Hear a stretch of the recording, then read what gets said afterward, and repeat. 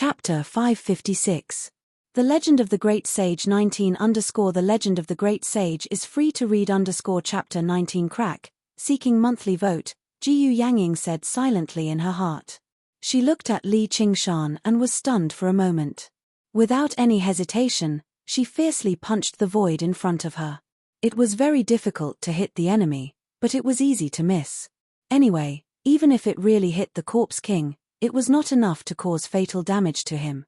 Might as well see what kind of brilliant plan this bird woman had. I seem to have broken something. Li Qingshan could vaguely hear the sound of something shattering. The sound was very small, like a mosquito's buzz. But when he calmed down and listened carefully, it was like the sky had collapsed, shaking the soul. The formless void was like a transparent glassware. Black cracks spread across the void like interweaving lightning bolts. They disappeared in a flash like lightning. The Corpse King's withered hand was shrouded in surging corpse energy. It slid across the sky like a black cloud and then fell down, completely ignoring the shockwave. It seems useless. As Li Qingshan was thinking, he saw a piece of the black cloud above his head was suddenly cut off. It was so smooth and straight as if someone had measured it with a ruler. Without a sound, the 3 pillar-sized fingers broke apart and fell from the sky. Li Qingshan turned his body and avoided a few fingers. He saw that the cut surface was smooth and neat, surpassing any divine weapon. He was also puzzled. What is going on? Looking at the sky carefully, he saw that although the cracks caused by the shockwave had dissipated, there was a thin and long black trace left in the sky. Because it was too thin and small, if one did not pay attention, they would not be able to notice it at all. It was probably not even comparable to a hair of the Corpse King, if he had hair. That black line. It was not ordinary black or ink black. It was simply indescribable, as if it wanted to suck in all the light. In the eyes, there was an illusion of vision being cut.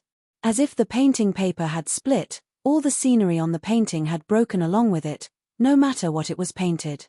Strong or weak, because the most fundamental thing that carried their existence had split.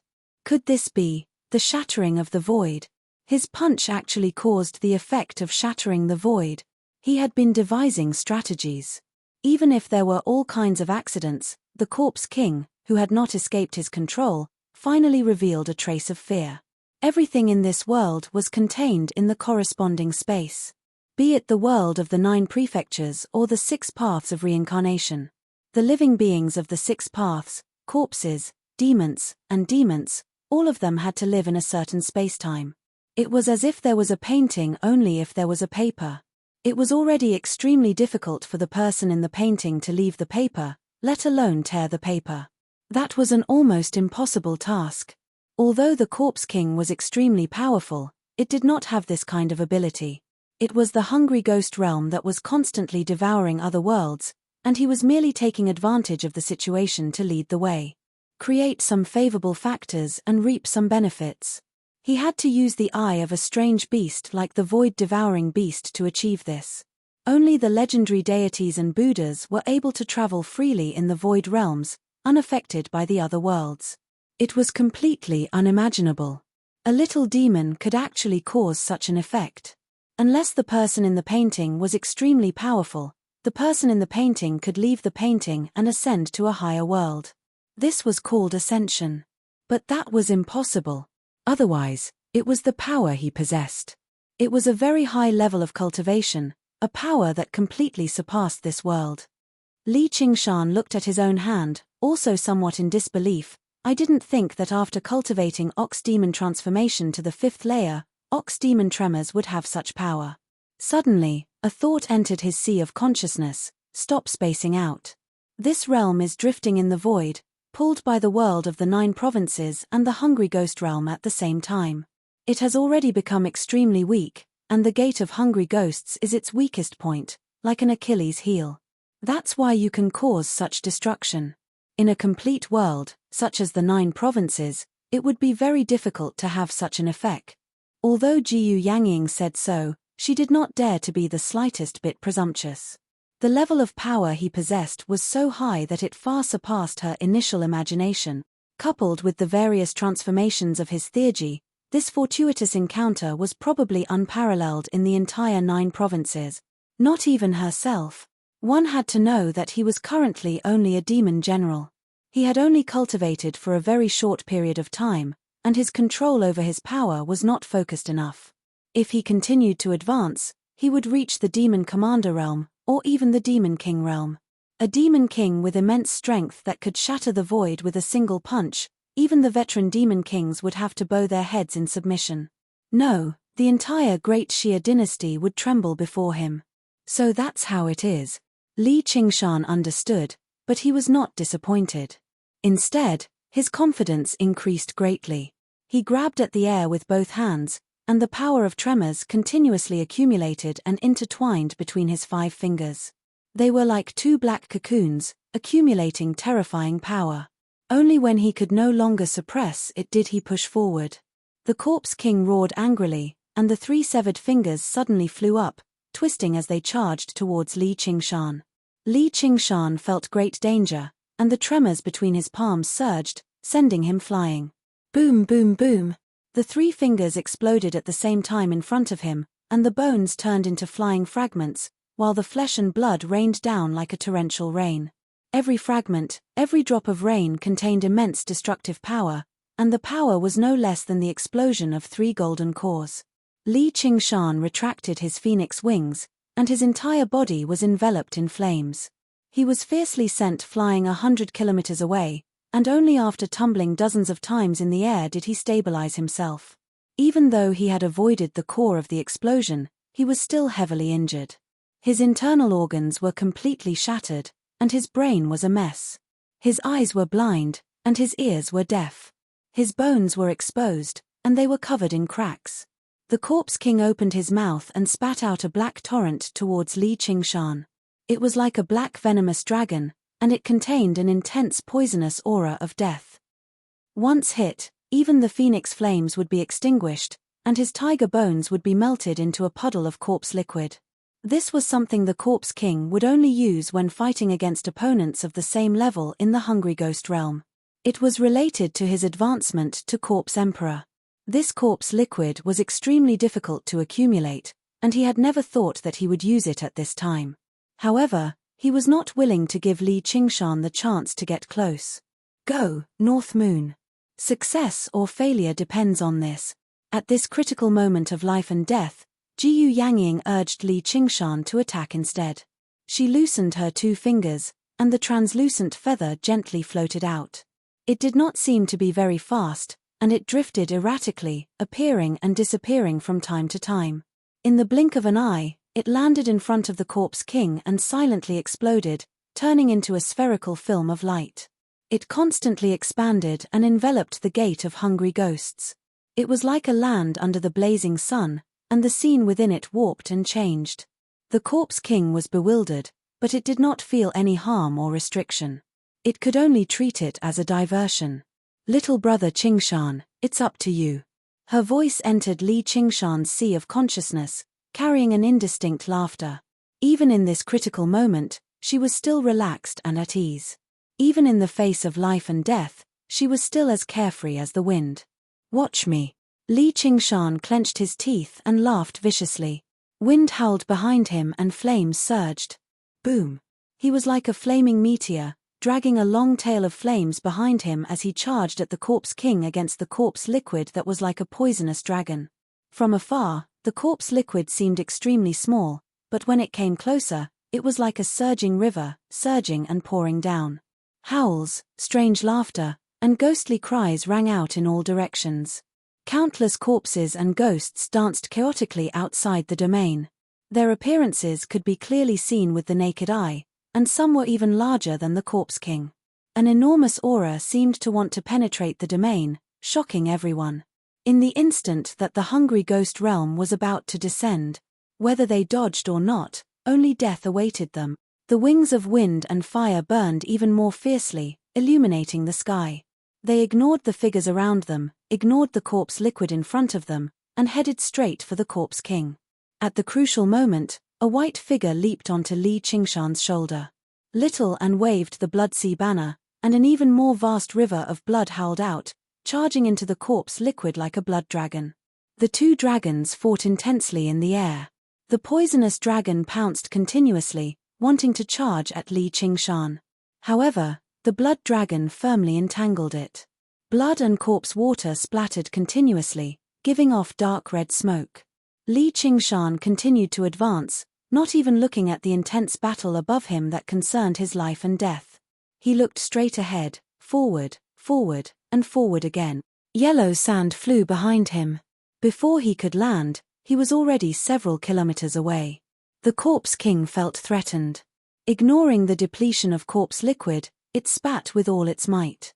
The poisonous dragon howled, shattering the blood dragon and spiraling downwards. When Li Qingshan was still 5 kilometers away from the Gate of Hungry Ghosts, his figure paused slightly. His knees bent slightly, and he raised his iron fist high. A shockwave appeared beneath his iron hooves. A wild roar. The poisonous dragon missed. Li Qingshan shot out like a cannonball, his fist smashing into the distorted space. Boom. The space shook violently. With his fist as the center, black cracks spread rapidly, covering the sky above the Gate of Hungry Ghosts. The distorted and illusory space was like a parched earth, cracking piece by piece. Unlike the tiny cracks just now, there were many black abysses. The word space shattering involuntarily appeared in Li Qingshan's mind. Otherwise, there would be no way to describe the scene before him. No.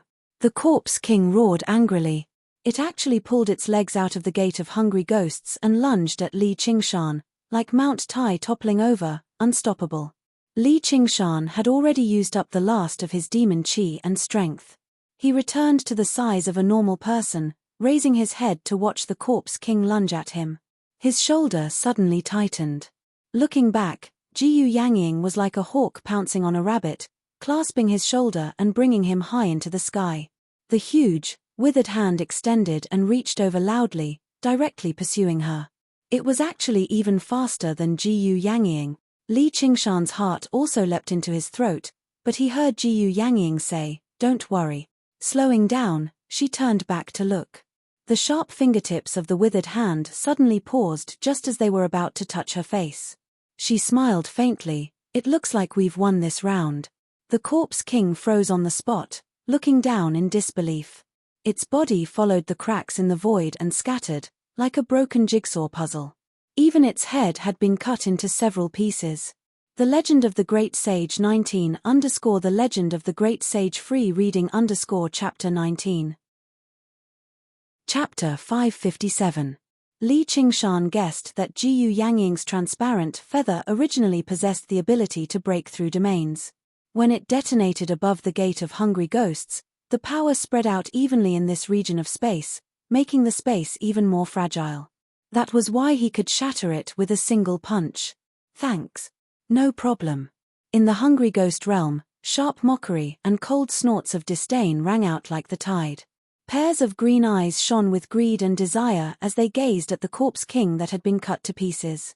It was as if they were not looking at a dried corpse, but people who had starved for 3 days gazing at a table of delicacies. At this very moment, the pieces of the Corpse King's body all flew into the air, piecing together again. It let out a furious roar. It was actually still alive. The void-bellied Ghost King leapt up from the ground. Its mouth widened to an unbelievable degree, like a huge, gaping bag. It sucked in the Corpse King wildly. The Dark Queen, who had been preparing for a very long time, finally took action.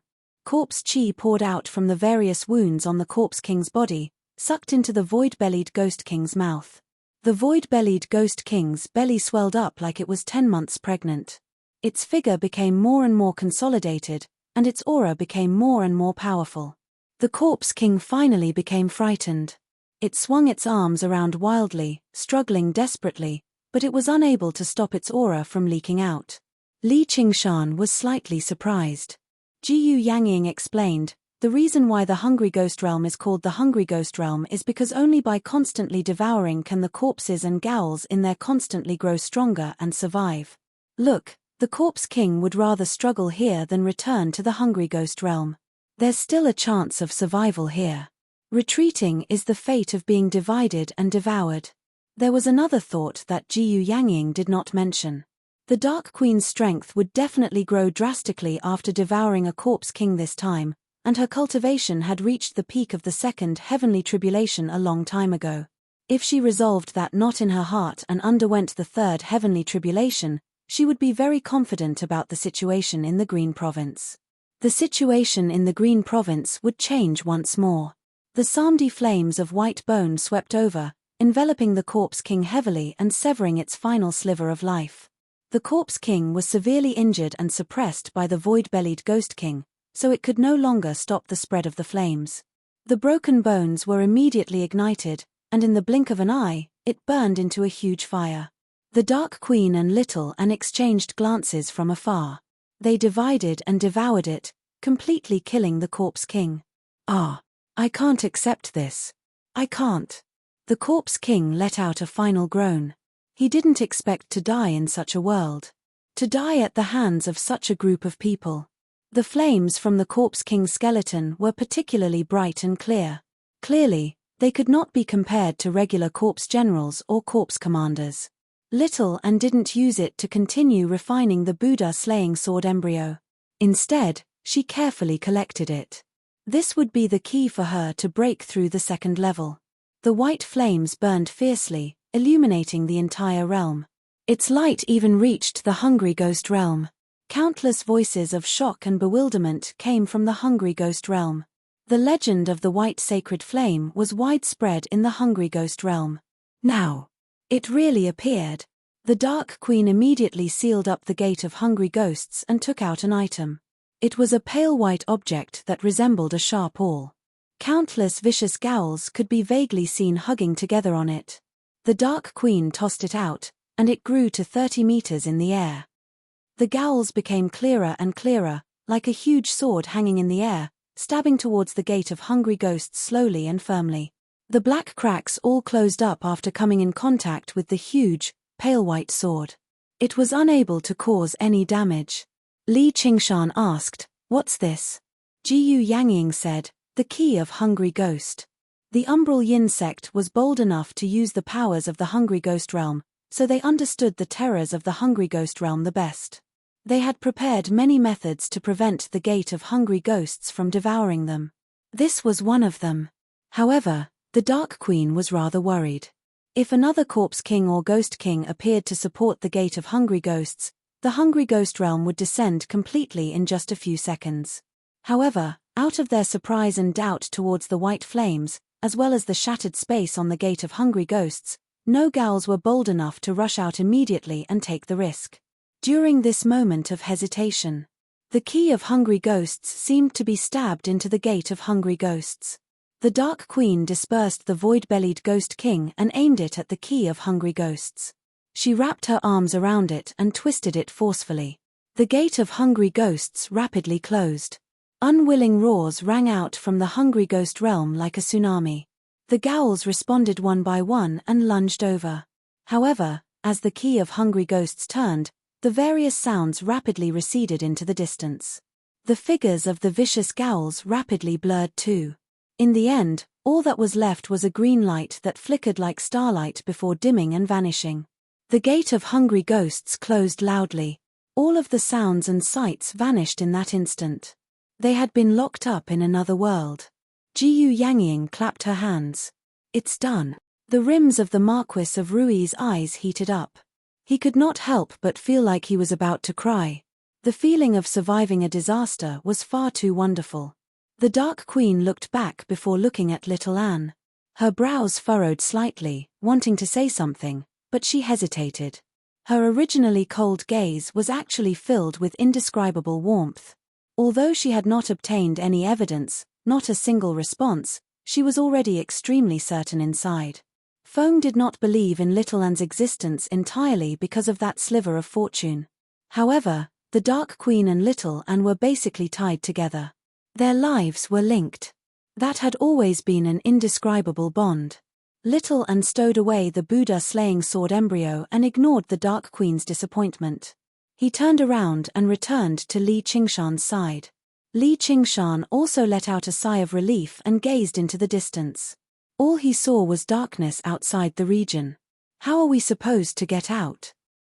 Jiyu Yangying said, this place has already been sealed up by the eye of the space-devouring beast, isolating it into an independent region. However, as long as the hungry ghost realm hasn't completely devoured it, returning to the 9 provinces is only a matter of time. Sure enough, a smear of azure appeared in the depths of the sky. The gloomy clouds and mist gradually dispersed. The region had distanced itself from the hungry ghost realm, returning to the world of the 9 provinces. Finally, this tragic war had ended. After narrowly escaping death, they had managed to find a way out. Gratified smiles appeared on everyone's faces. The Dark Queen stared at little Anne for a very long time, but she refused to say anything the entire time. It was as if she was calling for her return with her gaze. It was filled with indescribably complicated emotions, such as apologies, concern, relief, sorrow. She constantly murmured inside, my you my you. Little Anne was restless. She just hid behind Li Qingshan and hugged her head as if she wanted to cover her non-existent ears. Although she wanted to sever her past, the memories of the past constantly surged and entangled her without end. That was her experience before she started cultivating, as well as her entire life. Severing her emotions was easier said than done. Your Highness, these 2 monsters are vicious. If you let them escape here, they'll definitely become a great problem in the future. The Marquis of Ruyi gazed into the distance, but he secretly communicated with her soul sense. It had to be mentioned that he had quite the insight. If the Dark Queen took action, Li Qingshan and Little Anne really would not be her opponent right now. The void-bellied Ghost King had become even more powerful after devouring the Corpse King's aura, and with this reunion, the knot in her heart began to loosen up too. She could completely unleash the void-bellied Ghost King's greater strength. Right now, even if she faced a regular soul nascence cultivator, the Dark Queen was confident she could put up a fight. What was even more frustrating was that Li Qingshan was currently extremely feeble, trapped in the region, unable to escape. After witnessing Li Qingshan and Little Anne's performance, the Marquis of Ruyi became determined to kill them. Otherwise, once they broke free from this region, they would probably turn the entire Ruyi commandery upside down. Probably even her own life would be in danger. The Dark Queen looked away and lowered her head to look at the Marquis of Ruyi. Her expression recovered its coldness and she said, really? Yes. The Marquis of Ruyi could not help but turn around and bow towards the Dark Queen. He panicked inside. She had also cultivated for many years, so why did she not even understand the principle of launching a sudden attack? However, since she was bold enough to mention it so openly, perhaps that was proof of her absolute confidence. At the same time, he used his soul sense to command Jiyu Yangying. Yangying, prepare to take action. We need to kill these 2 diamonds here, or the entire Marquis of Ruyi, or even the entire Green Province, will be in danger. Jiyu Yangying leaned on her chin with her jade folding fan and sank into her thoughts. If she had guessed correctly, his request sure was startling. She frowned. I don't think that's a good idea. Li Qingshan asked, what happened? Yangying, are you really going to collude with diamonds? Aren't you afraid of Sir Hawk God's rebuke? The Marquis of Ruyi was furious. Why was she like that too? What was going on with them? Wouldn't this make the Moon Devil wary? He also felt that something was amiss. He is him, and I am me. Jiyu Yangying raised an eyebrow, displeased. The Dark Queen asked indifferently, who do you think I should kill first? The Marquis of Ruyi could not afford to consider it carefully. He said reluctantly, I think we should kill the skeletal monster first. That wretched demon, the Moon Devil, is only a spent force. There's no need for your Highness to take action. He had calculated it very well. The Moon Devil's aura had declined to the limit. As long as he was a little careful, capturing him would not be a problem at all, while the skeletal monster was unfathomable. It was best if he let the Dark Queen take action. He completely ignored the fact that if it were not for them, he would be dead already. The other cultivators all came to a realization too. The war had not ended completely. With the external threat gone, internal strife would immediately follow. The main conflict in the world of the 9 provinces was still between the humans and diamonds. Even if they were in the same boat, there was definitely no sense of benevolence. With the performance of the Moon Devil and the skeletal monster, they had to be killed in the cradle. They all picked up their weapons, ready to attack at any time. They wanted to avenge the fellow cultivators that the Moon Devil had killed just now. The Dark Queen lowered her eyes. The void-bellied Ghost King with its protruding belly suddenly struck out with a slap, but it was not aimed at Li Qingshan or Little Anne, but the Marquis of Ruyi before him. "Your Highness." A huge shadow loomed over him. The Marquis of Ruyi had never expected the Dark Queen to attack him. His eyes were filled with disbelief. Before he could even respond, he was swatted away like a fly, shattering to pieces mid-air. He was as dead as he could be. Chapter 558. Your Highness, why? The sudden turn of events took all the cultivators by surprise. Han Anggua's face sank as he gripped his spear firmly. The scholar in white recalled what Feng Buchuan had said when he went berserk, as well as the Dark Queen's various strange behavior. His eyes were filled with surprise and doubt as he raised his guard. Li Qingshan never expected the Dark Queen to be so vicious. He frowned in thought. Her status is noble, but killing a marquis conferred by the Great Xia Empire is no small matter. I wonder how she's going to wrap things up. The Dark Queen immediately gave him an answer. After killing the Marquis of Ruyi, she did not recall the void-bellied Ghost King immediately. The void-bellied Ghost King's huge, vicious head turned around slowly, and its colossal body suddenly moved, striking out valiantly. Gusts of wind swept up the sand and rushed over. Li Qingshan squinted his eyes before widening them again. Sand swept into the air as the void-bellied Ghost King rampaged about, unleashing a massacre. It basically killed the remaining golden core cultivators one by one with a single strike. Li Qingshan wanted to say something, but a hand landed on his shoulder. Looking back, Jiyu Yangying gazed into the distance and shook her head gently. Li Qingshan returned to his senses. The last sight he saw was Han Anggua merging with his spear, charging towards the Ghost King that was countless times larger than him. His gaze was as determined as steel as the spear left his hand, whistling and spinning like a tornado, piercing the Ghost King's huge hand and heading straight for the Dark Queen's head. Boom! With a great rumble, the wind subsided, and the sand settled down. The void-bellied Ghost King gripped the spear like it was a toothpick. Han Anggua's aura vanished. Li Qingshan thought of the arts of the boundless ocean he practiced. He was borrowing his power, and he was Han Qiongji's uncle too, so he could not help but feel heavy-hearted. The Dark Queen rubbed her forehead gently. There was a red mark there, but apart from that, she was unscathed. She turned around. She was as cold as frost, and her dress ruffled. She hovered in the void-bellied Ghost King's body, making her way towards the three of Li Qingshan. The smear of azure in the center of the sky gradually permeated. A white sun shone before rapidly falling towards the west. The sky was dyed fire-red too, turning inky blue very soon. A lonely moon hung high in the sky. Li Qingshan did not have the time to observe the strange phenomena in the sky as he stood in the desert illuminated by the moonlight. Dong! Dong! Dong!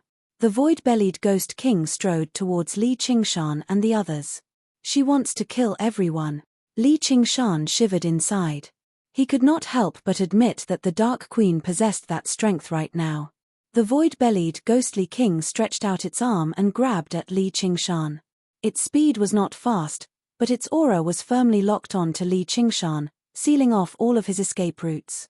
Li Qingshan was exhausted. There was no way to dodge. Little An leaped out and his sword flashed.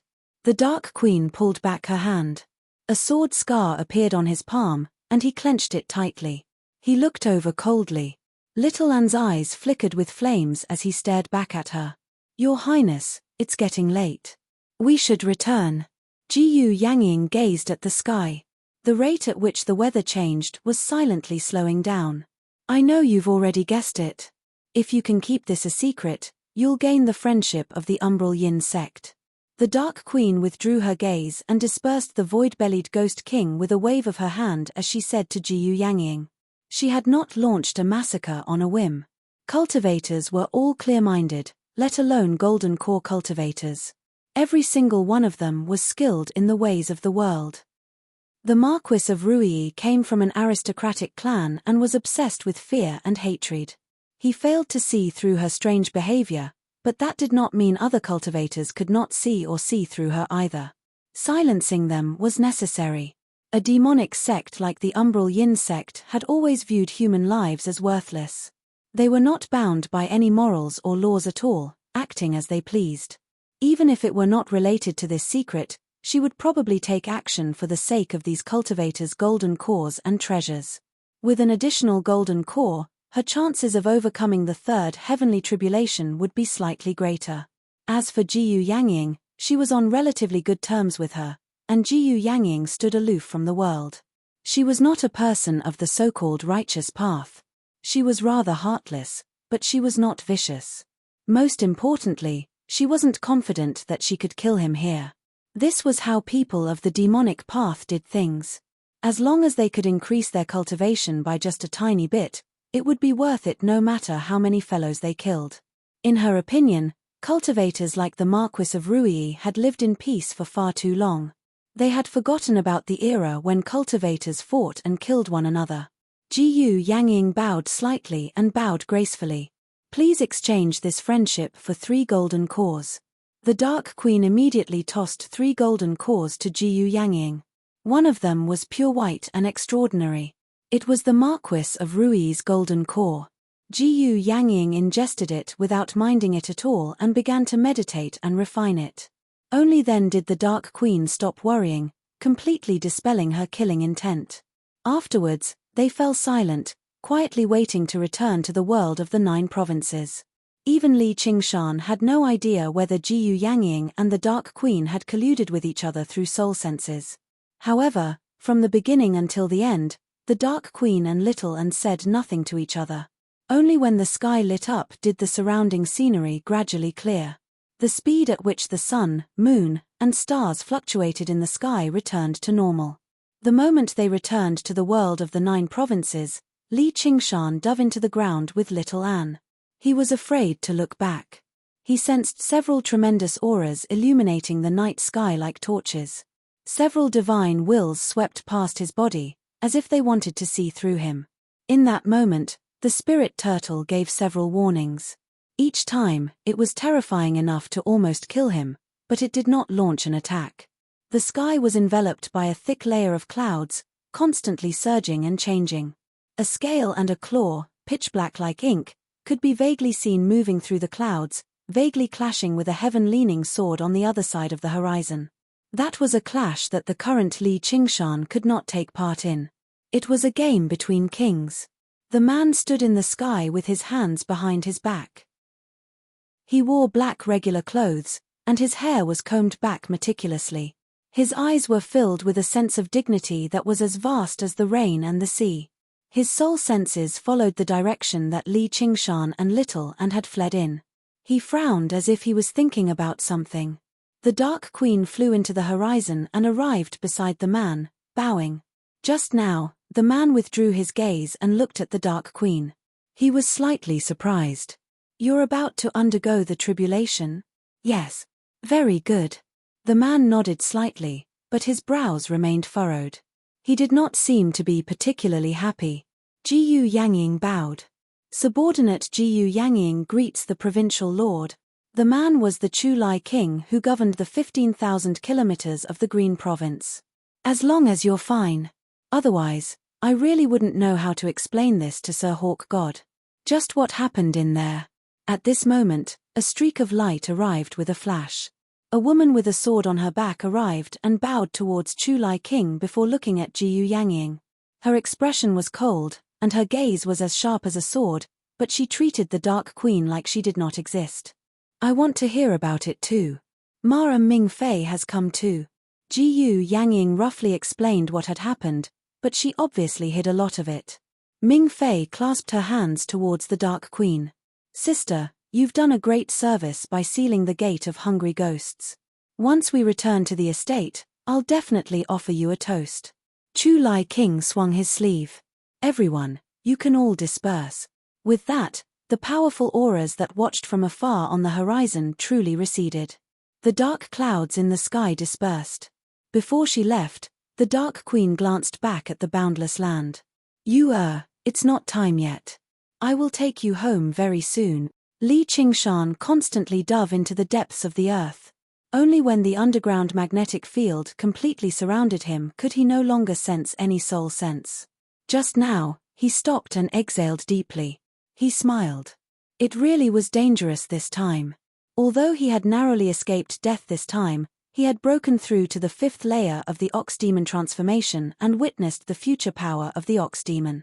As long as he had the time to assimilate it, his personal strength would definitely grow drastically. Even if he came across golden core cultivators, he was confident he could emerge victorious. There was no answer. Little Anne was rather absent-minded. Only after a moment of surprise did she say, "Why yeah." Li Qingshan embraced her. His expression fluctuated, as if he wanted to say something. After hesitating for quite a while, he said just now, "Do you remember? Where is your home?"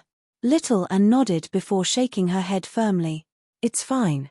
If you want to go home and have a look, I'll go with you. I promised you." "Hehe, didn't I carve a tablet for you? Don't worry, it's fine." Li Qingshan's voice gradually softened. Who knew who he was comforting? His voice was rather hoarse as he tightened his arms even more. If it really was as he had expected, why would the mighty provincial lord's estate allow her to stay by his side? However, it might be better for her this way.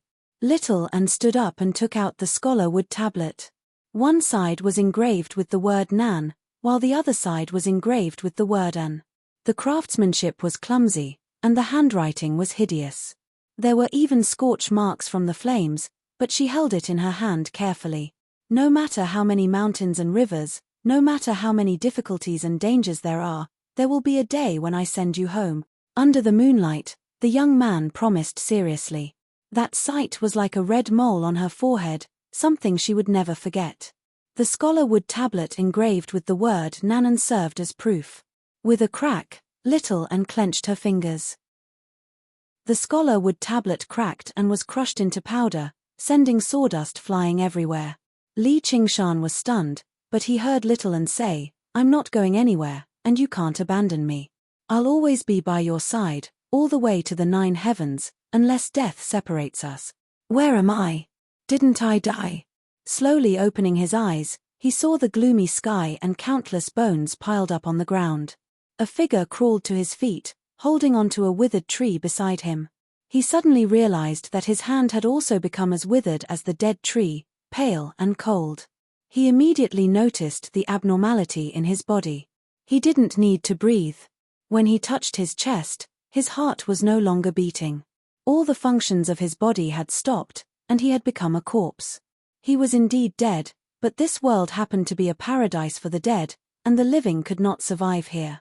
"That's right, I've fallen into the hungry ghost realm. Have we met somewhere before?" Ma Chaochuan looked at the vast and barren land in the distance. Just as he was thinking about this, a voice suddenly came from behind him. Ma Chaochuan turned around and saw a purple figure standing there. Her eyes were clear, and her skin was fair. She looked very lively, but that was only because she was powerful and could not conceal the powerful aura of death on her body. Chapter 559. In the pitch-black depths of the underground, Li Qingshan held Little Anne in his arms. His heart was at peace.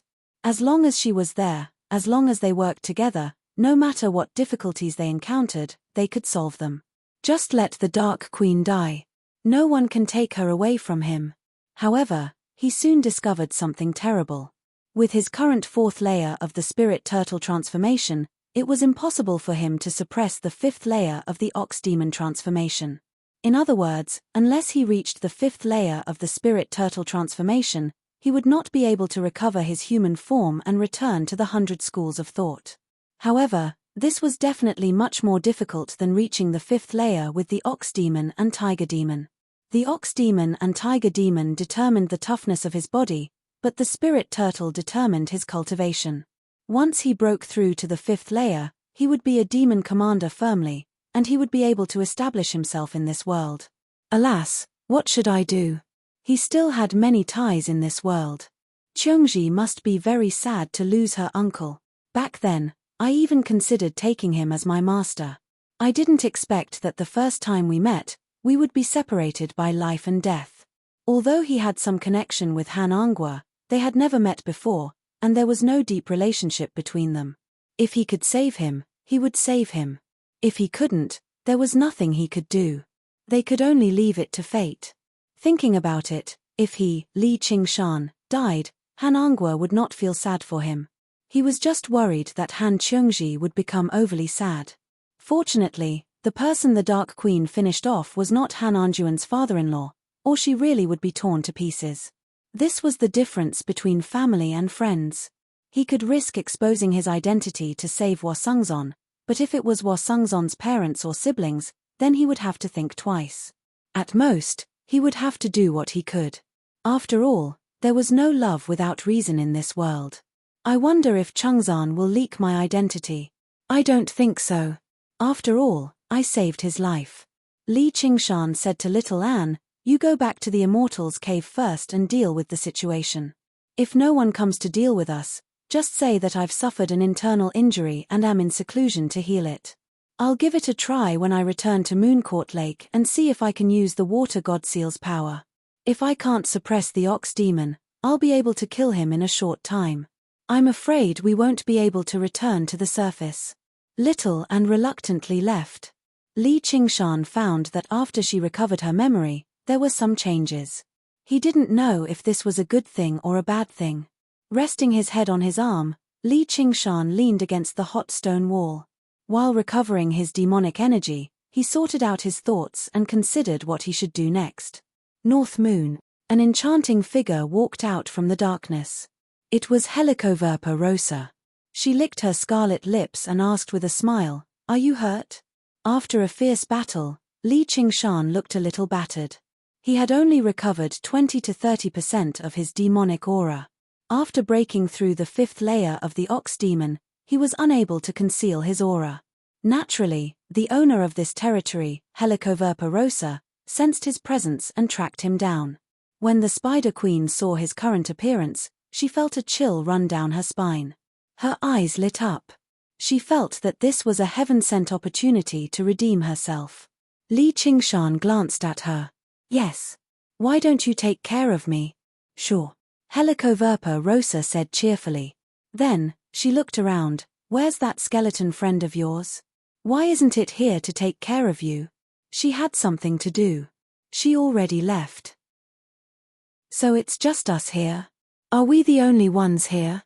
Lolth approached them slowly with a smile. "Yes, it's just us." Before Li Qingshan even finished speaking, the poisonous whip whistled through the air towards him like a bolt of black lightning. He reached out and grabbed the tip of the whip, and it coiled around his arm. Helicoverpa Rosa's red lips curled. She pulled back, and the poisonous whip was taut like a bowstring. Li Qingshan did not move at all. With a sneer on his face, he pulled back. "Come on." Helicoverpa Rosa's expression changed. She felt an unimaginable force coming from the poisonous whip. She was involuntarily pulled over. She took the opportunity to pounce on Li Qingshan. Her spikes danced wildly, and her poisonous fangs protruded. Li Qingshan casually threw a punch.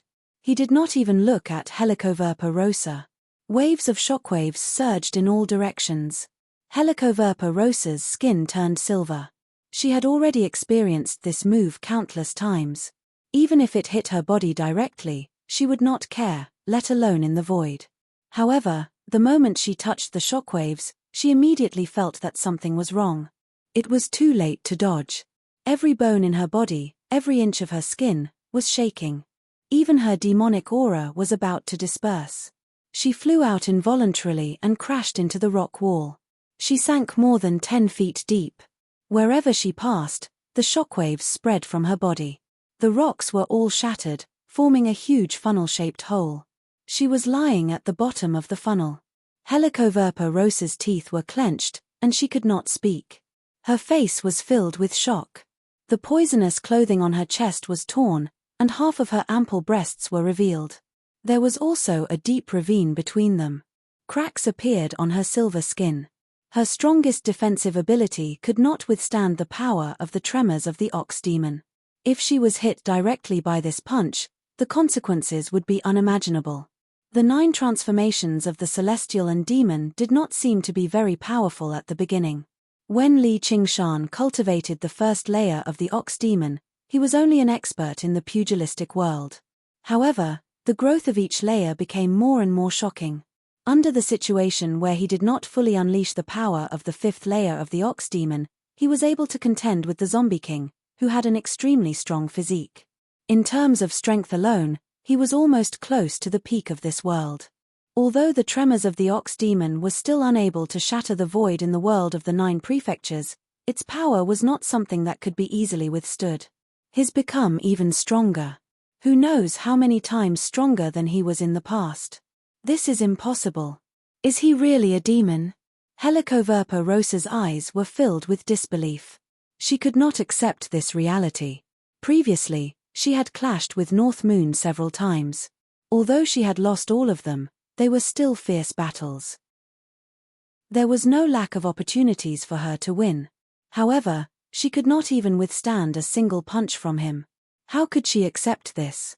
Furthermore, he was still a demon general. Regardless of whether she could accept it or not, she immediately made the most correct choice. Escape. The tiger demon pounced, the phoenix danced, and the wind and fire whistled. In a flash, he arrived behind Helicoverpa Rosa.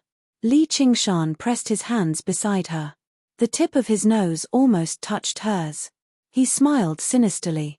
"Didn't you say that you would take care of me?" After the battle at Burial Mound Mountain, although the tiger demon transformation had not broken through to the 5th layer, he had a deeper understanding of it. He could control the wind and fire wings more freely. "Don't even think about it." Helicoverpa Rosa opened her mouth and spat out a thread of spider silk. Like a ray of white light, it shot directly between Li Qingshan's eyebrows. At the same time, she squeezed back into the rocks, wanting to escape from the range of his arms. "Tremble." Li Qingshan let out a low roar and grabbed her shoulders. The power of tremors was released in a frenzy. With him as the center, black waves of tremors interweaved in the air, forming black cracks that resembled lightning. The spider silk shattered in the air, and Helicoverpa Rosa felt like she had been struck by lightning. Her body trembled violently in the air, and her poison suit was ripped apart, reduced to shreds. It fluttered through the air like butterflies before turning to dust, revealing her silver body. A while later, her demon chi dispersed as well. She was unable to maintain her innate ability, and the silver receded, revealing her white, naked body. Her perky chest jiggled like jelly under the aftershocks of the tremors. 2 specks of scarlet danced about. Helicoverpa Rosa was shocked. Li Qingshan said, "Since you don't want to take care of me, I'll take care of you." When the Lord of the Green Province descended, he made the school leaders retreat to the 100 schools of thought. This was no longer something they could take part in. In the 100 schools of thought, the school leaders were all filled with worry.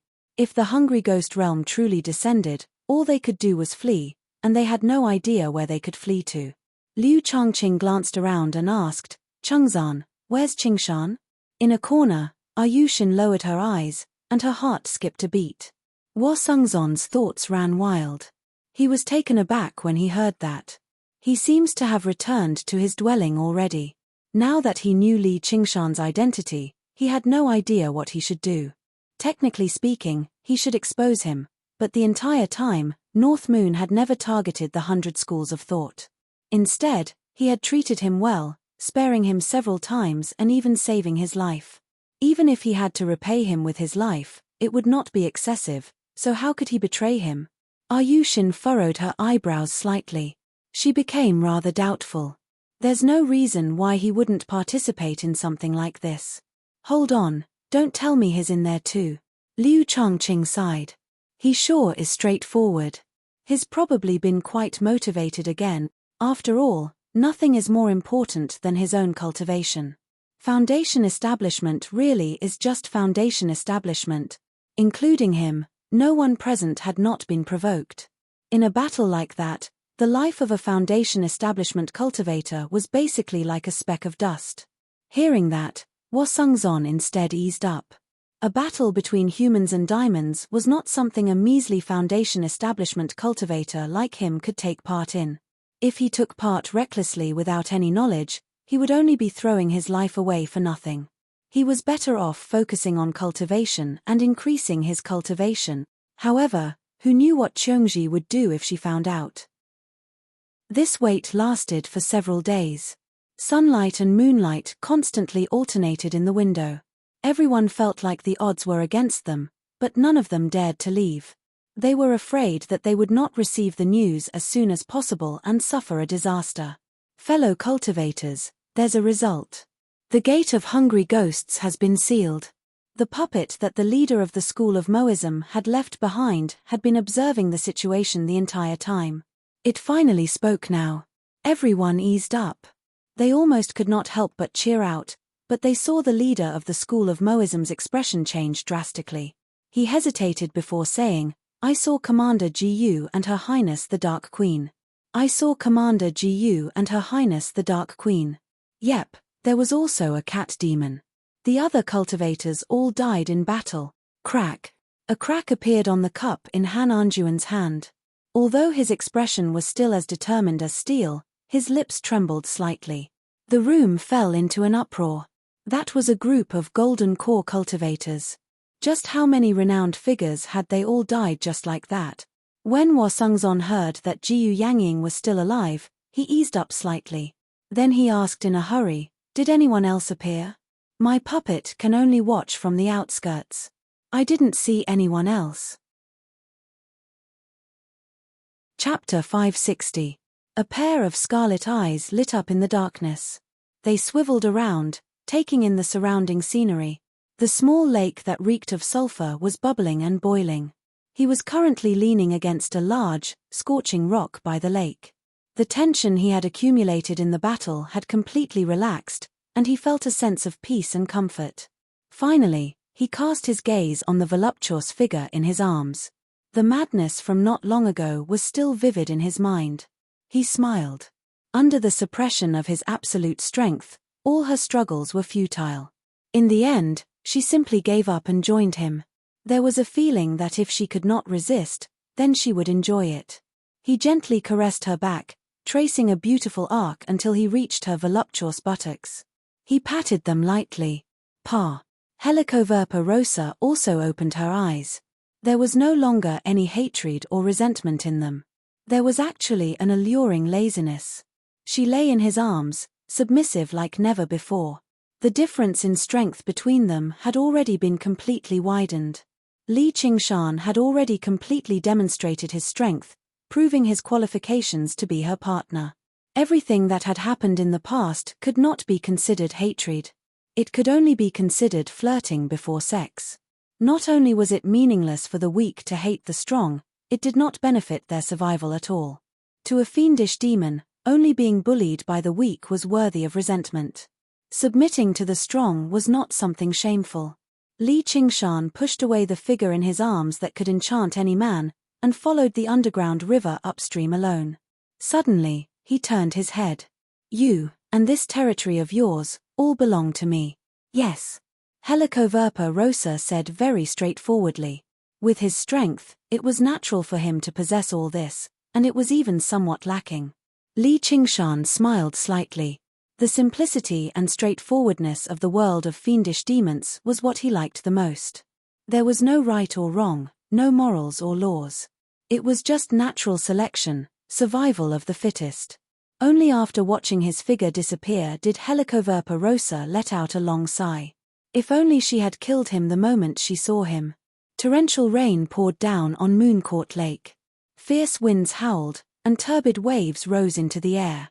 Looking down through the undulating surface of the lake, a faint blue light could be seen. At the bottom of Mooncourt Lake, in a translucent ball of light formed from countless hexagons, a handsome, slender, and majestic man hugged his knees as he curled up in the ball of light. He closed his eyes and clenched his teeth, revealing 4 fangs. His waist-length scarlet hair fluttered in the water like a burning flame. The brilliance of the light ball flickered, like a beating heart. When it was bright, the waves on the lake became more violent. When it was dark, the waves calmed down. The figure of a spirit turtle appeared, as if it was doing its best to suppress something. A wisp of black appeared in his fluttering scarlet hair, spreading bit by bit. His appearance also changed along with it. He was no longer as handsome as before, as ordinary as a stone statue. Boom! A loud sound came from the bottom of the water, and a pillar of water that was over 100 feet tall rose up. Countless raindrops flew into the sky. However, the spirit turtle's profound shell shattered into pieces. The surging waves calmed down unbelievably, like a huge mirror. The rain gradually lessened, becoming sparse. The rain fell into the mirror, kicking up ripples that overlapped and merged together. Li Qingshan exhaled deeply and spread his limbs, floating on the surface of the lake quietly. His face was just as handsome as before, and his hair was still scarlet red. He had still failed in the end. He raised his right hand and waved it gently from left to right. The clouds parted and the rain dispersed. The moon was as bright as day, and the sky was filled with stars. How beautiful! He sighed emotionally, forgetting all of his worries. Standing up, he looked at the specks of lantern light by the lake and listened to the voices in the lantern light. This was the life of mortals. There was a sense of tranquility and happiness to it. Very soon, he realized that this was just an illusion. The lives of mortals were filled with pain. How could he forget his roots and indulge in some nostalgia when he had come this far from being a cowherd? That would be foolish self-deception. And, even if this happiness was real, he would not be reluctant to part with it. What he pursued had never been so-called happiness. He gazed at the depths of the stars and laughed aloud. Since he had no intention of turning back, then he would continue onward.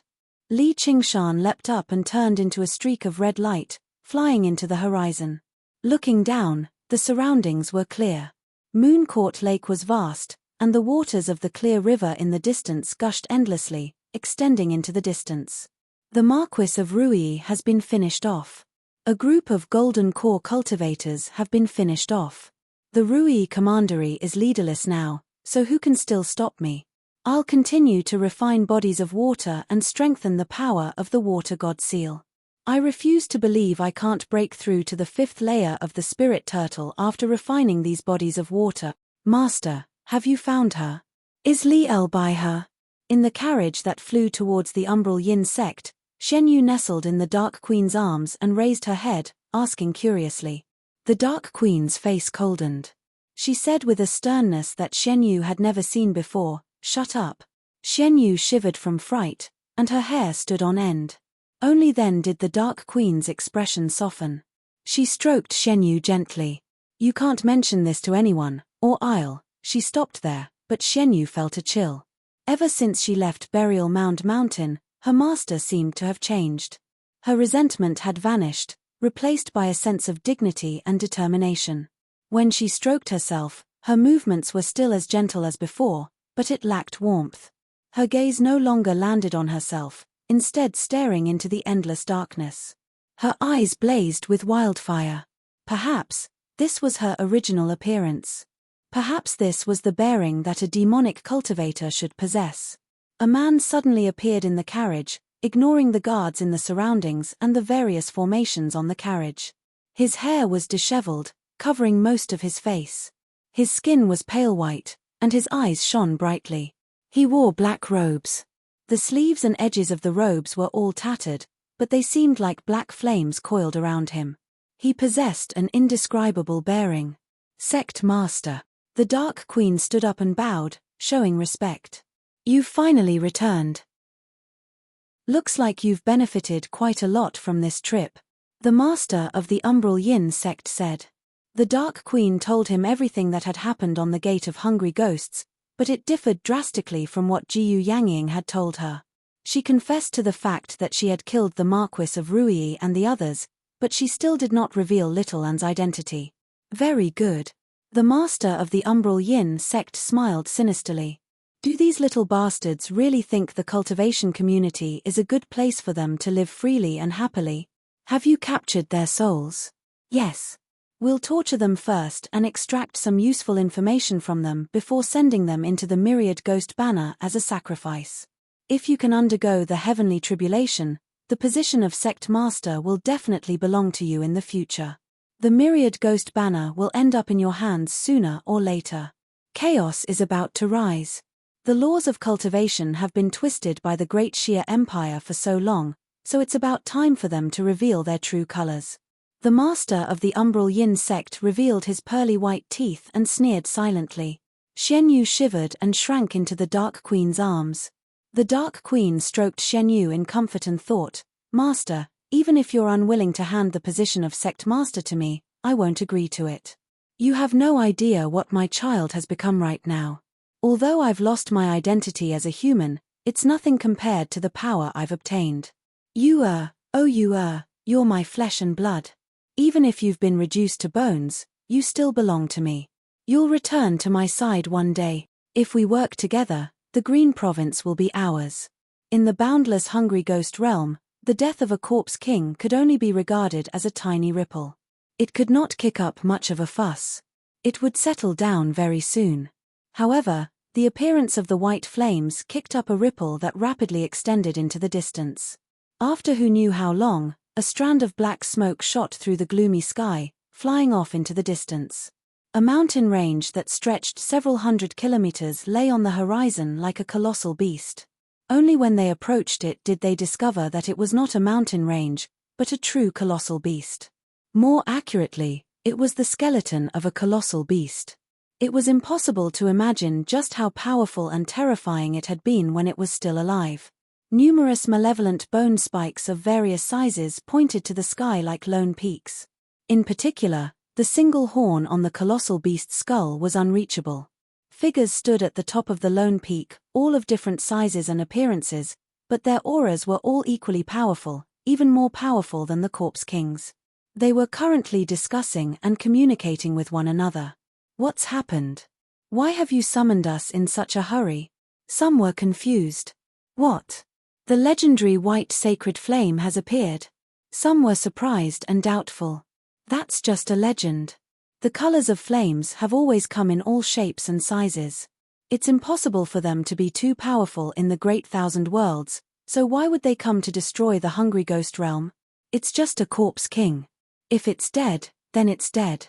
Why have you summoned us over something so trivial?" There were even some who felt disdain. "Cough, cough, shut up. Do you want me to eat all of you for making so much noise?" A stooped figure walked up to the giant horn with the help of a walking stick. His entire body was wrapped in strips of white cloth, and he carried a few large flags on his back with evil beasts drawn on them. His first sentence was as deep as an old man's, but his second sentence was like the colossal beast beneath his feet had come to life. It roared and roared, causing the heavens and earth to tremble. All the ghouls quietened down and hurriedly bowed to him. He raised his walking stick and ordered, "Open the gate of hungry ghosts as soon as possible and enter that world." His voice became deep again. Cough, cough, only the young and weak would ignore the legends. The ghouls did not dare to be negligent, and they all came up with a plan. The Great Thousand Worlds have their own rules. If we force our way in, we'll be suppressed by that world. It'll be extremely disadvantageous. Even if the gate of hungry ghosts is open, we won't be able to enter. However, there seems to be a sect called the Black Moon sect in that world. They have close ties with the hungry ghost realm, so we can make a deal with them.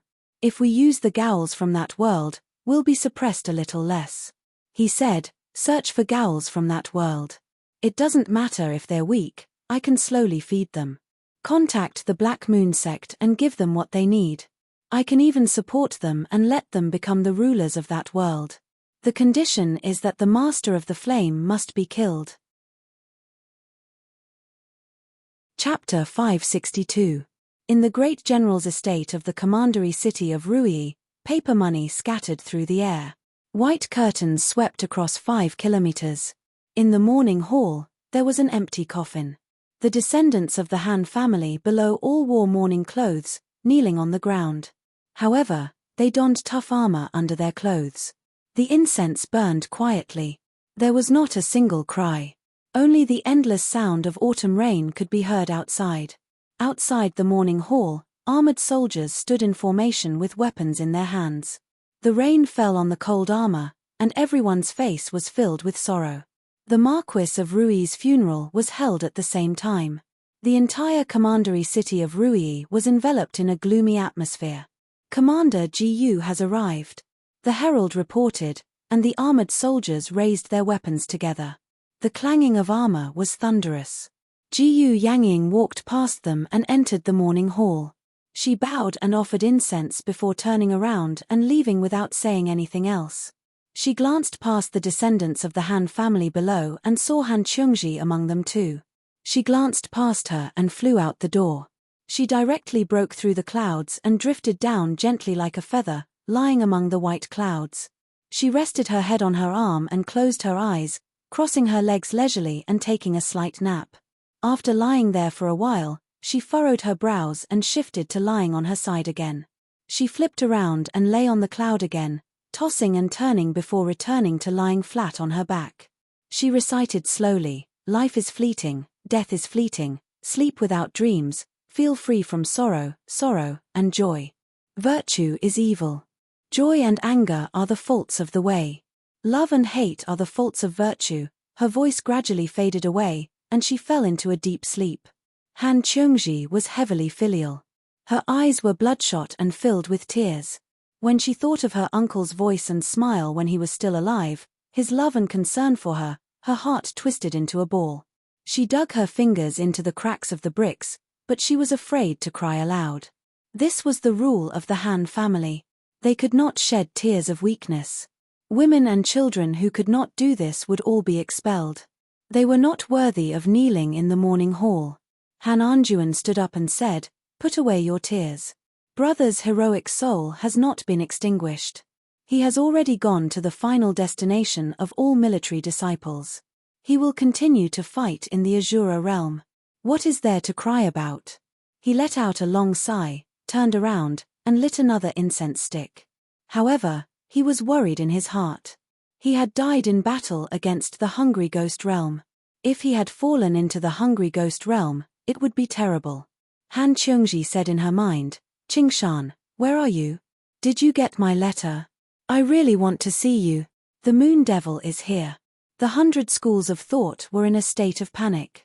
Hua Changzan was currently in secluded cultivation. He rushed out when he heard the disturbance and saw the huge waves on the Lake of Dragons and Snakes surge into the air.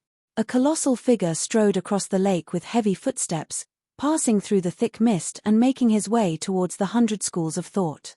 A pair of curved horns were like a pair of crescent moons, and a pair of scarlet eyes flickered like charcoal. Just by standing there was a heavy pressure. Sure enough, he was still alive. Liu Changqing had yet to recover from the grief of losing his beloved disciple. Standing on the tall building on Contention Island, he lamented at the sky, "Why is my Clear River prefecture plagued with so many disasters?" The other cultivators were ashen too. They only hoped that the formation of dragons and snakes could stop the Moon Devil. On Cloudwisp Island, Liu Chuanfeng bellowed out, "Everyone, come with me." The disciples of the School of Novels gathered around him in a hurry, following behind him. The disciples all asked, "Master, are we going to fight the Moon Devil to the death? It's time for our School of Novels to demonstrate our strength." A young man swung his fist viciously. Liu Chuanfeng said nothing. He arrived in a dense bamboo forest with his disciples. His face was solemn and stirring as he ordered, "Everyone lie down." The disciples were all confused, but they still lay down according to the order. Liu Chuanfeng lay down as well and began to power the divine talisman of great creation. Gradually, his figure vanished, enveloped by a huge, withered tree. The other disciples of the School of Novels turned into withered trees of various sizes as well, lying in a mess in the bamboo forest. Liu Chuanfeng ordered with his soul sense, "Everyone, do your best to conceal your auras. Don't let the Moon Devil discover you." Master, aren't we going to fight the Moon Devil to the death?" "You can go. I'm not stopping you." After a moment of silence, they said, "But Master, this is a bamboo forest. Why would a tree fall here?" "Shut up. I have a brilliant plan. Do you really want me to conjure such thick bamboo?" Although he no longer had to worry about the Marquis of Rui's punishment, even the Marquis of Rui was dead. Who else could stop the moon devil? Liu Changqing ignored his status and roared at Hua Changzan, "Changzan, go get Maram Jiyu to purge the demon." He made up his mind. He no longer had to live in fear every day and be some prefect. Instead, he wanted to be like Li Qingshan and find a remote dwelling to cultivate in seclusion. "Yes, sir." Hua Changzan's expression was mixed. She had probably realized Li Qingshan's identity a long time ago, which was why she paid special attention to him. Why would he purge the demon? However, he probably did not come to the 100 schools of thought to start a massacre. He sensed the demon chi around him and came to a sudden understanding. Oh right, he's here to refine the lake of dragons and snakes. On Benevolence Island, Ayushin crossed her arms and felt relieved. Sure enough, this guy would not die so easily. Moon Devil, didn't you say you wanted to coexist peacefully with us? Why have you gone back on your word? Do you know that the 100 schools of thought are the foundation of the great Xia Empire? What will happen if you attack this place? Liu Changqing used his eloquence, questioning loudly as well as threatening him. He only hoped to make the Moon Devil worry. Li Qingshan felt disdain. Didn't the White Lotus Mother almost cook you all up in the past? A colossal figure swam over in the thick mist. A strange fish lunged over viciously, its mouth filled with vicious teeth. Strangely enough, it did not give off any demon chi at all. Not only was the thick mist around the 100 schools of thought like a mist that mortals could enter, but it could even form a powerful mist beast. Even Foundation establishment cultivators would suffer. Li Qingshan recalled that when he first joined the 100 schools of thought, he had once seen this bastard's figure. Back then, the strange fish seemed so huge and filled with a terrifying aura. He casually grabbed the strange fish like he was grabbing a puppy. No matter how the strange fish struggled, it could not break free. Then, he tightened his grip. The monster dispersed into mist before condensing again, turning into a long snake that coiled over. Li Qingshan shuddered and unleashed the power of tremors. The surrounding lake of dragons and snakes seemed to be torn to pieces, surging and surging violently. The snake dispersed, unable to condense again. Even the mist that lingered around the academy all year round began to disperse gradually. He arrived before the formation of dragons and snakes and said with a metallic voice, "Activate the formation. I'll leave after refining the lake of dragons and snakes." That's impossible, unless you dash before Liu Changqing could finish. Li Qingshan threw a punch. Boom. In the sky, rings of light surged into the surroundings with Li Qingshan's fist at the center. The spiritual veins on the various islands spat with light, supporting the formation of dragons and snakes. They resisted Li Qingshan's terrifying power as they constantly twisted. That's impossible. Liu Changqing's eyes widened, filled with fear. After the White Lotus sect invaded, the 100 schools of thought reinforced the formation of dragons and snakes. How could it be suppressed to such an extent by brute force? Boom. A crack appeared on the formation of dragons and snakes. Liu Changqing was completely speechless. He could not help but swallow the thought of what would happen to him if the Moon Devil destroyed the formation of dragons and snakes. He spat. "Wait, shut up. I can open the formation as long as you promise not to harm the disciples of the 100 schools." Bang bang bang bang bang. Li Qingshan did not listen to him at all. He threw a series of punches, and the crack continued to expand. The entire formation of dragons and snakes collapsed. "I can't shatter the void, but I can't shatter this little formation of yours." Li Qingshan strode towards Contention Island and glanced at Cloud Wisp Island. With his sharp eyes, he could see the strangeness of the withered trees with a single glance. He did not know whether to laugh or cry. This guy was truly a genius. He resisted the urge to throw a punch and turned around. He bent over and moved his face close to the tall building. He asked Liu Changqing, "What else do you have to say?" Liu Changqing shook his head. Li Qingshan had left after refining the lake of dragons and snakes. He had not even had the time to open the 100 treasures pouches of the golden core cultivators. There was really nothing in the 100 schools of thought that could interest him. However, it was still not enough. If he wanted to suppress the bull devil, he needed more water. Li Qingshan cast his gaze towards the end of the clear river. Piss off, North Moon. We've already crossed into Loltha's territory.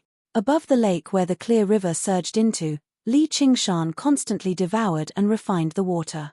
A bald, naked man leapt out from the lake. He was burly, standing over 3 meters tall. His muscles were knotted, making him as sturdy as a bodybuilder. Demon chi surged around him, matching Helicoverpa Rosa's. He was actually a demon commander. Li Qingshan had never thought that the person who stopped his plan to refine the water would not be a human, but a demon, and a powerful demon commander at that. Under the territory of the Rui Commandery, Helicoverpa Rosa was obviously not the only demon commander. Otherwise, with so many golden core cultivators in the Rui Commandery, they would have surrounded and killed Helicoverpa Rosa a long time ago. Although the strength of diamonds paled in comparison to humans, the difference was limited. Helicoverpa Rosa's territory was basically under the 1,500 kilometers of Clear River Prefecture. The special characteristic of her underground territory was that it was not particularly large, but it was extremely deep. It was equivalent to over 10 Clear River prefectures. Below the other territories obviously existed other demon commanders, and there were also more than 10 of them. In reality, due to Helicoverpa Rosa's identity as a carapace demon general, her body was much tougher than regular demon commanders. Her 3 innate abilities combined offense and defense, without any openings, pushed her battle prowess to the limit, so her territory was relatively large. "You recognize me?" Li Qingshan asked in confusion. "You're the strongest demon general under Loltha's command. I've obviously heard about you before, but no matter how powerful a demon general is, you're still a demon general. It's not too late to piss off right now, or I'll teach you a proper lesson so that you understand your identity." Chapter 563. Drizzling, Li Qingshan gazed at the swamp that was even larger than Mooncourt Lake in the distance. The water reflected the dark clouds in the sky. Although it was a little shallower overall, it was vast. If he could refine it, he would probably benefit even more than the water of the Clear River. Perhaps he would be able to accumulate enough power to suppress the ox demon. "This swamp is your territory?" Li Qingshan looked away and looked at the burly demon general. He refused to believe that there was a demon commander bold enough to move about on the surface under the Treaty of Kings. The Rui Commandery was adjacent to the Dragon Province, a central region under the rule of the Great Xia Empire. It was not some remote place like the Mist Province. "Piss off," the burly demon commander bellowed out. He did not explain at all. A mere demon general was actually questioning him. At the same time, he opened his mouth to an unbelievable degree and spat out a half-transparent bubble. As he flew through the air, it elongated into an oval shape and flew towards Li Qingshan. Li Qingshan raised his hand and spread his fingers, grabbing the bubble. He felt a tremendous force from his palm, which actually ached slightly. "You really are a demon commander after all. You're quite something." "That's impossible." The demon commander's eyes immediately bulged out. The bubble was one of his innate abilities. It was extremely powerful, such that even demon commanders would not dare to take it head-on, yet the North Moon had blocked it with a single hand. It surprised Li Qingshan instead. "Don't make it as exaggerated as a character from a cartoon." The demon commander had no idea what he was talking about. The bubble whistled, but it was unable to advance any further. He suddenly smiled viciously, and the bubble twisted violently. Li Qingshan sensed an explosive energy within it. Right when it was about to erupt, Li Qingshan suppressed it with the spirit turtle before tossing it behind him casually. Boom! With a great rumble, a huge pit appeared in the swamp. The fierce wind surged like a typhoon, and the mud was thrown into the air like bullets. A large tree was riddled with holes before being uprooted by the fierce wind, flying into the sky and brushing past Li Qingshan. Li Qingshan clapped his hands and continued the topic just now. "Since this territory isn't yours, it's mine now. Please scram. I've changed my mind. You stay here and let Lorsai give you a piece of territory as ransom." The demon commander was immediately enraged. He kicked off the ground and charged towards Li Qingshan. Li Qingshan remained as ordinary as ever. He raised a hand. The demon commander opened his mouth wide and spat out several bubbles. However, they followed different trajectories as they flew randomly in the air. Li Qingshan was surrounded by these bubbles all around him. He was surrounded. Boom boom boom boom boom. The bubbles exploded at the same time, and the demon commander charged into the center of the explosion with a sinister smile. However, the figure still maintained his original posture, his arm forward, his scarlet hair flying in the wind, although there were some wounds on his body. However, that was nothing to a monster with a strong physique. After breaking through to the 5th layer of the ox demon, his ox hide was indeed much tougher than before apart from his innate abilities. For the first time, it surpassed the spirit turtle's profound shell and became his strongest defense. The demon commander's eyes suddenly bulged out. He felt like the battle was extremely bad. He wanted to stop, but the scarlet figure arrived before him with a flash, only inches away. A hand pressed down on his large, bald head, and a terrifying, irresistible force appeared on his head. "I told you not to act like you're in a cartoon. What if you make me laugh during the battle and ruin the atmosphere?" Li Qingshan roared. He grabbed the demon commander's large, bald head and spun him around in the air 3 times before swinging him towards the ground. With a boom, the demon commander sank deep into the swamp. The swamp suddenly bulged. Something seemed to constantly expand beneath the swamp, reaching the size of a hill. A pair of eyes the size of ponds bulged out, pushing through the mud. It opened its huge, fisher-like mouth and produced a thunderous rumble. Croak.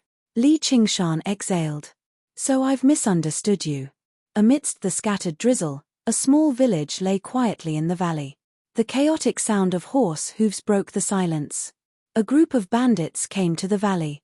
Only the one-eyed rider pulled out his sword and pointed it at the village. "Brothers, do you want to do this?" "Yes, yes, yes." The bandits called out together. "Steal money, steal food, steal women. We'll kill anyone who gets in our way." The bandit leader called out as his horse raised its hooves high into the air. "Kill them all! Kill them all!" At this moment, there was a rustling in the bushes. The bandit leader's ears twitched, and he called out, "Who's there?" With a wave of his hand, a metal caltrop flew out. He was also a master of the Jianghu. Clang! The caltrop seemed to strike something, flying back. The bandits swarmed over and swung their blades wildly. The bushes collapsed, but there was no one there. What's this?" "It seems to be a letter." A short bandit lay on the ground. He blinked his eyes and saw a letter lying on the grass. He didn't know what kind of paper it was made of, but it didn't get wet despite being wet. On it were the words "For Qingshan." He reached out his hand to pick it up. The letter moved very quickly. Just now, the bandits saw that there was something under the letter. A skeleton the size of an index finger carried the letter. It looked rather ferocious, but it was so small that it didn't look scary. "What is this strange thing?" the bandits cried out. "It might be a treasure. Catch it," the bandit leader ordered. Whoosh! The skeleton turned into a white light and disappeared. The short bandit suddenly froze, a bloody hole appearing on his forehead. What spurted out wasn't blood or brain matter, but white flames. Whoosh whoosh whoosh whoosh. The white light passed through the bushes, and the bandits were all stunned. Amidst the neighing of the horses, the bandit leader pulled on the reins and retreated, waving the blade in his hand wildly. But the little skeleton stood still in front of him. "This lowly one has offended the High Immortal. I deserve to die 1,000 times. Please forgive me, High Immortal." The bandit leader fell off his horse and knelt on the ground, kowtowing repeatedly. The skeleton swelled up, turning into a skeleton demon dozens of feet tall. It cackled strangely as it grabbed the bandit in its hand. It didn't use the samdi flames of white bone to refine him, but instead stuffed him into its mouth and chewed on him. Blood splattered everywhere. "Ah!"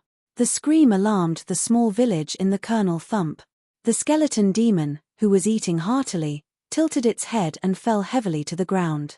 It was as if an invisible hand had forcefully flicked its head. The skeleton demon crawled to its feet, its head spinning a few times. Its body rapidly shrank, returning to the size of an index finger.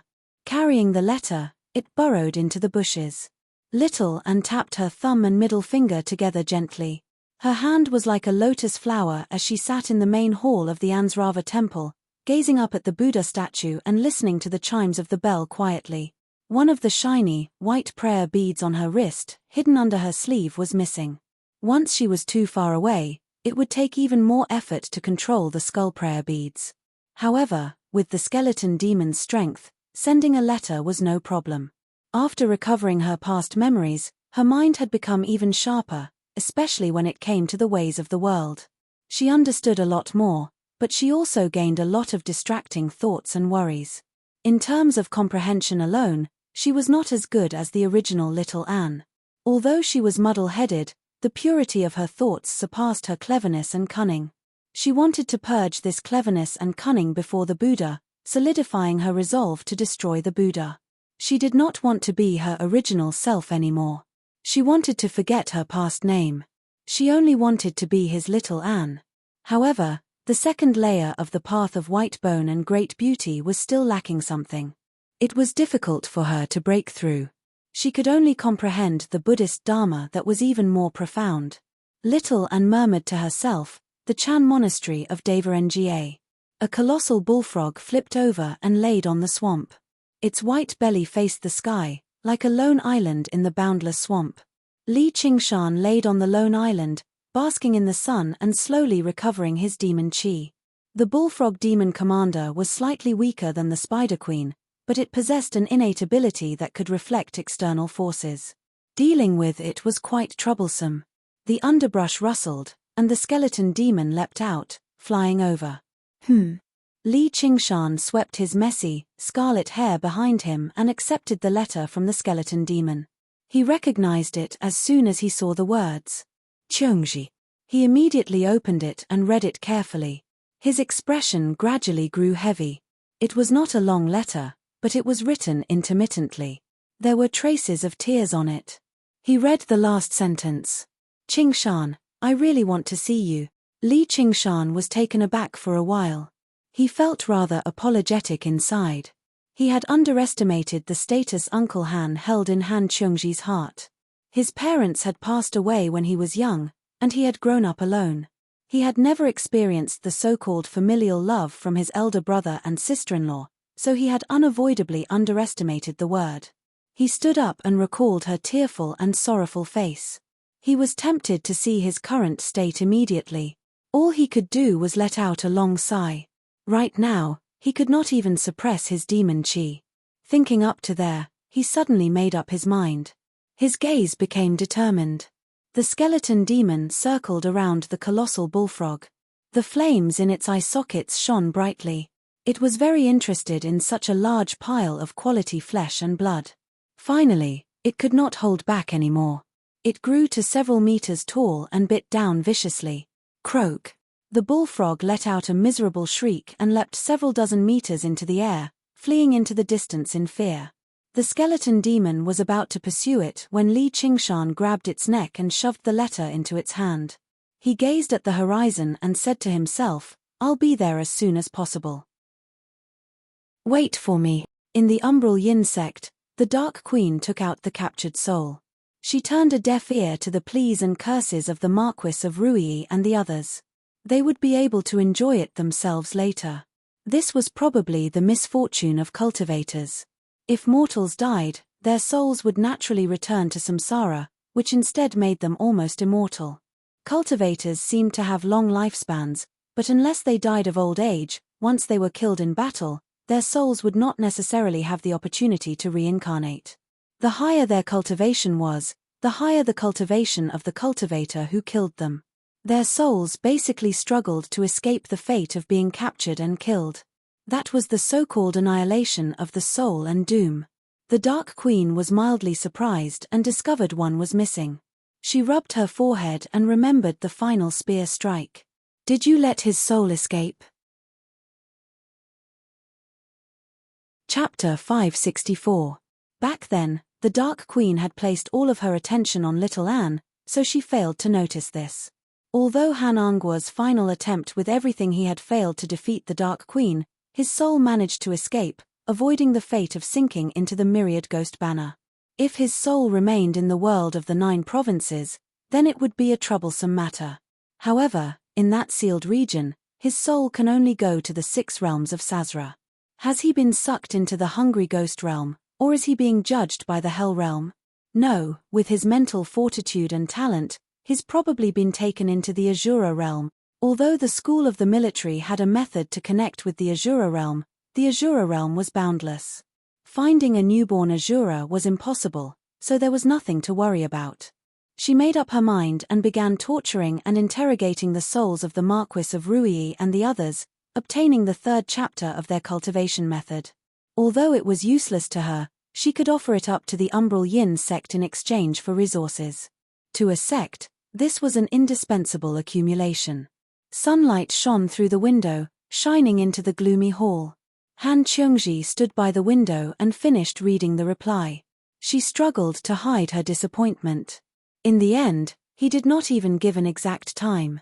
He only said he would hurry over as soon as possible. Cheongji, we're setting off. Han Anjuan walked into the hall. The funeral had already been completed. Today was the day of the burial. Han Cheongji asked, Father, is cultivation the most important? Han Anjuan said, otherwise, why are we called cultivators? Great chaos is about to descend. If you don't have strength, you won't even be able to protect your own life, just like your uncle. He didn't do anything wrong. As a father, I don't like how he treats my daughter, but as a fellow cultivator, I can't help but agree with him. Han Cheongji shook her head gently and said bitterly, I understand. That's why women will always be in the minority when it comes to cultivation. Men are so cold. It's not that he's cold. It's just that his greatest passion isn't in love. He's enveloped in a layer of mist, such that even I can't see through him. However, his ambitions are anything but small. If you really want to become his partner, all you can do is try to understand his path. If you can become the 3rd chapter and become a fellow cultivator, that would be for the best. If you can't, don't force yourself. Han Cheongji was stunned when she heard this. Even though they'd had skin-to-skin contact countless times, if she were to ask him what his Tao was, she would still be at a loss. Now that she thought about it, how could she ever see through this layer of fog around him? In the drizzle, the army moved forward to send off Han Angua. He was buried in the Han family's ancestral grave and a cenotaph was erected. Outside the cenotaph was a row of simple houses, where all blood relatives had to keep vigil for 100 days. Han Cheongji chose a house and walked in. She looked back at the horizon and said, I will wait for you. I will understand your Tao. Light flowed on the water god seal.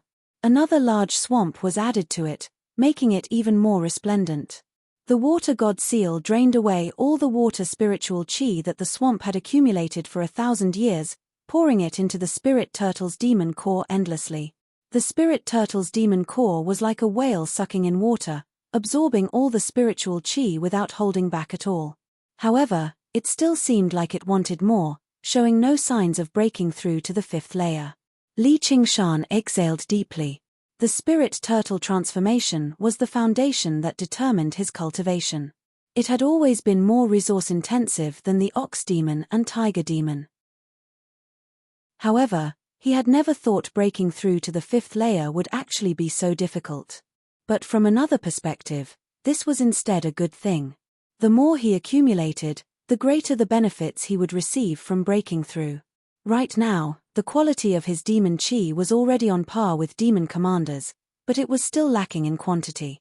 If he broke through to the 5th layer of the spirit turtle, the quality of his demon chi would completely surpass that of regular demon commanders.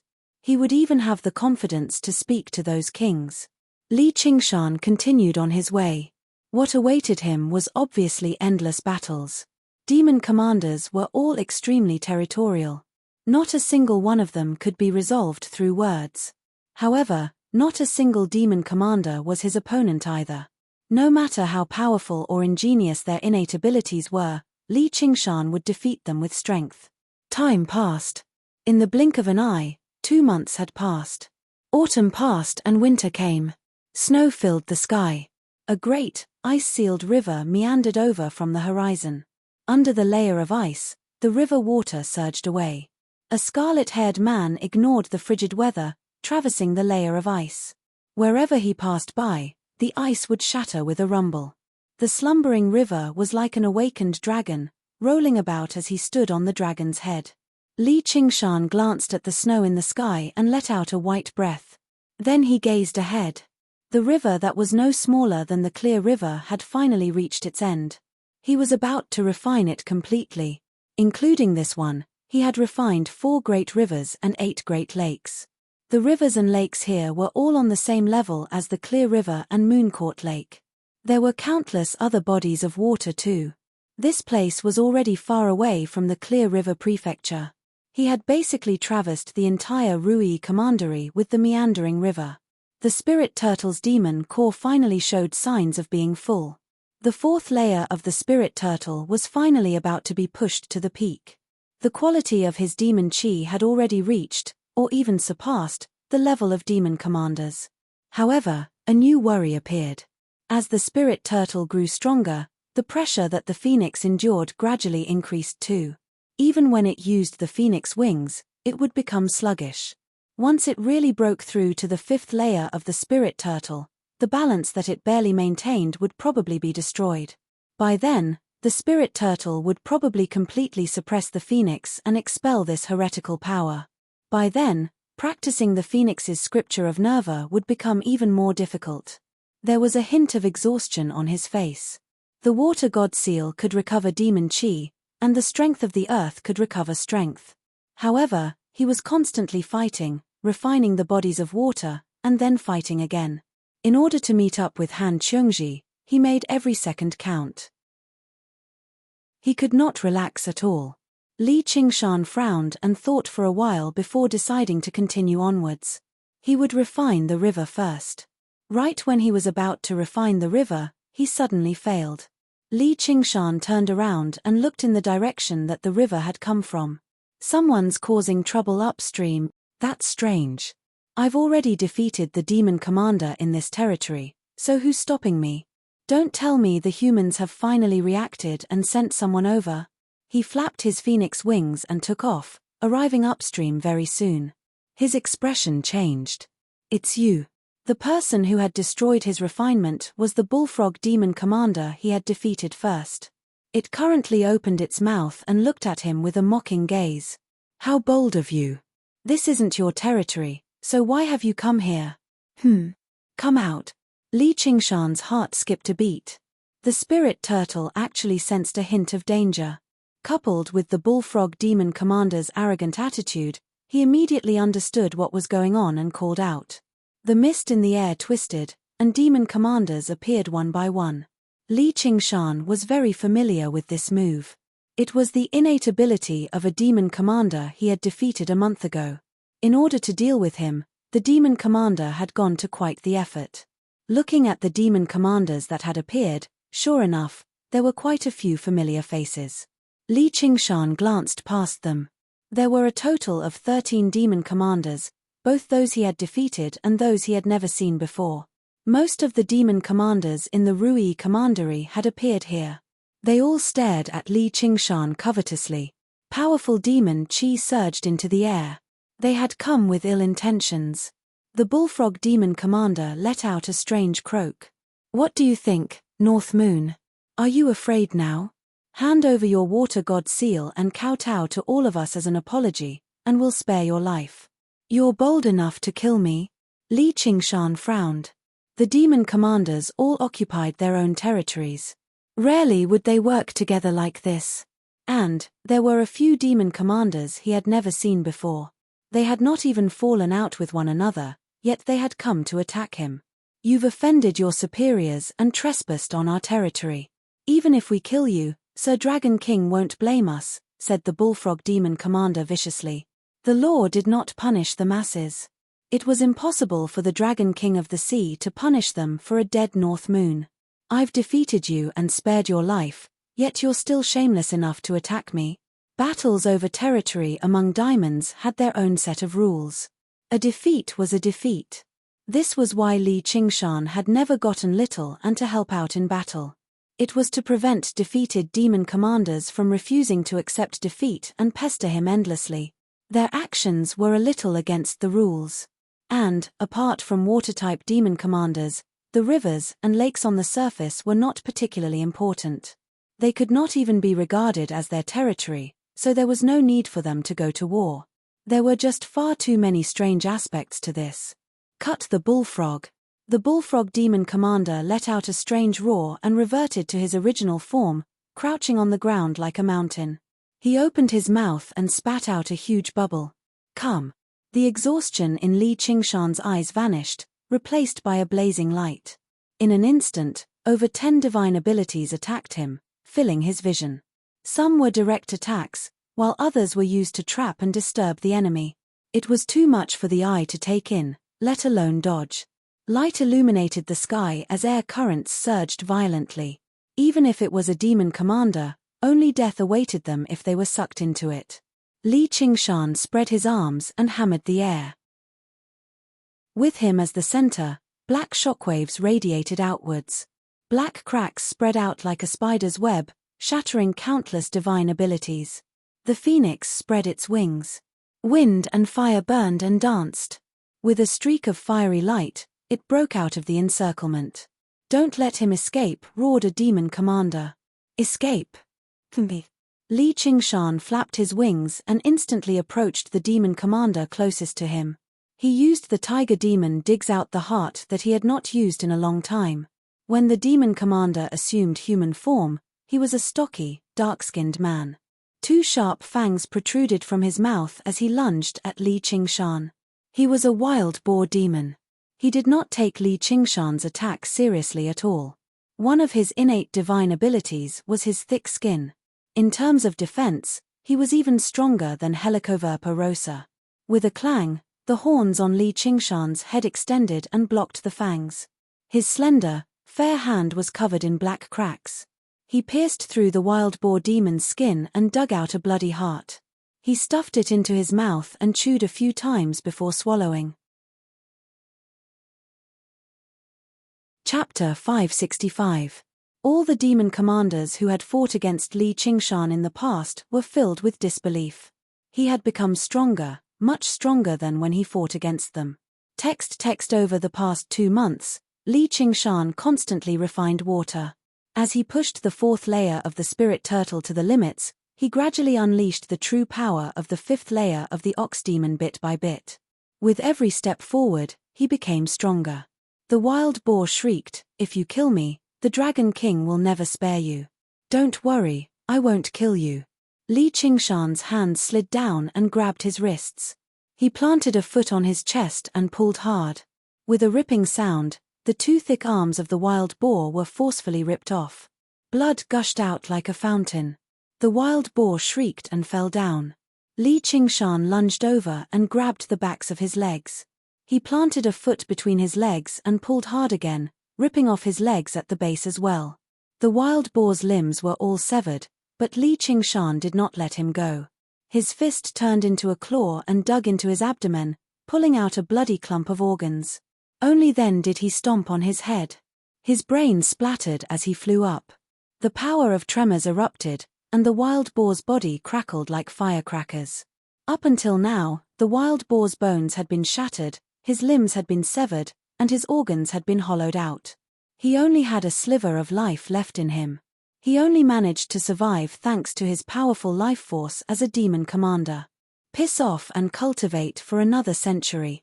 Even for demon commanders, unless they possessed innate healing abilities, it would not be easy for them to recover from such severe wounds.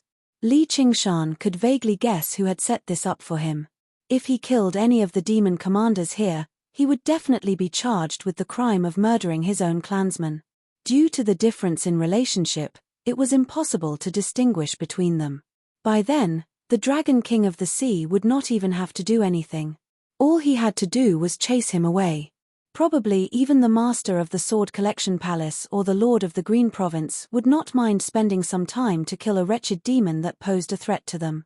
Of course, Li Qingshan would not fall for this trick. "I won't kill you, but I can cripple you." I'll use the cruelest methods to let you experience the consequences of opposing me with your bodies." Faced with such a horrific sight, the demon commanders were all tempted to retreat. However, when they thought of that person's orders, none of them dared to run away. "Everyone, let's attack together. His demonic aura won't last long." Intense explosions and roars resounded like thunder, shaking everything within 1,000 li. Bright lights shot out, strong winds swept, and fresh blood splattered. Li Qingshan's demon chi was indeed limited. This was not within the region of water he controlled, so the water god seal was useless. After defeating 6 demon commanders consecutively, his demon chi was almost completely depleted. However, under the effect of the divine earth power, his power wouldn't be exhausted. He changed back to his original form, only relying on his cowhide to block the attacks, using the most primitive power to fight. Any demon commander that ended up in his hands could forget about escaping. They would be torn to pieces. Blood poured down like a torrential downpour, dyeing the glacier red. Li Qingshan was bathed in blood. His scarlet hair danced in the wind as he fought madly. The glacier beneath his feet shattered. In a daze, he heard a mad laughter that resembled a tiger's roar soaring into the sky. He suddenly realized that it was his own laughter, so he laughed even more violently. "Ha ha ha ha ha. What do you mean we're of the same race? Isn't it just endless fighting? Who cares if they're diamonds or humans? I'm my own race. I won't ally with anyone. Everyone who stands in my way is my enemy.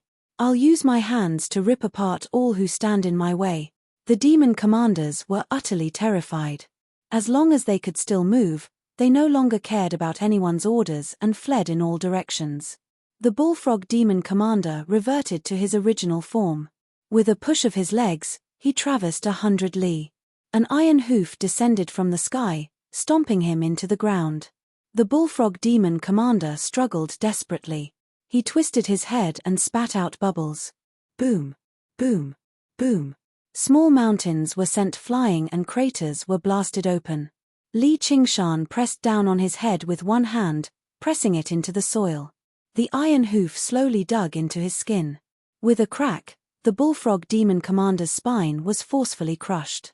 He sprawled on the ground. "Do you know how I roasted frogs when I was young?" Li Qingshan asked. Before he could answer, the huge, black claw directly plunged into his mouth, grabbing a ball of softness and pulling it out randomly. "Sir Mo Yu, save me." Li Qingshan sensed danger. A black shadow enveloped him in the sky. He looked back and laughed madly. "Mo Yu, you've finally run out of patience and want to take action. North Moon, you've abused your own clansmen. Do you know the punishment for that?" Mo Yu unfurled his black wings and descended from the sky with a deathly expression. The face of the powerful and arrogant demon prince of the Green Province became even paler. Just as Li Qingshan had guessed, Mo Yu had arranged all of this, but it was no longer just because of jealousy. He felt a great threat from North Moon. Not only did he cultivate startlingly quickly, but he was only a demon general, but he could dominate the demon commanders of the Rui Commandery. If he continued to refine bodies of water and became a demon commander, probably even he would not be able to keep him at bay. This also had to do with the struggle for the throne of the Green Province's demon king. As a demon, you can say something so hypocritical. How disgusting. If you don't like me, then come and kill me. Li Qingshan stood on the bullfrog demon commander and raised his arm, spreading his fingers. Mo Yu stood in the sky and stared into Li Qingshan's eyes. Li Qingshan met his gaze without holding back. All he saw was black feathers drifting down from the sky, leaving behind black trails. Li Qingshan dared not be careless. Since Mo Yu could become the demon prince of the Green Province, his strength definitely surpassed regular demon commanders. He would not be surprised at all if he possessed the ability to contend against regular demon kings. He was ready to strike, waiting to launch an attack at any time. However, the feathers did not fly over and attack him. They simply drifted through the air like the entire sky had been dyed black, filled with an ominous feeling. The vegetation on the ground immediately died, losing all signs of life. However, they still maintained the illusion of verdure. Only after a few years would they completely wither away. The wild rabbits hibernating underground would never wake up again. Li Qingshan suddenly felt a bone-chilling coldness. He clearly possessed endless strength, but he felt like he could not support his body in that moment. With a boom, he dropped to one knee as if his soul had been separated from his body. His heart slowed down, and his breathing gradually stopped. His brain stopped thinking too. This was the smell of death. Gaze of death. This was one of Mo Yu's innate abilities. He could directly bypass all of his opponent's defenses and extinguish their flames of life. Those he killed would all be completely unscathed, as if they had suddenly died of their own accord. You're actually foolish enough to meet my gaze. I'll kill you right here and then apologize to the king. Although diamonds had an ironclad rule that forbade them from killing one another, and anyone who broke it would be severely punished, rules and laws had always been used to restrain the weak. Suddenly, there was a cry that went from weak to high-pitched. Its beauty was indescribable with words. The phoenix's wings suddenly unfurled several dozen meters wide. Under the threat of death, the phoenix that had become rather haggard from the spirit turtle's suppression burst forth with the dazzling flames of life. The sky full of feathers vanished together. As it turned out, it was just an illusion. Mo Yu was mildly surprised. He had never seen a demon general that could struggle against his gaze of death. The North Moon's body contained a powerful life force that was endless. However, do you really think you can avoid your inevitable death like this? Mo Yu's black pupils flowed like liquid, filling his eyeballs. In the blink of an eye, there was no longer any white left in Mo Yu's eyes. They were filled with a terrifying and strange aura. The blazing flames of life immediately dimmed, as if they were covered by a black veil. They were suppressed and extinguished. Black feathers fluttered in the air, like a black snowstorm. This was a struggle between life and death, a battle between the phoenix and the crow. Although the phoenix was a divine bird, it was still too young and weak. It was instead weaker than the crow in terms of strength. Please stop, the two of you. A voice rang out. With a flash, Jiyu Yangying stood between Mo Yu and Li Qingshan, cutting off their line of sight and their confrontation. Yangying, move aside, Mo Yu said with a frown. Jiyu Yangying raised her hand, and a round ink dragon talisman descended. The ink dragon talisman that seemed to be coiled by an ink dragon suddenly came to life. It opened its eyes and glanced at Li Qingshan first. Li Qingshan felt an intense pressure. That was the dignity of a king. Then, it looked at Mo Yu. Stop before you go too far. It was unknown who he was talking about, but the boss of the Green Province Diamonds had said that they should stop before they went too far. Whether it was Li Qingshan or Mo Yu, they could only stop fighting. You'll die. The corner of Mo Yu's lips curled up, revealing a strange, masked smile. Then, he let out a strange, shrill caw like a crow. Caw. The demon chi in his body decreased sharply. Li Qingshan felt a chill run through his body, but he did not feel that there was anything wrong with it. Mo Yu saw how Li Qingshan was fine and frowned again.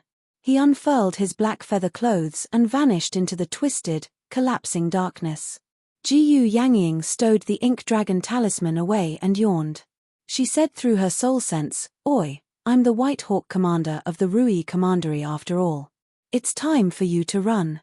What did he do to me? The Deathbringer curse. That's his most terrifying innate ability.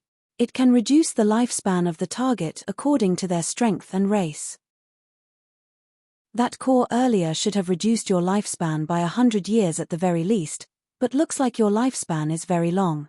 Li Qingshan was stunned. Mo Yu's ability really was strange and powerful. If it was a demon, then so be it, but if it were a human cultivator, having 100 years of their lifespan deducted was basically even more terrifying than being stabbed 10 times. In particular, some elderly cultivators would probably lose their lives on the spot. However, as it seemed, Mo Yu had to pay a price for using this move. He could not use it consecutively, or he would be invincible if he cried out as soon as he saw people. This extremely terrifying innate ability was not particularly effective against Li Qingshan. As the saying went, 1,000-year tortoise, a 10,000-year tortoise. Even he had no idea how long the lifespan of a spirit turtle that was close to a god was, while the phoenix was a symbol of eternal life. However, Having 100 years of his lifespan deducted for no reason still left Li Qingshan extremely displeased. He asked again, "How do I remove the curse?" "It's very simple. Kill him. If it weren't for you, I would have been able to kill him," Li Qingshan said, but he also knew that just the innate ability Mo Yu had used when he left made him very difficult to kill. Chapter 566. Alright. Li Qingshan unfurled his wings of wind and fire and vanished into the horizon as a streak of light. Jiyu Yangying shielded her eyes with her hand. He sure was fast. "Big sis, are we just going to let the Moon Devil go like this and let him continue refining the water system?" A young girl flew over from the sky. She had thick eyebrows, large eyes, and a bright expression. If it were not for the bulge in her chest, she would have been mistaken for a boy at first glance. She wore the uniform of the White Wolf commander of the Hawkwolf Guard. She was only second to Jiyu Yangying in the Hawkwolf Guard of the Rui Commandery. "Or what?" Jiyu Yangying shot a glance at her. "Call me Commander. Big sis, you can't go easy on him just because he's interested in you. Otherwise, wouldn't all the men in the world be unkillable? Don't tell me you're actually interested in him, to the point where you've specially helped him out." Jiyu Yangying pinched the young girl's chin and brought her face closer. "Don't tell me you're jealous. Even without me, he wouldn't have died here." "I don't believe you." The young girl blushed and shook her head. "His powerful reinforcements will arrive very soon. If we keep this up until the child arrives, Mo Yu really might be in some danger." Jiyu Yangying released the young girl. "That powerful? If you're done playing around, then go back to the Dragon Province. The Green Province is becoming more and more chaotic. Once you become embroiled in a battle like the one just now, even you'll be in danger. Big sis, stop trying to coax me. I'm not going back. My royal brothers and sisters have already fought tooth and nail for the position of Marquis of Rui. You can see that the Rui Commandery is a great place that everyone wants to come to." The young girl was serious. It was difficult to tell whether she was acting coquettishly or ignorant. "I've come to be a Marquis, not to be a follower like you." "What's wrong with being a follower? You'll always have Big Sis to take care of you. As a Marquis, I'll have to deal with a monster like the Moon Devil. And, my royal brothers can't even become followers if they want to." "Then follow me." Jiyu Yangying swung her sleeve and took off into the air like a white hawk. In the blink of an eye, she turned into a white speck. "Big sis, wait for me." The young girl followed her in a hurry and called out from afar. Jiyu Yangying was not the only one watching Li Qingshan's battle with the demon commanders. There were also many cultivators watching from afar using various methods. When they saw the internal strife among the diamonds, they all cheered inside. There were still many cultivators who wanted to take advantage of the situation, but after seeing the Moon Devil's powerful strength and cruel methods, they all gave up on this idea. Even if such a terrifying demon fought back before death, it was enough to drag a golden core cultivator to his grave, not to mention that he had not really shown any signs of fatigue from the beginning until now. Thus, Li Qingshan continued to refine the water veins without any obstructions. The current Li Qingshan, apart from the top figures and monsters who had undergone the second heavenly tribulation, could only be subdued by kings who had undergone the third heavenly tribulation. There were very few people who could pose a fatal threat to him. He arrived at the end of another large river. The surging demon Qi refined the river, and the water god seal flickered with light, gaining a thick, long trajectory. Li Qingshan could sense that the demon Qi in the spirit turtle's demon core had reached the limit. As long as he devoured the water spiritual Qi in the river, he would basically be able to break through to the fifth layer of the spirit turtle. After that, the heavenly tribulation would descend. Was he going to use this opportunity to break through to the fifth layer of the spirit turtle and undergo the second heavenly tribulation to become a demon commander? Or was he going to stop and wait for the phoenix to catch up so that water and fire could balance out and fuse together? Li Qingshan considered it for a while and decided on the former. In the past, he would probably choose the latter. Although the long-term benefits were not necessarily better than the immediate benefits, he was not in any life-threatening danger right now. Having a clear order and taking it step by step was obviously the best choice. Being eager for quick success would only cause the difficulty of his subsequent cultivation to skyrocket. The losses outweighed the gains. But right now, she was waiting for it. Li Qingshan began absorbing the water spiritual qi and channeling it into the spirit turtle's demon core. He comforted himself, this is also a choice. If I can become a demon commander, I won't be able to stand up to the kings, but I'll have a certain level of power to protect myself. At the very least, I'll be confident in defeating an opponent like Mo Yu. Even if I gain a foothold in the world of the 9 provinces, I can take my time with the other things. Li Qingshan gradually shone with resplendent blue light, turning into the figure of a spirit turtle again. The 89th day. Han Qiongji sat with her legs crossed and saw the window light up. She murmured inside and pushed open the window to take a look, only to discover that the sky had not brightened yet. Only the light from the snow shone on the window. She had actually made a mistake. Sister, don't wait for that heartless guy anymore. He won't be coming. The young girl walked over from behind. The time when she played around with Han Qiongji in the garden was gone forever. The pain of losing her father had made her much more mature all of a sudden. I'm going out for a walk. Han Qiongji did not reply. She pushed open the door and left. All she saw was white. Heavy snowflakes were still drifting down from the sky. The tombs were covered in snow, turning into mounds of snow. A tall figure walked over from afar, stepping over the snow. The way he walked was so familiar. Han Qiongji's eyes softened as she murmured, Qingshan. The tall figure quickened his pace. Han Qiongji could not help but quicken her pace as well, turning from walking to running. The two figures overlapped and embraced each other tightly. Sorry, I'm late. Han Qiongji buried her head in his chest, tears already falling like rain. The descendants of the Han family walked out from the row of simple houses, watching this scene. Han Anjuan and Han Thierry were among them as well. They remained silent as the snow fell. Under Han Qiongji's guidance, Li Qingshan arrived before Han Anggua's cenotaph. He held the incense and bowed respectfully. He thought to himself, Uncle Han, I am truly sorry that I could not save you back then. I will do my best to assist with the matters of the Han family. May your soul in heaven rest in peace. His breakthrough to the 5th layer of the spirit turtle had still failed in the end.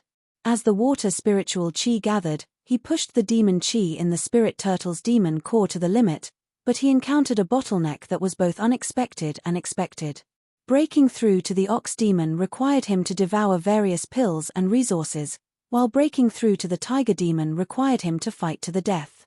At the very least, it was not something that Li Qingshan, who was filled with all sorts of distracting thoughts, could achieve right now. He tried using the strength of the peak 4th layer of the spirit turtle and the support of the water god seal. Finally, he suppressed the ox demon and the tiger demon, returning him to human form. However, this suppression was extremely forceful, directly preventing him from using any of the spirit turtle's abilities. He was unable to sense danger, nor was he able to conceal his aura. As a result, he was unable to hide his spiritual qi and demon qi, regardless of whether he was in human form or demon form. As for innate abilities like the spirit turtle's profound shell, he could not even use them.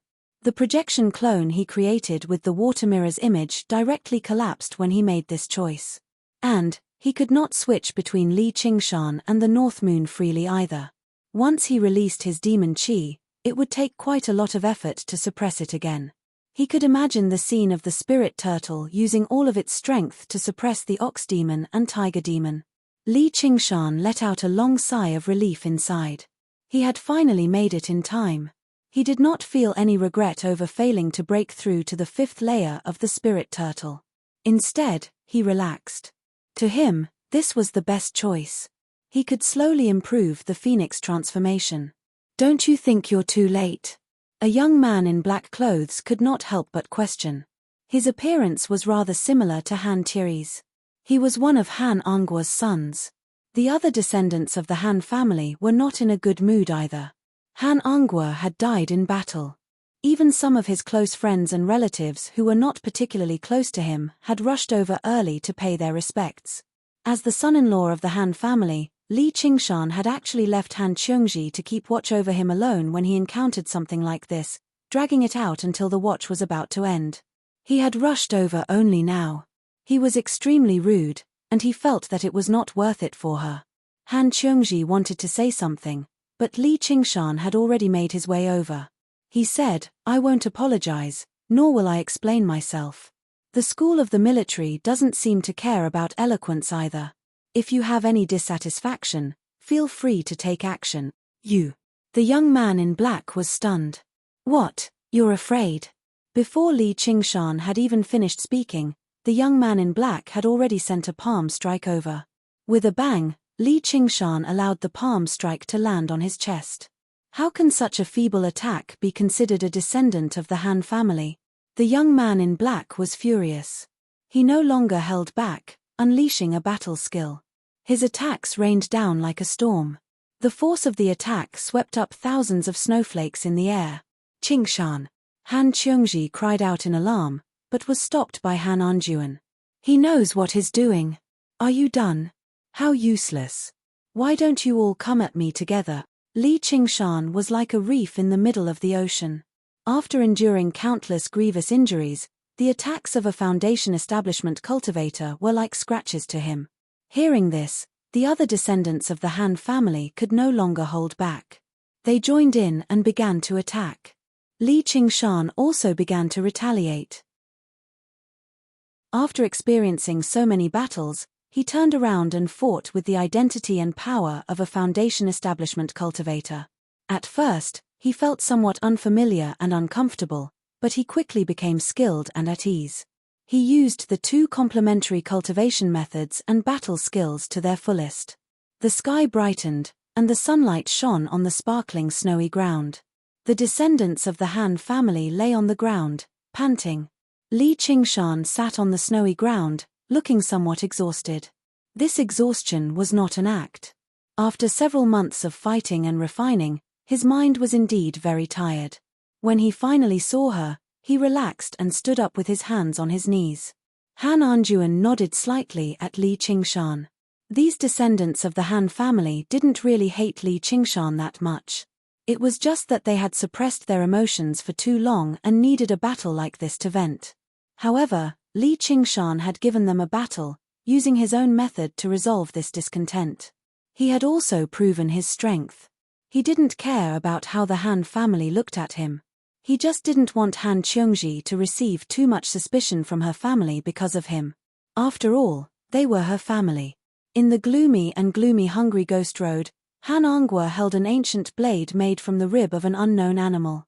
There was not a trace of confusion on his face, and he was still as determined as before.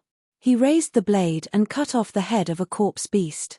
At this moment, a blood-colored vortex appeared in the air. It grew larger and larger until it looked like a large door. A voice came from inside, "True warrior, your soul shouldn't have fallen into this land of death. Come, endless bloody battles await you." Han Angua's eyes shone brightly, and he dived into the blood-colored vortex without looking back. Chapter 567. Qingshan, you've changed a lot. In the dark room, Han Qiongji's hand caressed Li Qingshan's face. Unknowingly, the flamboyant youngster from before had completely turned into a man. The edges of his face became more defined and his gaze was as firm as steel. Just as her father had said, she couldn't see what was hidden in it. Why was he so determined? It was like a mystery. She had a feeling that in the few years they were apart, he had experienced many things, far more than she knew or imagined, to the point that she felt a sense of unfamiliarity. Like a statue, although there didn't seem to be any difference on the surface, only by carefully touching it could one feel that the material was completely different, to the point that every detail was different. Li Qingshan held her hand and said softly, Chapter 6, "The sky is so far away you are the same, you've lost a lot of weight. And also matured a lot." Han Qiongji responded with an en and leaned weakly in his arms. Li Qingshan hugged her tightly and said in his heart, "Qiongji, I've become very strong, I can protect you." On this road to the 9 heavens, he might have to give up a lot, but he wasn't willing to give up on the person in his arms. He remembered a line from a movie from his previous life, who said that a man can't travel the world with his wife. The room was silent as they listened to the snow falling outside the window. That night, the two of them laid down in their clothes and listened in silence. Li Qingshan didn't have any desire in his heart, but he felt very peaceful. At this moment, the bloodthirsty north moon seemed to be far away from him. The long-lost human heart returned to his chest, emitting waves of warmth.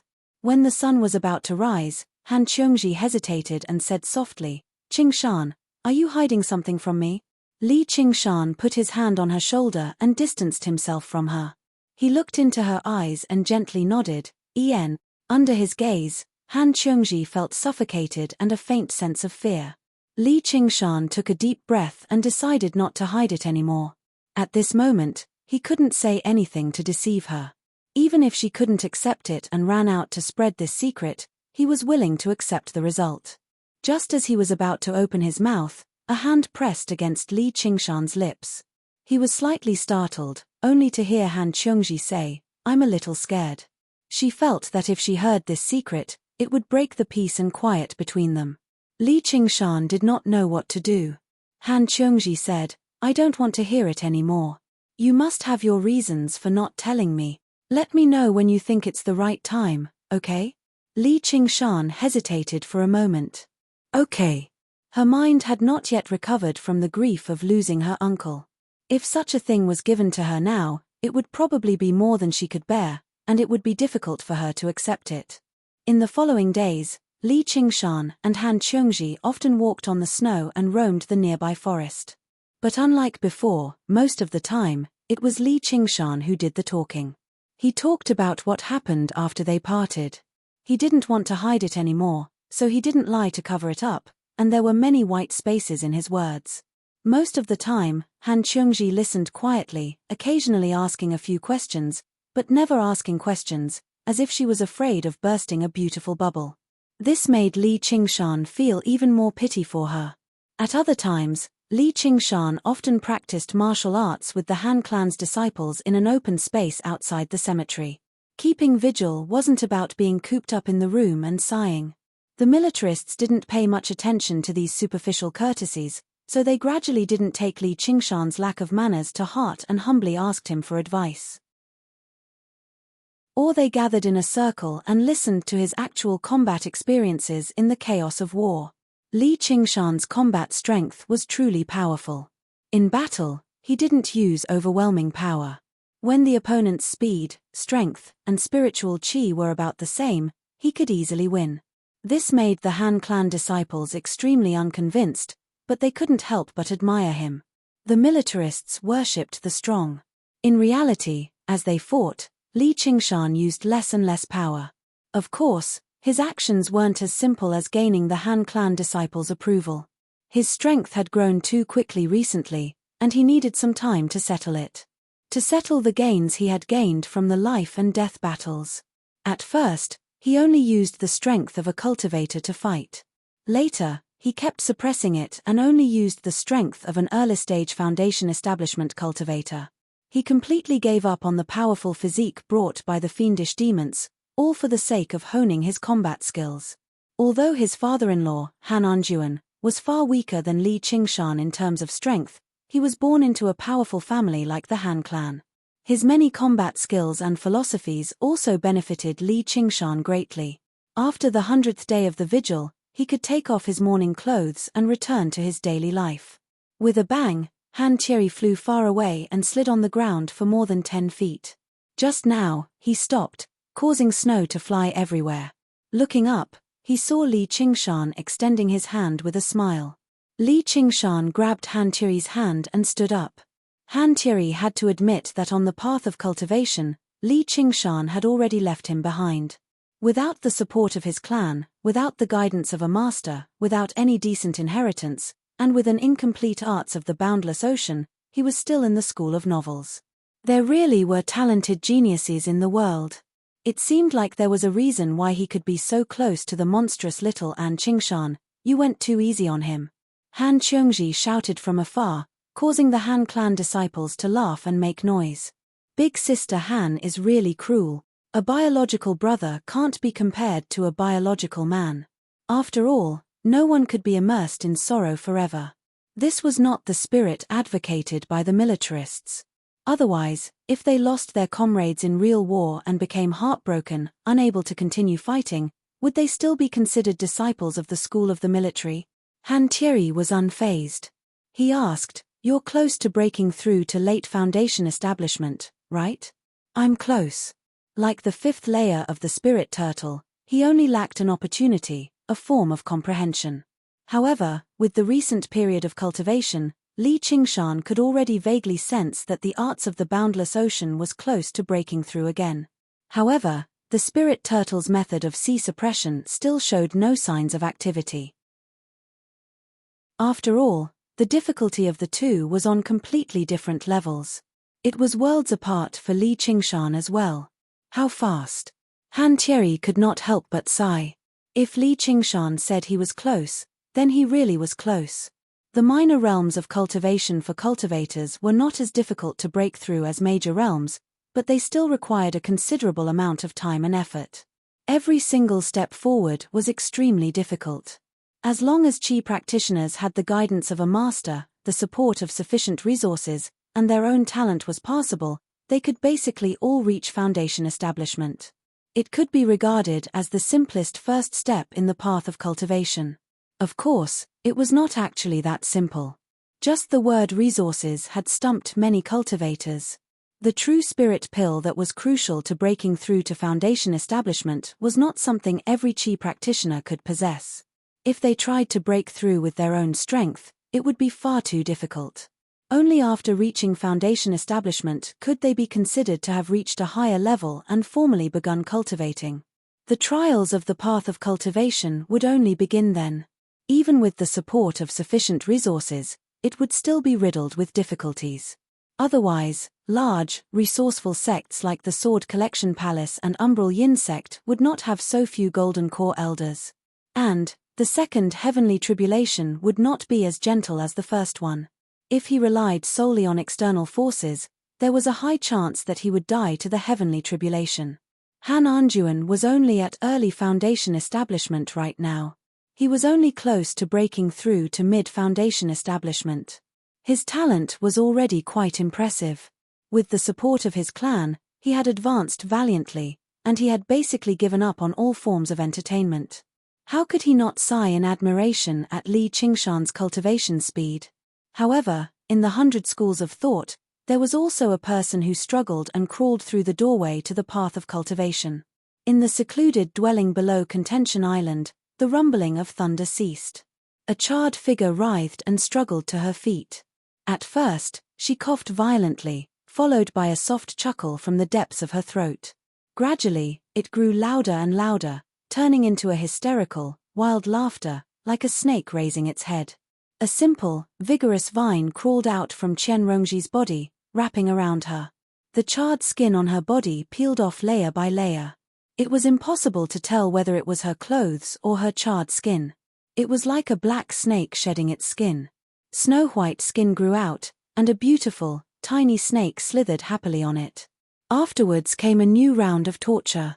Even at a time like this, no matter when, the pain would never disappear. It would only become more and more intense than ever before. She collapsed on the ground again.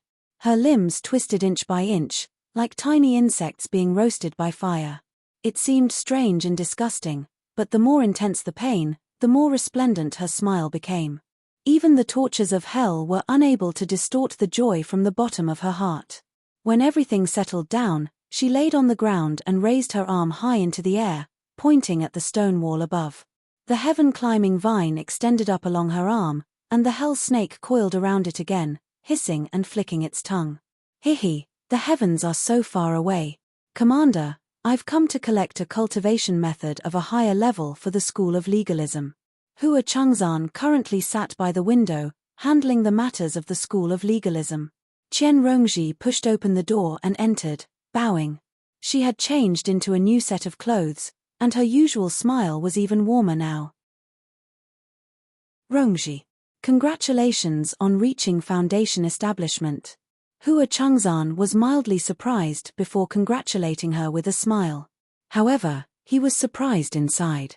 Qian Rongji was in high spirits, and her bearing had changed drastically. The sinister feeling vanished, actually giving off a strange charm that took his breath away. However, he was not tempted at all. Instead, he sighed inside, she's finally become something even more vicious. Qian Rongji said, it's all thanks to Commander's nurturing. After a simple conversation, Hua Changzan passed the new cultivation method to Qian Rongji. He went through the motions and said, the power of the Hell Realm is powerful, but it's also dangerous. You have to be as careful as possible when you sense and use it. The slightest carelessness can lead to great pain. Many disciples of legalism have committed suicide because they lost their minds during cultivation. Thank you for your advice, Commander. I will be careful, Qian Rongji said modestly. Have you chosen the hell you want to sense? Hua Changzan could not help but ask when Qian Rongji bid farewell and left. Chapter 568. The Waterside Pavilion of Listening Wind. I hope I can reach Golden Core before the age of 30. Li Qingshan gazed at the sky. The snow had just cleared up, and the sky was blue. 30 years old. Han Tieri raised an eyebrow. Although he said hope, his expression was filled with confidence. He did not seem like he was spouting nonsense. Instead, he was announcing a simple fact, and he did not feel like it was anything special. The Golden Core cultivators who had died to Li Qingshan's hands had already accumulated a number, so he did not take it too seriously. His current target was the highest of the 9 provinces, the realm of kings, so he could not help but reveal his arrogance. The other disciples of the Han family gasped in surprise. Even though they weren't people who fawned on the rich and powerful, they were still able to see through him. Even though they were not people who fawned on those in power, in the cultivation community, the strong always deserved respect. Han Anjuan could not help but study Li Qingshan deeply when he heard that. A 30-year-old Golden Core cultivator was rare even across the 9 provinces. By then, he would definitely make a name for himself through the world. When he first met him, he already knew he was anything but mediocre, but he never thought he would one day actually mention the words Golden Core so easily.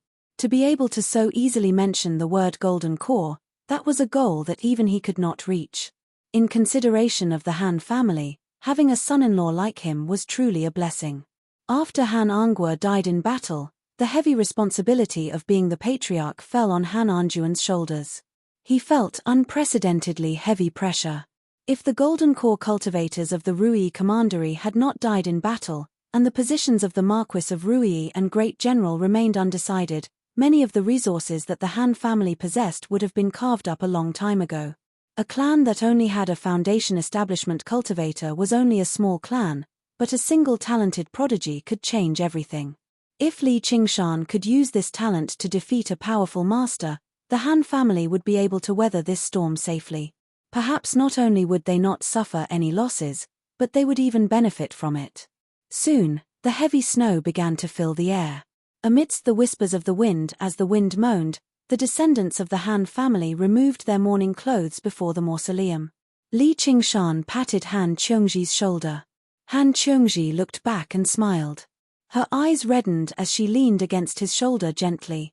Right at this moment, her heart stirred and she suddenly turned around. Amidst the snowstorm, a figure walked over. Her footsteps were light as if she was floating in the air. Her wide sleeves and long hair fluttered in the wind. Before anyone could see her clearly, they already felt that she was a peerless beauty. She squinted her eyes, her gaze piercing through the snow, and a look of amazement flashed past her eyes. That face was even more beautiful than she had imagined. The so-called beauty that could topple a nation was nothing more than this. No, it wasn't just the face. The newcomer was dressed in plain clothes, with blue silk wrapped around her waist. Her figure was slender, and her jet-black hair that reached her knees fluttered in the wind. A pair of bare feet stepped on the crystal-clear snow, resolutely striding forward. Even if there was a mountain of corpses and a sea of blood, it would not be able to make this footstep waver. His eyes were like a deep pool without ripples as he stared blankly ahead. It was as if he could see everything in the world. Compared to the simple titles of beauty and beauty, she had an indescribable charm about her that made people overlook her gender. Who was she? Why did she come? Little Anne, you're here. Li Qingshan turned back and smiled, a look of astonishment flashing past his eyes. Originally, little Anne had no concept of clothing, it was just a layer of clothing to cover up the body. Although the current her was dressed very simply, it gave people the feeling that this was the best outfit, exuding an unprecedented beauty. It seemed like it was the after effects of the memory recovery. However, everyone loved beauty, and this was not a bad thing. Little Anne. Han Qiongji cried out involuntarily. How could she associate the person in front of her with that wooden child? Although he had mentioned the changes in little Anne, it was still far beyond her imagination. Not far away, the disciples of the Han clan stared straight at them. Regardless of whether they were men or women, they could not take their eyes off of them. Little Anne arrived beside Li Qingshan and silently grabbed Li Qingshan's hand. Although he remained expressionless, his blank eyes lit up in that instant, as if he could express everything in 1,000 words. Han Qiongji felt like she was being ignored. Afterwards, she discovered that she was not just being ignored. Instead, she was ignoring everyone, or even the entire world. Only he existed. All right, it's time to go. Li Qingshan seemed to understand everything. He nodded with a smile and rubbed her head naturally. She lowered her head slightly, and her red lips curled into a smile. The snow and ice melted away. Where are you going? Han Qiongji asked, breaking through this feeling of being cut off. Oh, I told you before. Didn't the Annihilum Light Chan Master specially come once? Li Qingshan explained. Little Anne's path of white bone and great beauty had reached a bottleneck. The Chan Monastery of Devarnga was the perfect opportunity, as well as fulfilling his promise to the Golden Cicada. You're leaving right now? Han Qiongji asked in surprise, but she let out a sigh of relief inside for some reason. Disciples of a Buddhist sect like the Chan Monastery of Devarnga clearly could not have thoughts of love, or she really would have no idea what she would do. Yeah, don't worry. I'll return as soon as possible. Li Qingshan hugged Han Qiongji and spoke about parting again. Seeing how reluctant she was to part with him, his heart skipped a beat. He said to Han Anjuan loudly, General Han, once Qiongji's 3 years of mourning are over, I'll come to the Han family to ask for her hand in marriage and complete our engagement. Han Anjuan was speechless. Things were different now. The present was different from the past. No matter how he looked at it, he could not turn it down again. Qingshan. Han Qiongji's eyes immediately welled up with tears. She turned her head away and wiped them away with her arm. She smiled. All right, come back soon. Be careful on your journey. Li Qingshan waved his hand, and a cloud rose up beneath his feet. He vanished into the wind and snow with little Anne. Before making his way to the Chan Monastery of Devarnga, Li Qingshan still had to see someone, which was Jiyu Yangying. He was still a Scarlet Hawk commander after all. It was fine if he slacked off normally. However, without this superior's permission, he could not leave his post without permission. And, he had something else he wanted to ask her for help with. The white cloud landed outside the Rui Commandery, in front of a steep, towering mountain. The steps led straight up. Li Qingshan raised his head and gazed up. At the top of the mountain, the silver hawk unfurled its wings as if it was clashing with the wind and snow. Li Qingshan made little and wait below as he made his way up the mountain alone. As soon as he touched the formation, he heard a bellow, "Who goes there?" The steps before him twisted, and a man in white emerged out of nowhere. Li Qingshan clasped his hands. I'm the Scarlet Hawk commander of the Clear River Prefecture, Li Qingshan, and I've come to see Commander Jiyu. So you're Li Qingshan. Commander Jiyu has told me that if you come, you can go find her in the waterside pavilion of Listening Wind. The White Wolf Guard who watched over the mountain studied Li Qingshan curiously. The waterside pavilion of Listening Wind was where Commander Jiyu cultivated and rarely received guests. He rarely received guests, so why was he so fond of Li Qingshan? The waterside pavilion of Listening Wind? The wind and snow vanished before his eyes. The sky was a clear blue. On the rippling lake, green lotus leaves stretched endlessly. Pink-white lotus flowers bloomed among the green leaves. With a gust of warm wind, the lotus leaves rose and fell, giving off waves of fragrance. It was like the height of summer. The dense spiritual chi, the fragrance of the flowers, and the warm wind merged together. It was more than 10 times better than the 100 schools of thought of the Clear River Prefecture. Sucking in a deep breath gave him a feeling of relaxation and rejuvenation. And, from the outside, the lake could only be regarded as a small lake at most. However, when he stepped into the formation, he discovered that the lakeside was extremely large, basically no smaller than Mooncourt Lake. It stretched as far as the eye could see. It truly could be described as a place of boundless green lotus leaves. The lotus leaves and lotus flowers bloomed endlessly out of season and against all common sense, giving off an unexpectedly resplendent feeling. The formation that envelops this place is anything but trivial. It can actually distort space. Probably even King won't be able to get through it so easily. Li Qingshan thought to himself as he flew over the surface of the lake. He heard the pleasant tinkle of a bell and flew in that direction. Very soon, he saw a delicate pavilion surrounded by lotus leaves and lotus flowers. Wind chimes hung from the eaves. Compared to the enormous lake, the waterside pavilion was unexpectedly small. Jiyu Yangying walked out. Her hair draped down to her waist, swaying gently in the warm wind. A smile appeared on her face too, making her seem slightly less valiant. She unexpectedly felt like she was at home. A rattan table and a few rattan chairs were placed on the balcony overlooking the lake. Li Qingshan did not hold back. He pulled out a chair and sat down. Jiyu Yangying picked up a teacup and personally poured a cup of tea, pushing it before him. Li Qingshan stared at the tea before him and asked in thought, if Li Qingshan were just Li Qingshan, would he receive such treatment? When has Li Qingshan not been Li Qingshan? It's just a cup of tea, Jiyu Yangying said with a smile and sat down before him. Li Qingshan could not help but think about how she had invited him to a cup of tea back then outside Qingyang City. Back then, he had yet to understand just how great the difference between them was. In comparison, her attitude towards him had not changed in any fundamental way. To her, it was just a cup of alcohol. She remained as composed as before, but his own thoughts had fluctuated far too much. He downed the tea and got back to business.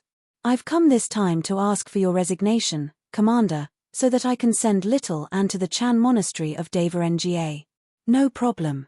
There's something else I'd like to ask for the Commander's help with. Please pass this Origin Spirit Pill to General Han Anjuan for me, Commander. Li Qingshan planned inside. Han Anjuan was at Late Foundation establishment. If he could obtain an Origin Spirit Pill, his chances at reaching Golden Core would definitely increase by quite a lot. It would make up for his regret of not being able to save Han Anguwa in the past. However, he was unable to explain the origins of this Origin Spirit Pill at all. Its value could not be compared to true spirit pills. Jiyu Yangying said, it's just a small matter, but you should still give it to him. Just say it's a gift from me to you. It's quite a generous gift. Let alone marrying off your daughter, you can even sell your daughter. With that, the issue of the origins of the Origin Spirit Pill that troubled Li Qingshan the most would be resolved. He was obviously willing to receive this favor, so that when he confessed everything to Han Qiongji in the future, it would definitely add some points to his reputation. Jiyu Yangying said, if you run into any trouble in the future, feel free to come find me.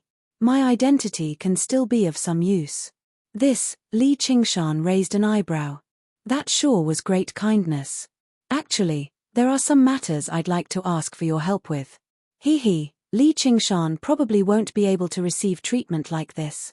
Jiyu Yangying stood up and paced around, looking back with a smile. You can just ask for it, Commander. Sure enough, there was no such thing as a free lunch in the world, but Li Qingshan instead preferred this kind of equality and mutual benefit. Chapter 569. Ding ding dang dang.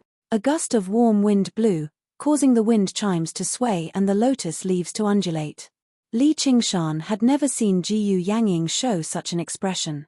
Of course, they had not seen it many times, so he was curious as to what it was that made her so serious. Jiyu Yangying came to the side of the balcony and stood with her hands behind her back. In the past, at Bronze Cauldron Mountain, someone once said something to me. I did not reply at that time, because that person did not particularly care about my answer. But now, I feel that it is better to give a clear answer. Bronze Cauldron Mountain. Li Qingshan recalled that he had confessed to Jiyu Yangying in front of countless people there. At that time, there was still a huge gap in strength between them. But now, the gap between them had never been so close. Even if there was still a gap, it was not insurmountable. In fact, Li Qingshan was confident that he could eventually surpass her and become stronger than her. So, what was her answer now? Li Qingshan could not help but look forward to it.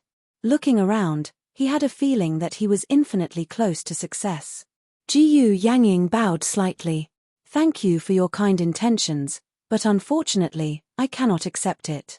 So she called me here just to give me a good person card.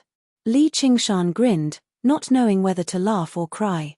Although he had vaguely guessed this result, he was still a little disappointed. It's okay, I am still too weak. Weak to the point that you can compete with the Zombie King with just one heavenly tribulation. The depth of your opportunities far surpasses mine, and the speed of your growth is even more shocking. I believe that in the future, your strength will definitely be above mine, but, Jiyu Yangying spoke extremely sincerely, without any intention of brushing him off. She paused and dipped her index finger into the tea, writing down 4 words on the table. Forget your emotions. Li Qingshan muttered. Jiyu Yangying said, helping each other in difficult times is better than forgetting each other in the pugilistic world. Today, we support each other. In the future, no matter who leaves who behind, there is no need to worry too much. Even if we are separated by life and death, we can smile at it. That makes sense. Li Qingshan nodded. So it wasn't heartlessness, but forgetfulness. It's not a question of whether it's reasonable or not. If you're not willing to accept it, then there's nothing to talk about. It will be more convenient for us to work together if we have a good impression of each other and acknowledge each other. However, if there are too many feelings mixed in, it will be very disadvantageous and I will not be able to work with you. Jiyu Yangying's eyes were like an eagle's as she stared straight at Li Qingshan. For a moment, Li Qingshan didn't know what to say. This woman clearly wanted to ask him for help. Even if she wasn't willing to agree, she didn't have to expose him. She could make use of his good impression.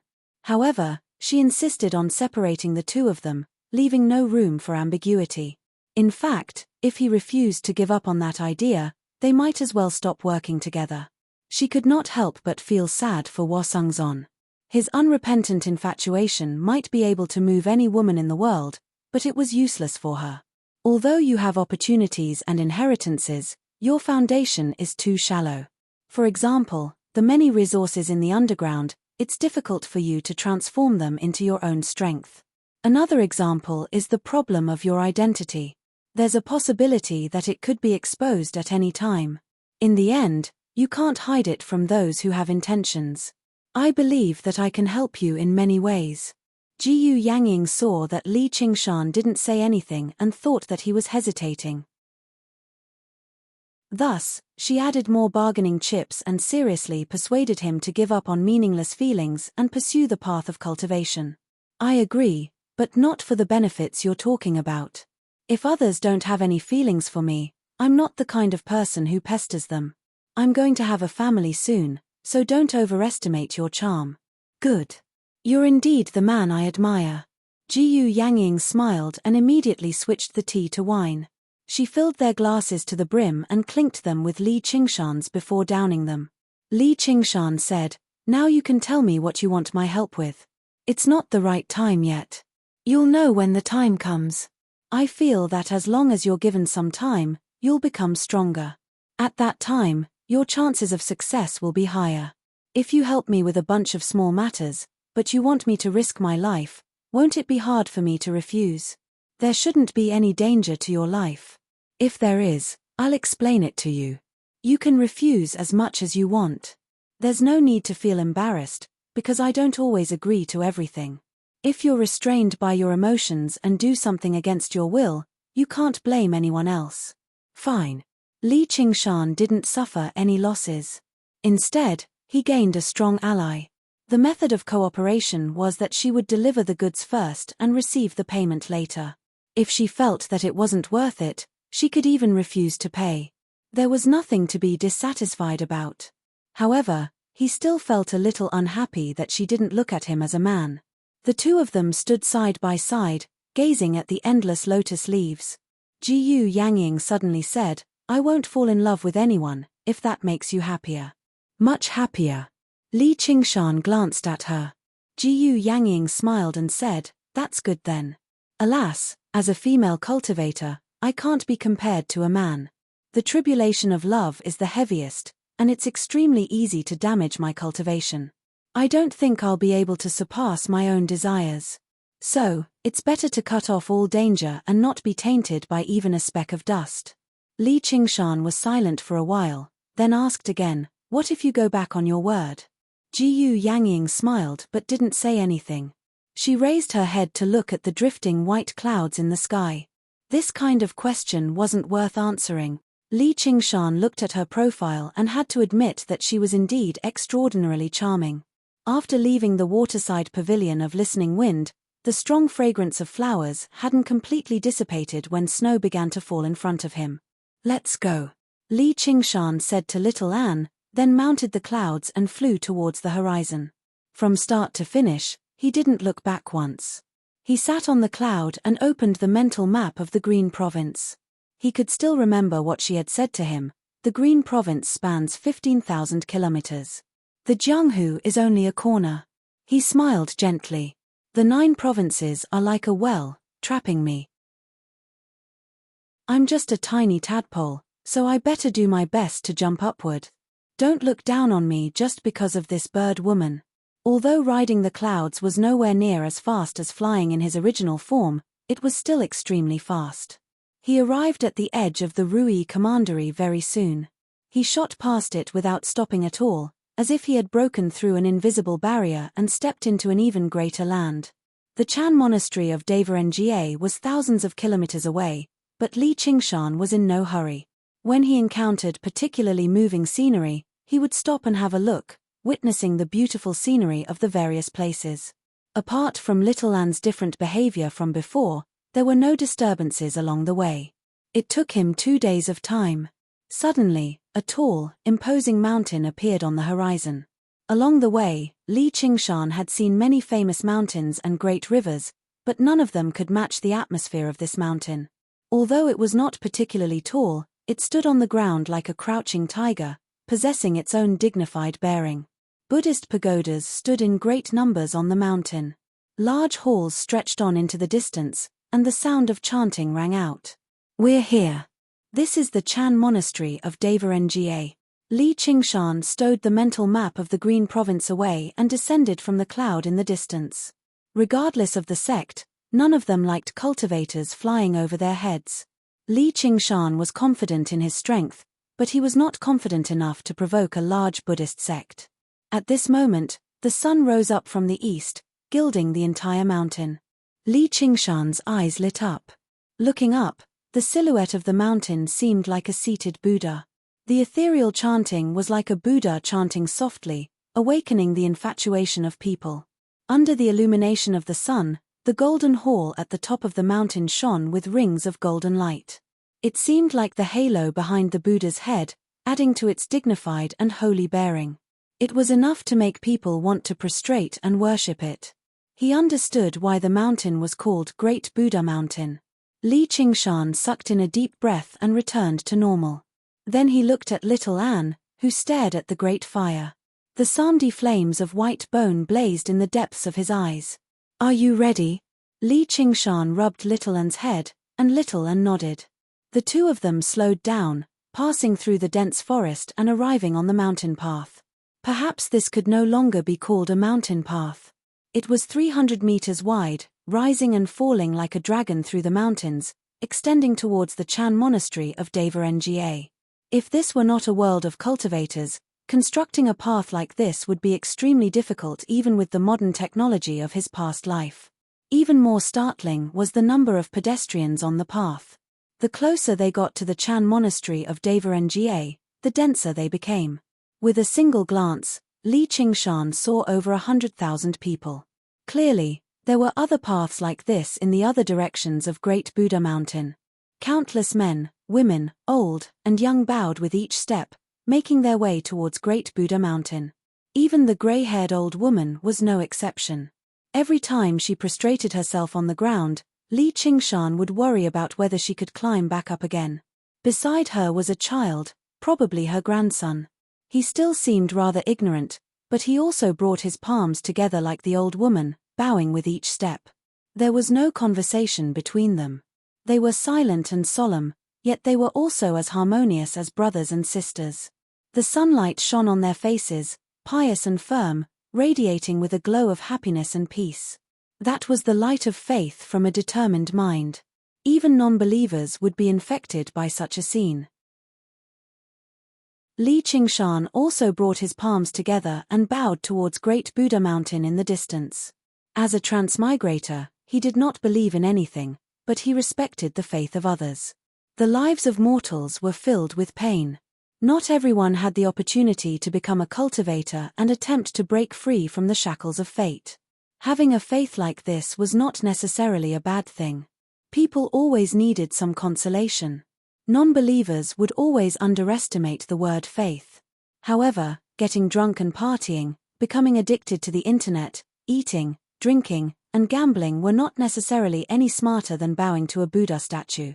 Not to mention that Buddhas actually existed in this world. They were experts who possessed great wisdom and strength. The world of Pure Land and the Hell Realm also existed. Accumulating virtue, doing good, and being reborn in the world of Pure Land were all real. Reaching there, Li Qingshan gained an even clearer understanding of what the word Buddha meant here. It was an unimaginably powerful existence. Then he glanced at Great Buddha Mountain in the distance and said to Little Anne with his soul sense, "If he doesn't provoke us, there's no need for us to oppose him." Chapter 570. Li Qingshan warned Little Anne again and again.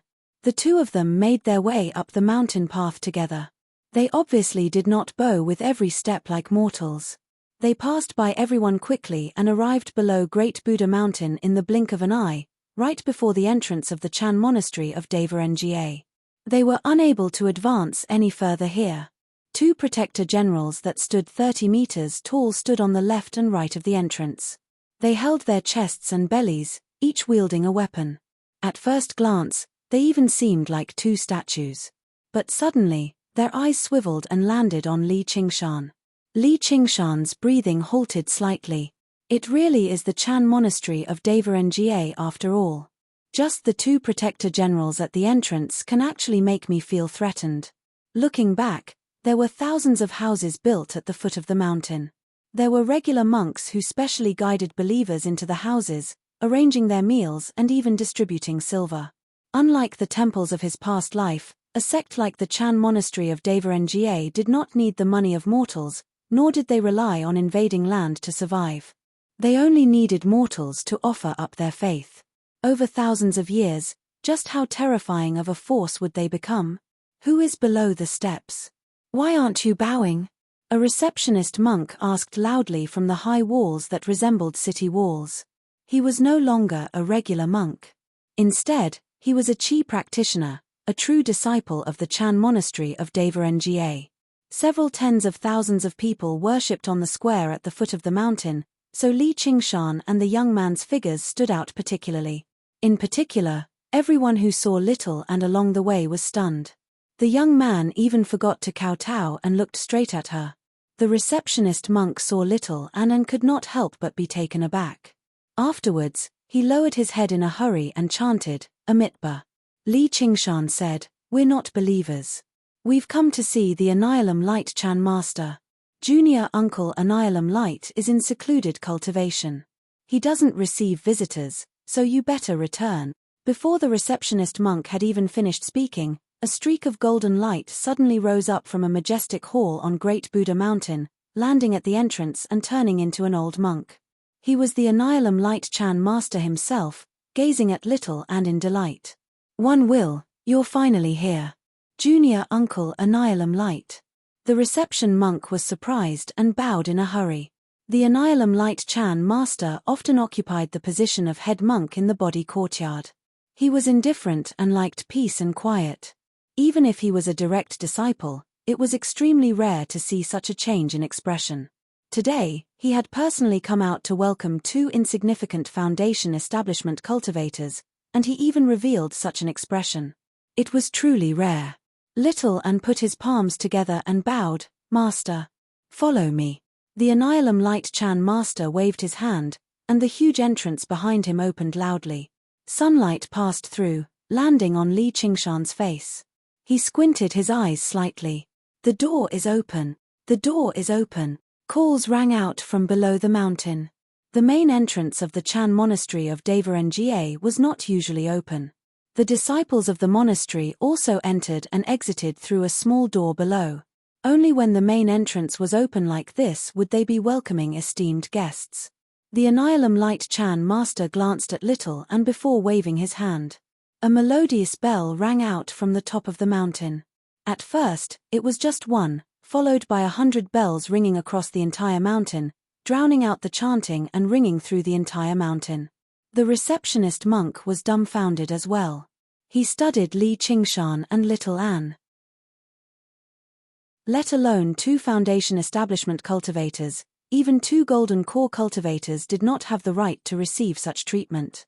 This woman seemed to be the final disciple of his senior uncle Annihilum Light, but she was only a disciple, so she was even less qualified. Golden light shone brightly as the bell chimed together.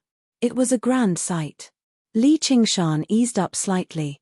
As it seemed, the Annihilum Light Chan master still valued Little An very much. That way, she would not be bullied. Actually, this was just him worrying for nothing. With Little An's current strength, just how many people could bully her across the entire 9 provinces? The Annihilum Light Chan master walked at the front, and Little An followed closely behind. Li Qingshan followed as well. The Annihilum Light Chan master glanced back at him, and Li Qingshan smiled. The Annihilum Light Chan master said nothing more. Little An welcomed the light and stepped into the Chan monastery of Devarengye. Her seaweed-like hair and her plain clothes were all coated with a layer of golden light. The entire mountain was alarmed. The various head monks emerged from their doors and gazed at the entrance in the distance. Among the head monks, the Annihilum Light Chan master had always kept a low profile, indifferent to the affairs of the world. Yet today, he had done something so high profile, which truly surprised many people.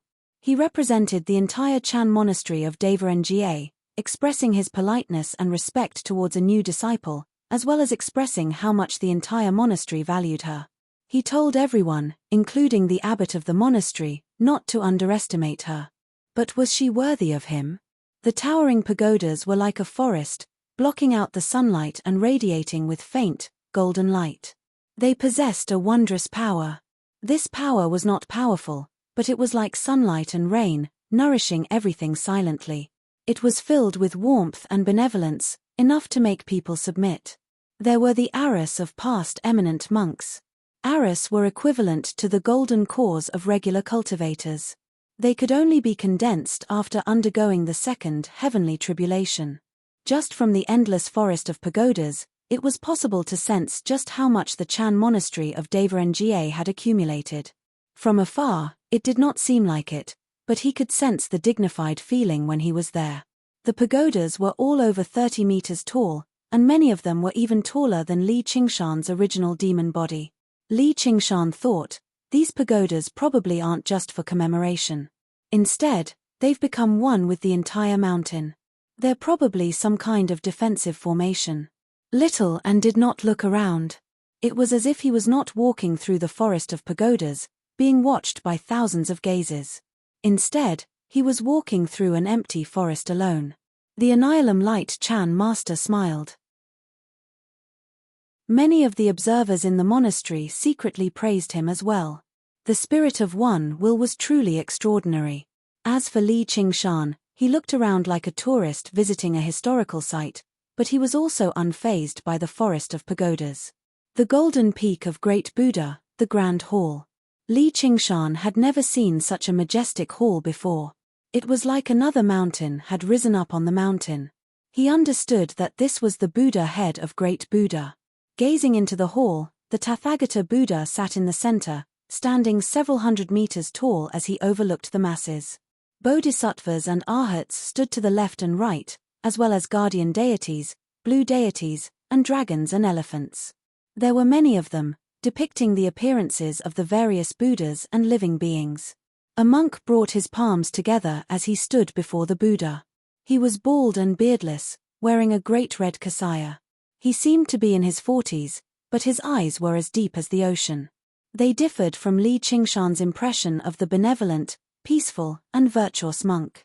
Although the middle-aged monk remained calm and collected, he gave off a sense of sharpness and dignity. He was less than 7 feet tall, but he did not seem short when standing before the 300-meter-tall Buddha. Instead, he possessed a fearless spirit that stood shoulder to shoulder with the Buddha. He was the current abbot of the Chan monastery of Devarengye, the dauntless monk, as well as one of the monk kings revered by the Great Xia Empire. Beside him were the various head monks. They all had different appearances. There were old and young, male and female.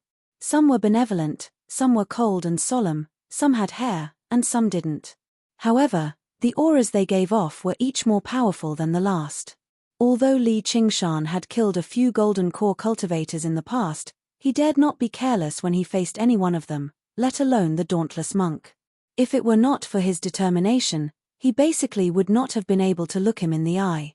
They were all Foundation Establishment cultivators, but Fu Qingjin from the Sword Collection Palace could sweep through a large swathe of them. Jiyu Yangying did not care about regular golden core cultivators, but she still found the Soaring Dragon Elder with the Soaring Dragon Sword troublesome. The Dark Queen had even demonstrated her terrifying strength that could crush golden core cultivators before Li Qingshan in the past.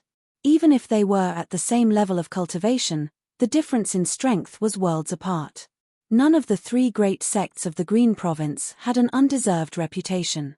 The Golden Cicada Spirit King had been one of the 72 demon kings several thousand years ago. If he wanted the chant of Devarengye, he would have to rely on luck and trickery. He would not be bold enough to steal it openly or secretly.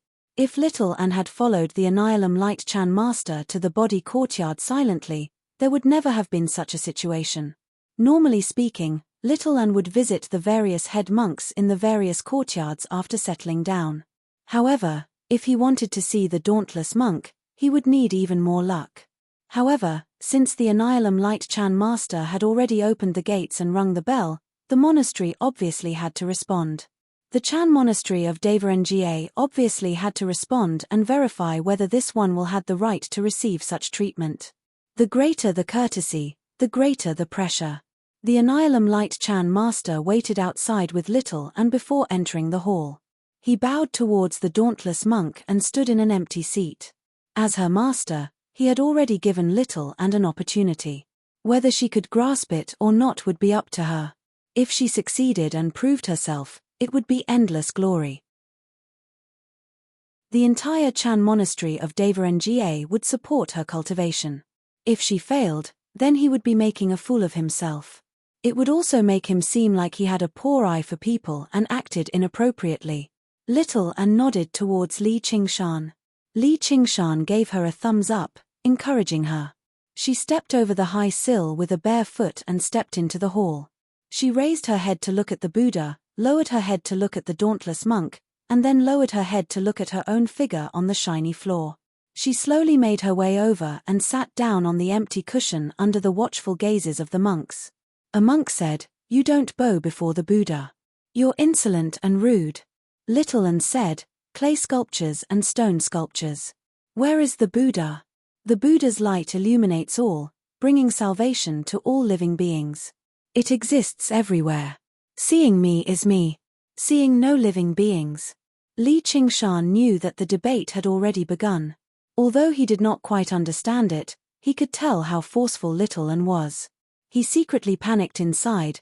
Joining the Chan monastery of Devarengye safely is the right thing to do. Why must you confront them head-on?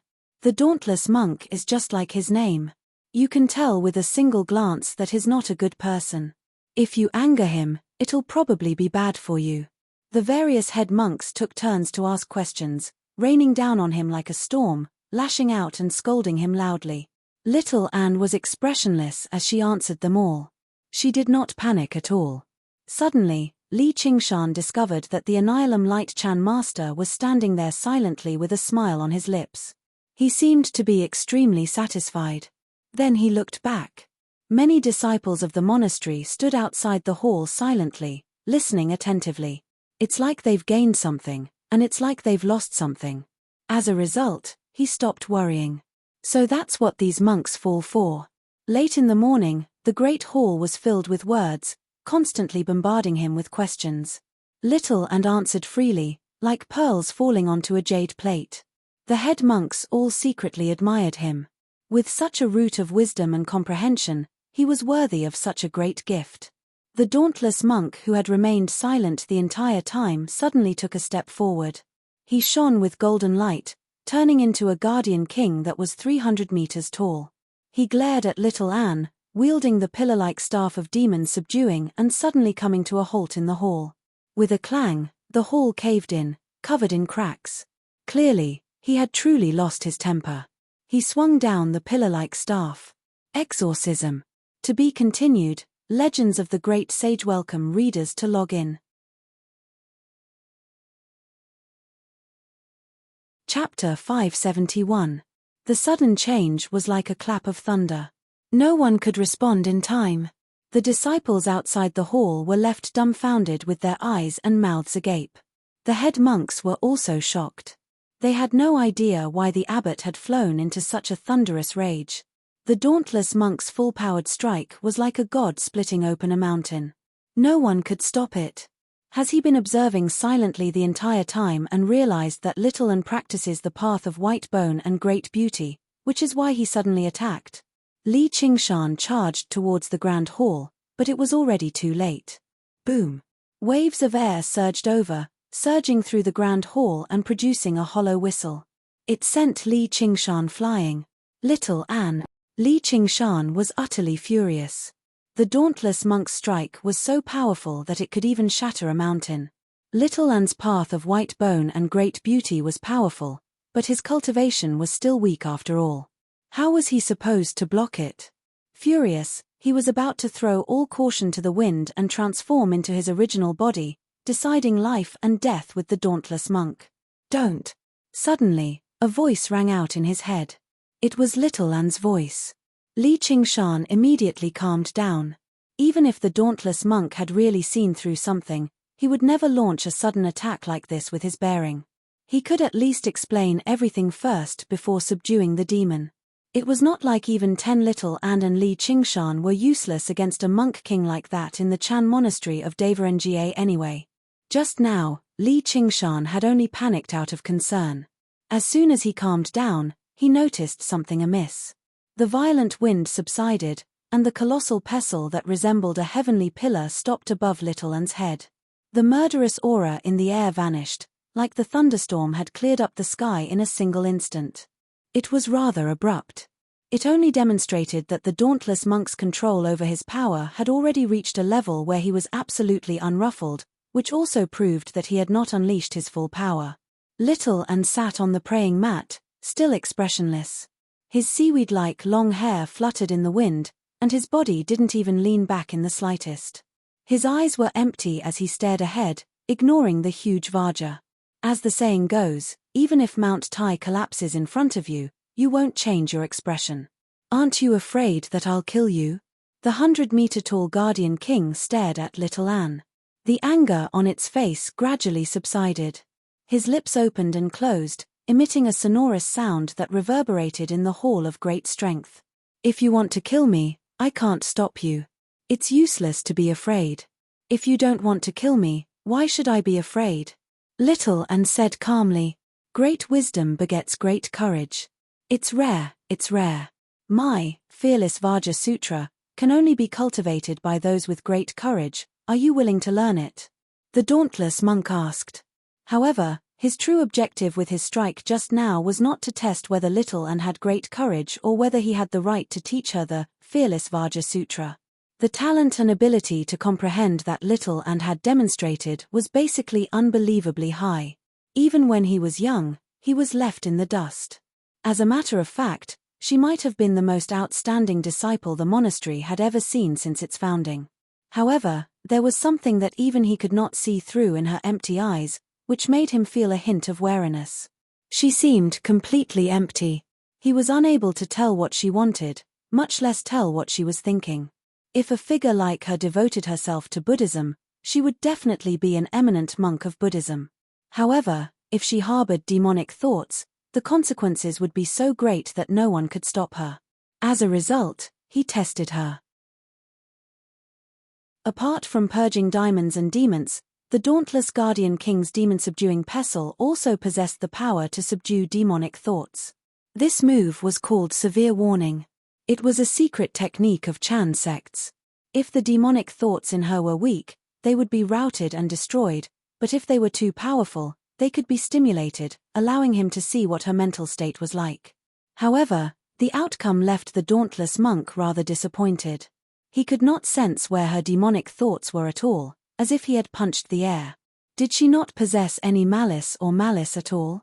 However, that was completely impossible unless she was an infant who had just been born, ignorant and undeveloped.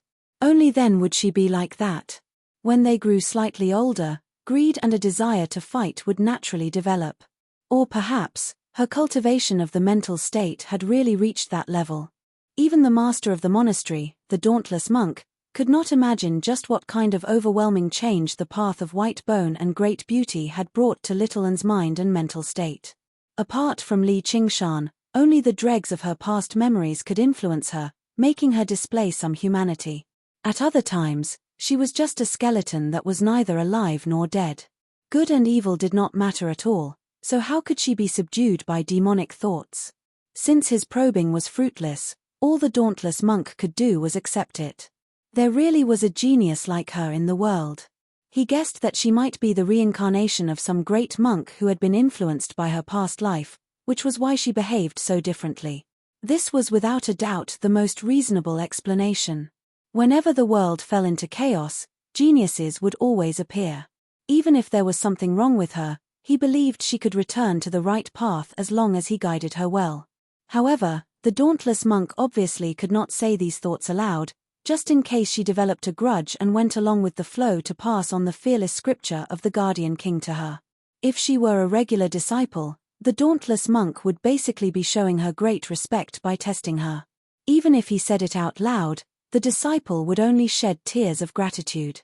However, against a wretched genius like her, even a monk king would have to consider it a little more. What he valued was not her present, but her future. If things developed normally, a superstar genius was about to rise up, deeply influencing the monastery or even the entire 9 provinces. The dauntless monk could not help but become rather eager. The monks outside the hall returned to their senses and sighed in admiration. She had gained the dauntless monk's recognition as soon as she joined the monastery, personally being taught the fearless scripture of the Guardian King. Just what kind of honor was that? He was basically raising her as a future abbot. The expressions of the various head monks changed slightly too. They looked at the Annihilum Light Chan master as if they understood something. I never thought that the Annihilum Light who only cares about Buddhism and doesn't care about mundane matters would actually have such deep plans. I've truly underestimated him. The Annihilum Light Chan master closed his eyes gently and smiled in relief. He had achieved his objective. From now onwards, no one in the monastery would dare to do anything to her again. Yes, although they were all Buddhist disciples who valued benevolence, there would be conflict as long as there were people. Apart from conflicts of interest and power, there were also conflicts of ideology and orthodoxy. The monastery was not all harmonious either. There were quite a lot of disagreements between the various head monks. The body courtyard possessed quite a high status in the Chan monastery of Devarenjie, but the Annihilum Light Chan master hated taking part in these battles the most. They were all alone. As the saying went, the tallest tree in the forest will be the first to be destroyed by the wind. It was very likely for Xiaowen's talent to incite jealousy and attacks. Although he disliked conflict, the Annihilum Light Chan master still possessed great wisdom. As a result, he came up with a method that would settle things once and for all, allowing her to enter the monastery in endless glory before gaining the dauntless monk's recognition in front of everyone, allowing her to obtain a supreme identity and status in the monastery. The Guardian King's scripture of demon subdual that little and practiced right now was a foundation. Further up were the Guardian King of Flames, the Guardian King of Great Strength, and so on. They all had their own uses. What the dauntless monk practiced was the fearless scripture of the Guardian King. His Dharma name was not originally fearless, but now, people only knew him as the dauntless monk. They had already completely forgotten his original Dharma name.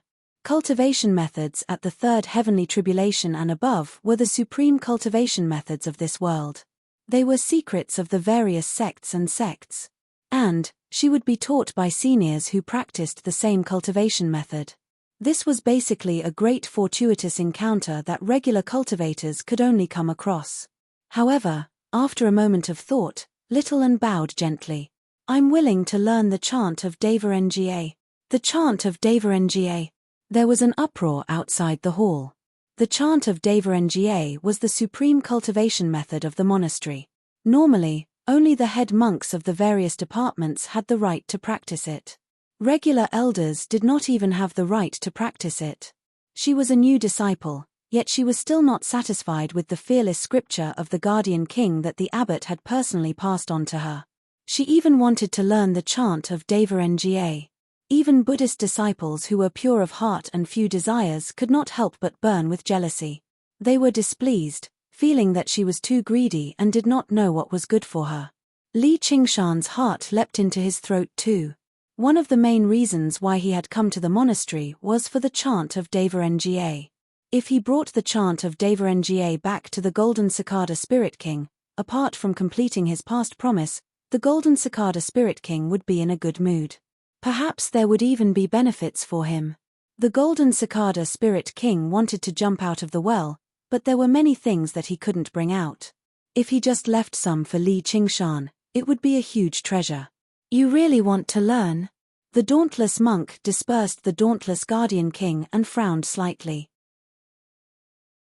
The chant of Deva Nga was renowned, but in reality, it was not necessarily more practical than the fearless scripture of the Guardian King that he had personally passed on to her.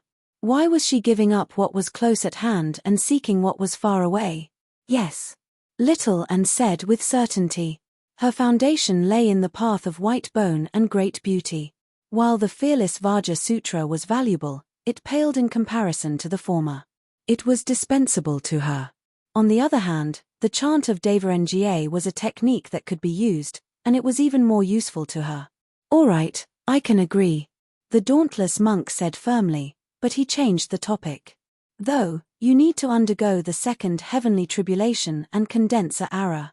Only then can you unleash the power of the chant of Deva Nga. By then, I'll pass on the chant of Deva Nga to you. It was obviously impossible for him to pass on the sect's supreme technique to a new disciple right away, so he set up this as a barrier. No matter how great her talent was, breaking through the second heavenly tribulation was not something that could be achieved overnight. As a result, he could carefully understand her personality and nurture her loyalty to the monastery. Yes. Little An agreed firmly. She was only a step away from the second layer of the path of white bone and great beauty. As long as she cultivated for a while in the monastery and broke through this barrier, she would basically be able to undergo the second heavenly tribulation. By then, as long as she had the support of sufficient resources, condensing a ara would only be a matter of course. It was possible to imagine that she definitely would not lack resources in the monastery. Afterwards, the dauntless monk specially arranged a place for her to cultivate, isolating her from the other disciples, just in case they were influenced by her beauty. Originally, Buddhist cultivators would be better off directly jumping off Great Buddha Mountain if they could not even control the tiny things in their bodies. However, her beauty was far too great, just like the legendary Heavenly Maiden. Disciples with insufficient mental fortitude and cultivation could very easily be influenced. Chapter 572. Li Qingshan strode into the grand hall and clasped his hands. I am the Scarlet Hawk Commander of the Clear River Prefecture, Li Qingshan. Greetings to the abbot and the head monks. Sensing the dauntless monk's hostility, he purposefully mentioned his identity as a Hawkwolf guard so that the monks would have some qualms. The dauntless monk asked, "Who allowed you to enter this place?" "It's the Annihilum Light Chan Master." Li Qingshan looked at the Annihilum Light Chan Master, but he never expected the old monk to completely ignore him. He lowered his head obediently and said nothing. His heart leapt. Oh no, I've fallen for this monk's tricks. The Annihilum Light Chan Master did not allow him to come with them, so he obviously would not admit to it right now. Little An said, "He came with me, so he doesn't know the rules of the Chan Monastery of Nga. Please forgive him, Abbot." The dauntless monk could not help but glance at Little An deeply. That was the longest thing she had said after entering the Grand Hall apart from when she was debating with him. Just now, even when she was talking to him, she still treated her words like gold. Li Qingshan clasped his hands. "Ignorance is not a crime. Please don't blame me, masters. I'll be leaving right now." The dauntless monk glanced past the Annihilum Light Chan Master and Li Qingshan and seemed to understand something. He said, "This is the inner courtyard of the Chan Monastery of Nga. Only disciples of our Chan Monastery of Nga have the right to enter. Outsiders without an invitation will be treated as trespassing and will be killed without mercy." Li Qingshan was alarmed. These monks can't be so vicious, right? The Annihilum Light Chan Master turned to his side and said to the dauntless monk, "Abbot, he has indeed come in with me. Although he didn't receive permission, he doesn't deserve death. Since only disciples of the monastery can come here, why don't we accept him as a disciple? Wouldn't that be the best of both worlds?" Li Qingshan's eyelids twitched. He finally understood the Annihilum Light's intentions. He's clearly afraid I'll affect Little An's cultivation, so he just tricked me into becoming a monk in the Chan Monastery of Nga. All I can do is be emptied of all worldly desires and abstain from alcohol and women. And, as a disciple of the monastery, he can obviously do whatever he wants to me. As expected, if you're not bald, you're not poisonous. If you're not poisonous, you're not bald. The Annihilum Light Chan Master could not be blamed for overthinking things. A young man and a beautiful young lady spent all their time together. Even their dwelling was in the same place. No matter what he did, it was only natural. Moreover, the young girl clearly showed special concern for the man. This was no longer a simple matter of melon field plum. However, this kind of thing couldn't be forceful, as it would make her feel resentful. Thus, he came up with this brilliant plan, killing two birds with one stone. It could be regarded as a rare opportunity for Li Qingshan to be able to join a sect like the Chan Monastery of Nga so easily. As for Li Qingshan, although he was not as monstrous as Little An, however, he was still a genius, which was good news for the monastery too. The dauntless monk nodded. "That's an idea. I can't do that. I already have a family, and I still have to serve as a Hawkwolf guard. I really can't leave," Li Qingshan said, then looked at Little An with a look of anticipation. He smiled bitterly inside. "You're so smart, yet you're actually muddle-headed right now. They're doing this to separate us, so how can they allow me to meet with you as I please? In other words, you're unwilling?" The dauntless monk furrowed his eyebrows. If it were the White Hawk Commander, then he might have paid some attention, but a mere Scarlet Hawk Commander was nothing. "Yes. I've never cultivated good karma in my life. I'm only fond of killing and arson. I'm not fond of alcohol, women, avarice, or temper. I don't understand a single thing the masters said earlier. If I stay in the monastery, I'll probably disturb this peaceful place of Buddhism. I better go." With that, Li Qingshan turned around and left. "I've never cultivated good karma in my life. I'm only fond of killing and arson. Send him into the demon suppression hall until he repents." The dauntless monk's words were the law. Two tall, mighty protector generals flew down from the murals on the two sides, pressing towards Li Qingshan. This seems to be the handiwork of the school of painting. The two divine generals in the murals are probably much more powerful than regular golden core cultivators. Only now did Li Qingshan notice the murals around the main hall.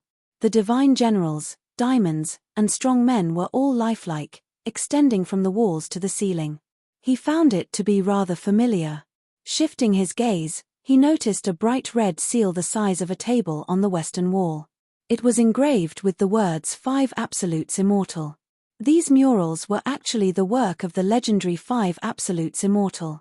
They had even gathered the power of 1,000 years' worth of belief, making them even more powerful than before. Little and suddenly stood up and blocked Li Qingshan. The monastery has its own rules. No matter who it is, they have to abide by them. If you want to protect this person, then you better enter the demon suppression hall and reflect on your mistakes. The dauntless monk's eyes flashed. With a wave of his hand, even more divine generals flew down from the murals. Li Qingshan clenched his fist before releasing it again, pressing it gently against Little An's shoulder. The Annihilum Light Chan master blocked the protector generals and arrived before the two of them. He said, "Come with me." Li Qingshan and Little An exchanged glances before following the Annihilum Light Chan master out of the main hall. Under the gazes of the monastery's disciples, they made their way to the back of Great Buddha Mountain. "Monk, how dare you harm me?" Li Qingshan questioned the Annihilum Light Chan master with his soul sense. The demon suppression hall is not a place of punishment, but a place of cultivation. Take care. That was all the Annihilum Light Chan master said before no longer paying any attention to Li Qingshan. Li Qingshan had actually learnt quite a lot about the monastery. He knew that the monastery had a special monastic courtyard. If a disciple made a mistake, they would obviously be sent to the monastic courtyard for punishment. The head monk of the monastic courtyard would be responsible for watching over them. Why would they be sent to some demon suppression hall? Just what were the dauntless monk's intentions? This is the demon suppression hall? Li Qingshan arrived at the back of Great Buddha Mountain with the Annihilum Light Chan master. In a quiet valley, a simple stone door was constructed from stone pillars covered in moss. It was huge and majestic, but it had almost collapsed. In front of the stone door, a fat monk lay on a large, grey rock, sleeping away. His snoring was thunderous, and his bare belly rose and fell like a small mountain. He gave off a heavy smell of alcohol, and he even held a leg of lamb in his hand. However, Li Qingshan dared not be careless at all. Although the alcohol and meat monk did not give off any aura at all, he knew his strength was no weaker than the dauntless monk through the senses of the spirit turtle. The fat monk opened one eye and glanced over. "Annihilum Light, why have you brought them here?" Under the abbot's orders, Senior Uncle Unraging has sent them into the demon suppression hall to reflect on their mistakes. The unraging monk leapt to his feet and asked with a chuckle, "What have you done wrong?" Only then did Li Qingshan see the 3 words Demon Suppression Hall engraved on the huge rock he lay on. "Your abbot wants me to become a monk, but I refuse." Ha ha ha ha, interesting, interesting. If I had a beautiful woman like her, I'd never become a monk either. Senior brother, why are you forcing me like this? The unraging monk glanced at Little An and patted his belly, laughing so hard that his fat jiggled. His laughter was extremely infectious. Li Qingshan could not help but smile too. The Chan Monastery of Devarengye really should let you become the abbot, master. The unraging monk shook his head like a rattle drum. What's so interesting about that? This girl seems like a disciple of Buddhism. The Annihilum Light Chan master gave a rough explanation of what had happened, and the unraging monk studied the two of them in thought. His smile remained on his face the entire time as he muttered to himself, "You're not born with good karma, only fond of murder and arson. You sure do have some courage to say that before my senior brother. Why don't you become my disciple instead? That way, you can save yourself a trip to the Demon Suppression Hall. Apart from women, alcohol and meat aren't too taboo here." What's that saying again? Buddha passes through the intestines, but alcohol and meat remain in the heart. Senior uncle, you've got it backwards, the Annihilum Light Chan master reminded. A sliver of surprise appeared on his withered face. The unraging monk was a great Buddhist cultivator who had undergone the 3rd heavenly tribulation. His status in the monastery was extremely great, far greater than the various head monks. However, He was eccentric and did not abide by the precepts, so he was punished to guard the demon suppression hall all year round. Originally, with his cultivation, no one could stop him even if he wanted to leave the monastery, but he really did remain in the demon suppression hall, guarding it for a century. He found it troublesome, and he had never taken on a disciple before. He never thought he would actually ask to take on a disciple today. This was basically a colossal fortuitous encounter. If he had a master like that, he might not be able to do whatever he wanted in the 9 provinces, but anyone who wanted to touch Li Qingshan would have to consider the consequences. It's all the same. As the unraging monk said that, he fished out a great gourd of alcohol and gulped down a few mouthfuls before passing it to Li Qingshan. Li Qingshan smelled the fragrance of the alcohol and tried taking a sip. He felt like a scorching flame had spread from his throat to his stomach, burning with pain, but also indescribably refreshing. He had actually never tasted such strong alcohol in his life, and it contained extremely dense spiritual qi. Li Qingshan could not help but take a deep breath, but the alcohol in the gourd flowed endlessly. He drank over a dozen liters in a single gulp, but he still did not finish it. Fine alcohol, but I don't want to be a monk. Li Qingshan drank 50 liters of alcohol before putting down the gourd and wiping his mouth. He was hiding a great secret. Although even great cultivators of the third heavenly tribulation could not see through it with the divine strength of the spirit turtle, it was difficult to be certain that he would not discover it once they spent some time together. By then, master and disciple would become enemies. You damned brat. You're only telling me after drinking. Then forget it. You better pay a visit to the demon suppression hall. The unraging monk had only done this on a whim. He did not mind Li Qingshan's refusal, so he pointed. The stone door opened with a loud bang, revealing a pitch-black cave that emitted a gloomy cold air. Looking into the cave, it was so deep that the bottom could not be seen. It felt a little like the gate of hungry ghosts, as if it led to another world. The unraging monk swung his hand, and a tremendous, gentle power surged over from behind. Li Qingshan flew into the cave involuntarily, and little Anne was no different. In the air, the two of them clasped hands and dove into the demon suppression hall. Don't go too deep or too far. The unraging monk's voice rang out from behind, growing further and further away as if it came from thousands of kilometers away. The stone door slammed shut loudly. The sound stopped, and the light vanished. Senior brother, aren't you afraid that this once-in-a-thousand-years genius will run into some danger in the demon suppression hall? The unraging monk yawned and turned around. Before he knew it, the dauntless monk had already stood beside the rock with his hands behind his back.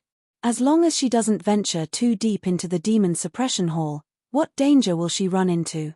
If she died so easily, she wouldn't be a genius. I want to test her temperament again, the dauntless monk replied.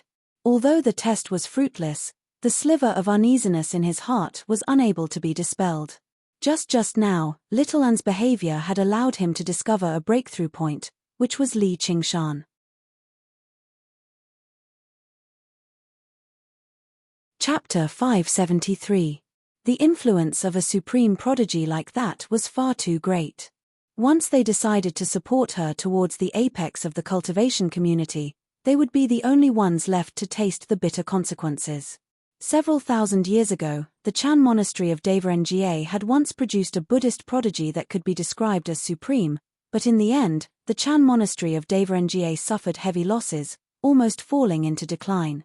With this as an example, how could the dauntless monk afford the slightest carelessness? He asked the unraging monk again, "And why do you want to accept this kid as your disciple?" "I just find him pleasing to the eye." The unraging monk chuckled. He could sense something special from Li Qingshan. Just when the dauntless monk was about to ask further, the unraging monk said, "Look, they've already arrived." It was as if they had been sucked into a black swirl, all the way to the bottom, passing through and entering another world. Li Qingshan and Little Anne stood hand in hand and looked around. They had already arrived in a splendid room. The floor was paved with golden bricks, and the walls were covered in golden foil, detailed with graceful patterns. It was like an imperial palace, forming a sharp contrast with the dilapidated stone door of the demon suppression hall. However, When Li Qingshan studied the surroundings carefully, he discovered this was not an imperial palace, but a prison. The room they were in was a cage. Before them was a row of glistening, golden bars, sealing off the path out. On the other side of the bars was a similar room. Li Qingshan went up and gave it a gentle push. With a crack, the cell door opened. They arrived in a wide passageway, which was also splendid. However, on the two sides of the passageway were cages of various sizes. Li Qingshan asked in confusion, "Why is the demon suppression hall built like a prison?" When the demon suppression hall was first established, it did indeed serve the purpose of a prison. The monks of the Chan monastery of Devarengye captured and subdued demonic cultivators, throwing them into the demon suppression hall to watch over them and give them an opportunity to turn over a new leaf. However, during the millennia since the founding of Great Shia, the world had been at peace. The demonic cultivators had retired, and the conflict between righteousness and evil no longer existed. Even if there were cultivators who committed crimes, the Hawkwolf Guard would kill and capture them. It was not the Chan monastery of Devarengye's turn to take action. As a result, the cultivators of the demonic Tao who were suppressed at that time either put down their butcher knives and converted to Buddhism or died of old age in there. The original purpose of the demon suppression hall gradually fell into disuse, but a new purpose was born. It became a training ground for disciples. The truly great sects always maintained vigilance at all times. They understood the nature of fighting and killing in the cultivation world, and they would never be corrupted by the illusion of peace in the world. They would sharpen their blades at all times, preparing to face the fighting and killing. If they had only relied on scriptures, Buddhist dharma, and benevolence, the monastery would have been destroyed countless times over a long time ago. Although the internal competition could maintain a sense of competition, it was far from a real fight to the death. As a result, whether it was the Sword Collection Palace or the Shenyan sect, they all built similar places. Ah! A mournful scream came from the end of the corridor, filled with pain and unwillingness. His voice reverberated in this dazzling prison, causing people to feel a chill in their hearts. Li Qingshan narrowed his eyes and restrained his aura. He flew to the end of the corridor and was slightly surprised. All he saw was a group of people lying on the ground, huddled together.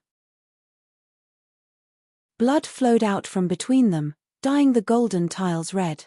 A child around 7 or 8 years old in the middle had been disemboweled. They were currently taking out his organs and shoving them into their mouths. The child was still not dead. He struggled as hard as he could, screaming out in pain and hatred. "Stop!" Li Qingshan bellowed, and the group of people turned around. They were all covered in blood, and their faces were twisted. It was just like a classic scene from a zombie movie in his past life. However, to Li Qingshan's surprise, they did not lunge over immediately. The burliest man even wiped away the blood on his face and asked, "Are you new?" His tone was rather strange, but he was clearly intelligent, not a mad beast. However, he did not feel like there was anything wrong with what he was doing at all. The child was still shrieking. It was an extremely strange sight. "Release him." Li Qingshan was taken aback. He called out coldly. He never thought such a horrible thing would happen in the renowned Chan monastery of Devarengye. These monks were far more vicious than he had imagined them to be. "You want to eat him?" The burly man's expression changed, but his tone seemed like he was talking about a pig or a sheep, not a child.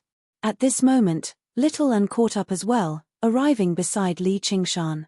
The burly man's eyes lit up, shining with undisguised lust. His lower body immediately changed, and he stood up without the slightest hint of shame. The other men were the same. They opened their mouths and drooled. They were clearly human, yet they suddenly seemed like wild beasts in heat. "Is that woman yours? Give her to me, or die." The man pointed at Little and said to Li Qingshan.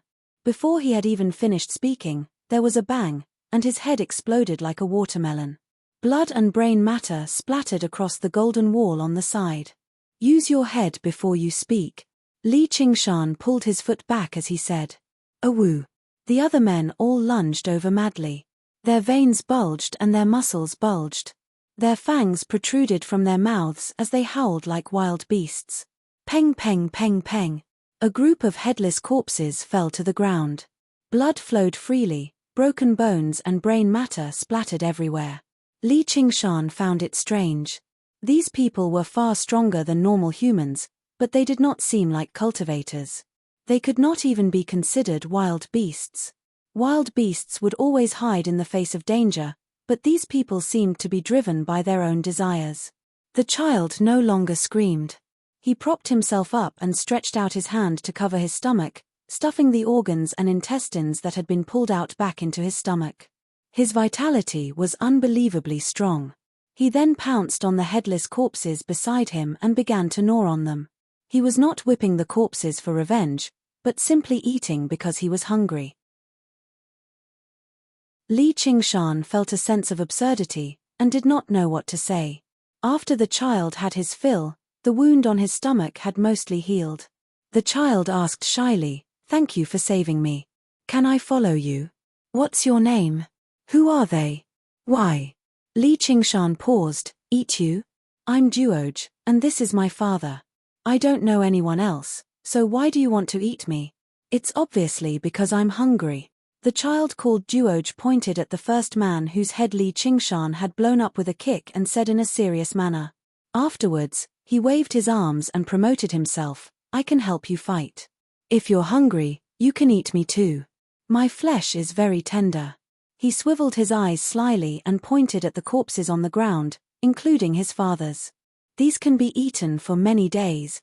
Li Qingshan felt like his brain was lacking. These people were not powerful, but the things they did and the things they said were terrifying. This was the ultimate proof of the evil nature of the people.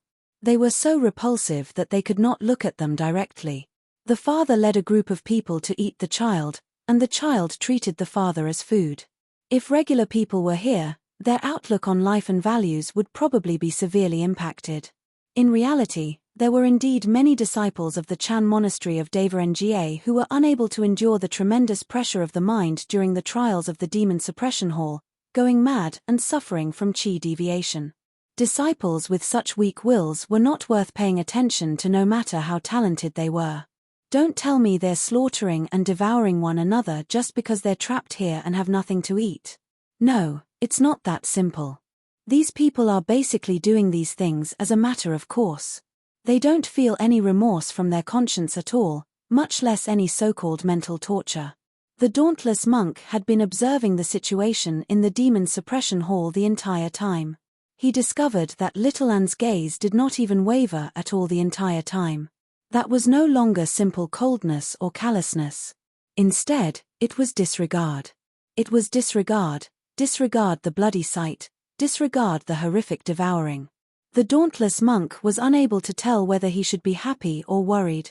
Everyone wanted their disciple to have a firm will, but to be so firm to such a degree was slightly strange or even terrifying.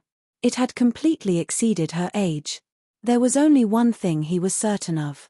She did not have a so-called heart of benevolence. And Li Qingshan did not hold back at all. Originally, he was considering whether he should remind them that they were not truly human when they appeared before them, but as it seemed, there was no need for that at all. "Duoj, do you know where the exit is?" Li Qingshan asked. Although he knew the dauntless monk would not spare them so easily, he still had to try and find an exit himself.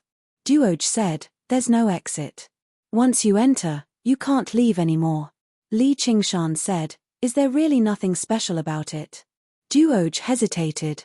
Li Qingshan immediately said, "Take us there." Duoj dared not turn him down.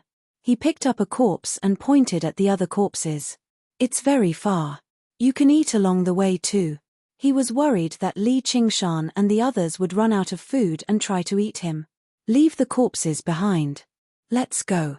Duoj left the corpses behind and quickly led the way.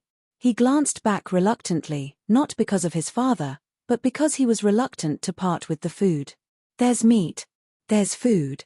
Soon after they left, another group of people entered, crouching on the ground and munching away. They ate happily.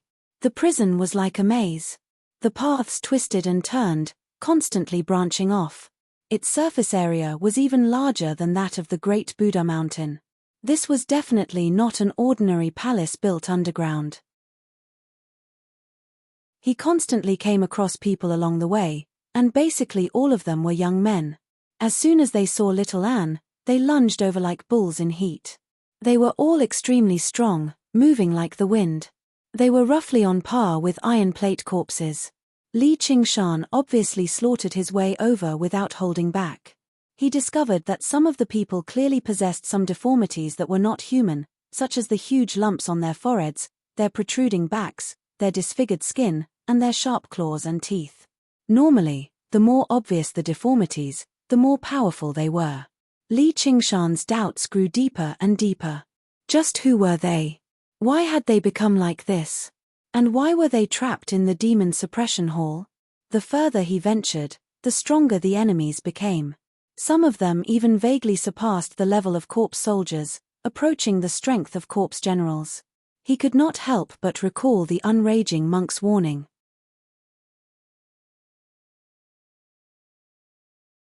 Chapter 574. The dauntless monk can't stop worrying about me. He wants to observe my temperament and reactions. If I can't satisfy him, he won't let us out so easily. Little An's voice rang out in his head. Li Qingshan continued onwards without batting an eyelid. Then do I need you to demonstrate some kindness? I can't fool him with a disguise. That's fine. However, I can find an opportunity to use some Buddhist techniques to dispel his doubts. All right. Li Qingshan nodded. So far, little An had yet to fight. Since he was going to use something, he obviously needed a sufficiently powerful opponent. As a result, they continued onwards. Along the way, basically all the people they came across were men. They would rush over madly as soon as they saw little Anne, but they basically did not come across any women. According to Duoj, women were too weak, so most of them had already been eaten. As for him, he had only been eaten now, which was already a sign of his father's doting on him. Li Qingshan was unable to comment on this doting. Turning around another corner, a man covered in indigo lunged over with a fierce gust of wind. His lunge possessed startling speed and strength, clearly on par with the steel plate corpse. However, his target was Duoj, who led the way at the front. Duoj cried out. Li Qingshan twisted his right hand and produced a vortex-like suction, pulling Duoj back. Then he pushed with it, and the vortex whistled through the air, turning into a waterspout and piercing the man, crushing him to pieces. Pieces of flesh and bone flew everywhere. It had been many years since Li Qingshan fought and killed outside. He had killed countless people. However, there were not many times when he had a more hardcore taste than in the demon suppression hall. Right now, he was just too powerful. A casual strike from him would dismember corpses and rip open stomachs. It was an extremely bloody sight. However, the tanned, skinny Duoj, who only seemed to be 7 or 8 years old, would let out a cheer every time this happened. Every time this happened, they would let out a cheer of joy, their faces filled with excitement. Li Qingshan forbade him from carrying the corpses, so he scooped up some pieces of meat and shoved them into his mouth like he was snacking. He ate happily. There was nothing Li Qingshan could do. He could not be bothered to stop him. This child was born with a demonic nature.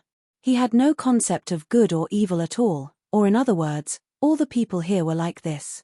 They did not seem to have grown up in human society at all. One must know that even in the wildlands, tribes and clans would develop a basic concept of morality. Unless it was due to certain customs and traditions, or if they were forced to do so, they would not devour their own clansmen, let alone father and son. But if they were savages who grew up in the wild, he shouldn't be able to think and speak so clearly. Even wild beasts wouldn't be so crazy. He really had no idea where the Chan monastery of Devarengye had found them. Although he was not afraid of judging others with the greatest malice, the Chan monastery of Devarengye was still an orthodox Buddhist sect after all. Surely they would not go as far as capturing some people and then turning them into something like this. Duoj raised his head and looked reverently at Li Qingshan. Supremacy, are you a demon general? You're already so powerful even without demonification. Li Qingshan said, I'm a human. What do you mean by demonized? You're a human. Duoj took a step back in fright. He had always thought that Li Qingshan was just like him. What's there to be afraid of about humans? Li Qingshan was completely baffled. This child was not even afraid when he saw him slaughter his own clansmen. He was actually afraid when he heard he was human. Tell me. I heard that humans are all extremely kind and lowly. They like doing stupid things like helping others for free, and they're not ashamed of it. Instead, they take pride in it. They constantly attack us under this reason. They'll only be satisfied when we become as stupid and lowly as them, Duoj mumbled. How did kindness and lowly become derogatory terms when they were put together? Li Qingshan rubbed his head and felt his head ache slightly. This was no longer just evil, but a complete reversal of the concept of right and wrong. It was as if in their minds, anyone who did good deeds like Lei Feng and sacrificed themselves for others would be utterly humiliating and extremely stupid. He vaguely understood the meaning of the demon suppression hall. If these people were not suppressed here and made it outside, they would all be extremely vicious and evil. Didn't I just save you earlier? Isn't that supposed to be helping others? Acting bravely for a just cause? No. Definitely not. I can lead the way for you and help you fight. If you're hungry, you can even eat me. This is all within your calculations. It's definitely not supposed to be helping others. It's very clever and very powerful, a demon among humans of great evil. Duoj was frightened out of his wits. He trembled and explained himself in a hurry. In the end, he even raised his thumb and gave Li Qingshan the glorious title of demon among humans.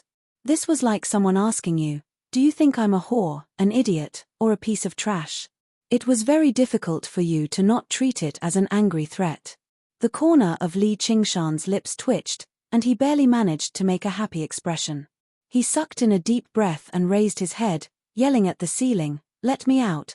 I don't have the right to enter the demon suppression hall at all." He felt like he could already be regarded as an extremely kind person compared to this child. Oh right, he was cursing. The unraging monk laughed aloud. The dauntless monk shook his head. These demon folk are still as thick-headed as ever. They don't know how to repent. Even this little demon folk is filled with evil from the bottom of their hearts. Demon folk are born with a demon heart. Their 5 skandhas flourish, unable to distinguish between good and evil. Right and wrong are inverted. Probably only the Buddhas of the Western paradise can purify them.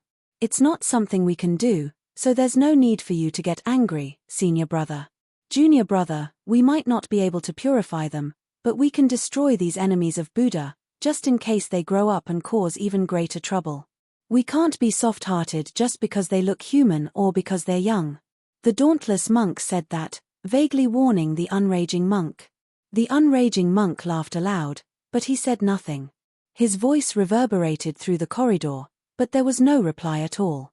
Li Qingshan sighed and said to Duoj, "Then what's the demonification you speak of? All demon folk can demonify, just like this." Duoj clenched his fists.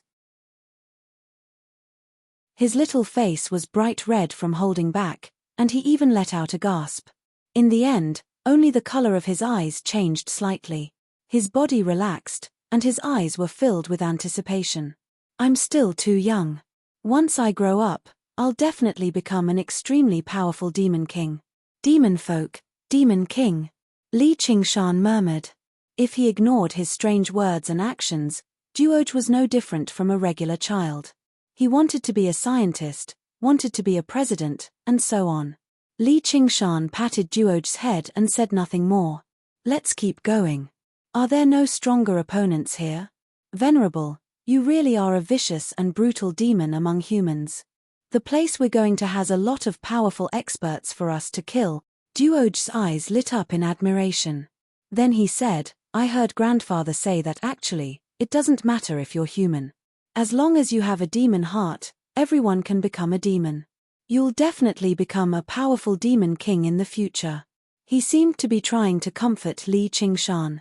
Li Qingshan shook his head with no idea how to react. With a gentle wave of his right hand, a rolling cloud rose up, lifting up Duoj as well. "Afterwards," he said, "all you need to do is point the way. Let's get to the place you're talking about quickly." The cloud took off with a swish. Duoj lay at the front, constantly pointing in a certain direction. The cloud soared through the maze-like demon suppression hall. Flying past thousands of prisons, Li Qingshan imagined the dignified manner in which the Chan monastery of Devarenjie suppressed diamonds when this place was filled with prisoners in the past. After several millennia of recuperation, they would only become even more powerful. If his identity was exposed, he would probably struggle to avoid being suppressed. Demon folk appeared before him one by one. If they did not come to obstruct him, Li Qingshan would not pay any attention to them, but if they dared to block his path, he could not be bothered with doing anything either. He just rammed over with a cloud. Under his control, the cloud-treading mist subdued the soft and the hard, and it moved with startling speed. Everyone he rammed into would suffer broken bones and spurt out blood. However, these demon folk were all tough and possessed great vitality, so he had no idea whether they would die or not. The path gradually widened, and the twists and turns and branching paths decreased. However, more and more demon folk appeared, and they became stronger and stronger. Some of them even wielded weapons such as blades, spears, swords, and halberds. Their abnormalities became more and more severe too. The speed of the cloud naturally slowed down. With a bang, the cloud knocked away a blade-wielding demon folk, and the blade flew out of his hand. Duoj stuck his body out of the cloud and reached out to scoop it up. Holding it in his hand, he tossed aside the bone club he had just obtained and placed the bloody longsword on his back. However, it was taller than him, making him look a little comical. However, he looked very happy. His innocent look was no different from that of a mortal child who had obtained a favorite toy. Li Qingshan felt rather sorrowful. He was not a person who was overflowing with sympathy, but he would always feel some gentleness towards children. Children were always weak and powerless. Everything was bound by their environment. They were powerless to fight back when they were oppressed, humiliated, and oppressed. They could not distinguish themselves even when they were bewitched by others. By the time they grew up and could make their own decisions, they had already been twisted beyond recognition a long time ago. Perhaps I'm thinking of myself in the past. Li Qingshan exhaled and rubbed Duoj's head. Duoj shrunk his neck back and turned around. He seemed vigilant and uneasy. Don't worry. As long as you have no ill intentions towards me, I won't kill you, nor will I eat you. I'm not a demon folk, but a stupid human. Duoj stuttered. He had no idea what to say. Two huge, gilded doors appeared at the end of the path. Several dozen strangely shaped demon folk stood or sat in front of the doors, forming a circle. Two demon folk were currently locked in a battle to the death in the center as the others made a ruckus on the side. Kill him! Kill him! They all watched over him covetously, ready to devour the flesh and blood of the loser. Seeing the cloud approach, they all turned around. Only the two demon folk continued to fight with bloodshot eyes, sinking their sharp teeth into each other's bodies viciously like two frenzied fighting dogs. One of the demon folk originally leaned against the gilded doors, but he suddenly stood up now. He was already far taller than humans.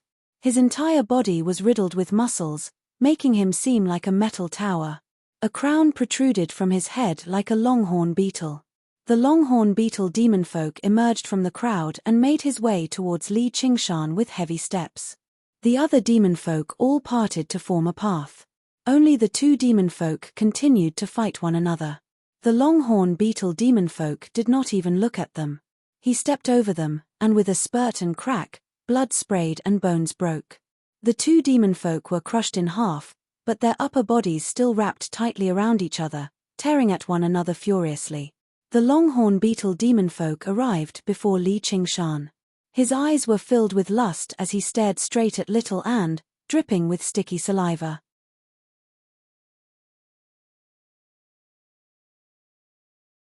Chapter 575. It's best if you use your head before you speak. If you don't need it, I can remove it for you. Li Qingshan raised his head impatiently. Woman. The long-horned beetle demon folk let out a furious roar. His skin glowed blue as the crown on his head bulged, elongating into a huge horn that slammed towards Li Qingshan viciously. Be careful, venerable. His demonified. Duoj called out. If Li Qingshan died, only death would await him too. He would not be able to escape the fate of being eaten. Li Qingshan casually grabbed the huge horn. The long-horned beetle demonfolk constantly stepped backwards, but what blocked his way was like a mountain, standing firmly. Li Qingshan pulled gently, and the long-horned beetle demonfolk felt an irresistible force. He was pulled over against his will before his neck tightened. Li Qingshan's other hand had clamped around his neck. He used force with both hands at the same time and pulled gently. His skin and flesh ripped open, revealing Sen Bai's neck bone. Blood gushed out like a fountain. He forcefully ripped off the great head of the long-horned beetle demonfolk and tossed it away like a ball. With a bang, it struck the gilded door and shattered, sticking to it. Several dozen demonfolk bellowed out together, all demonified and charging over together. A while later, the corpses of the demonfolk were scattered on the ground, forming a thin layer of blood. Only the two demonfolk who only had half their bodies left continued to fight in a frenzy. Li Qingshan made his way towards the gilded door and kicked them aside. They slammed into the golden wall with a thud and turned into a pile of mush. They merged with each other and slid down slowly.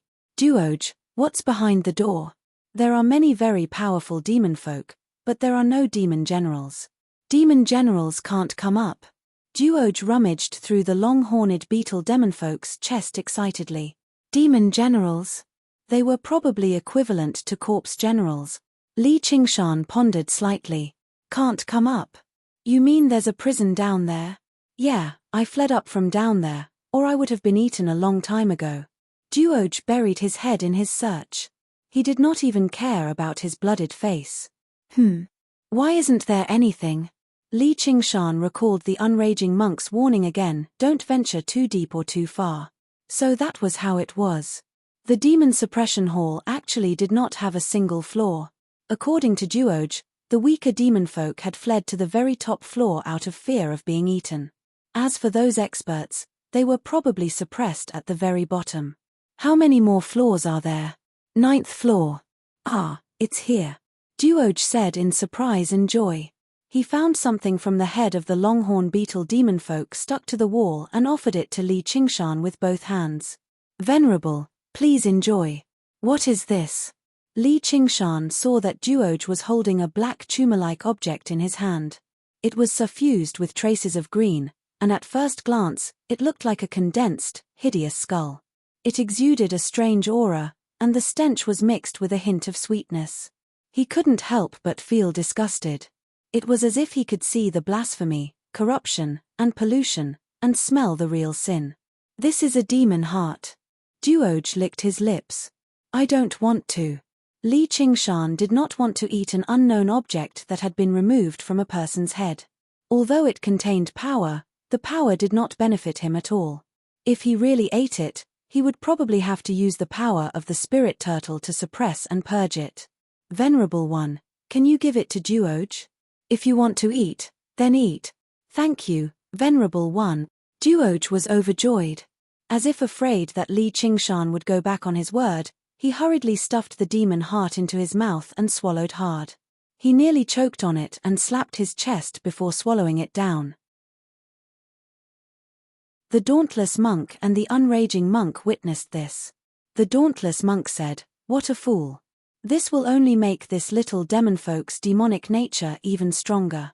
Li Qingshan pressed his hand against the gilded door and slowly drew the heavy water sword. Little Duoj is among the demonfolk. What's the most vicious thing you can say to someone? You're a good person. Duoj said after some thought. Li Qingshan's expression stiffened. All right then. He pushed hard, and the gilded door parted extremely quietly.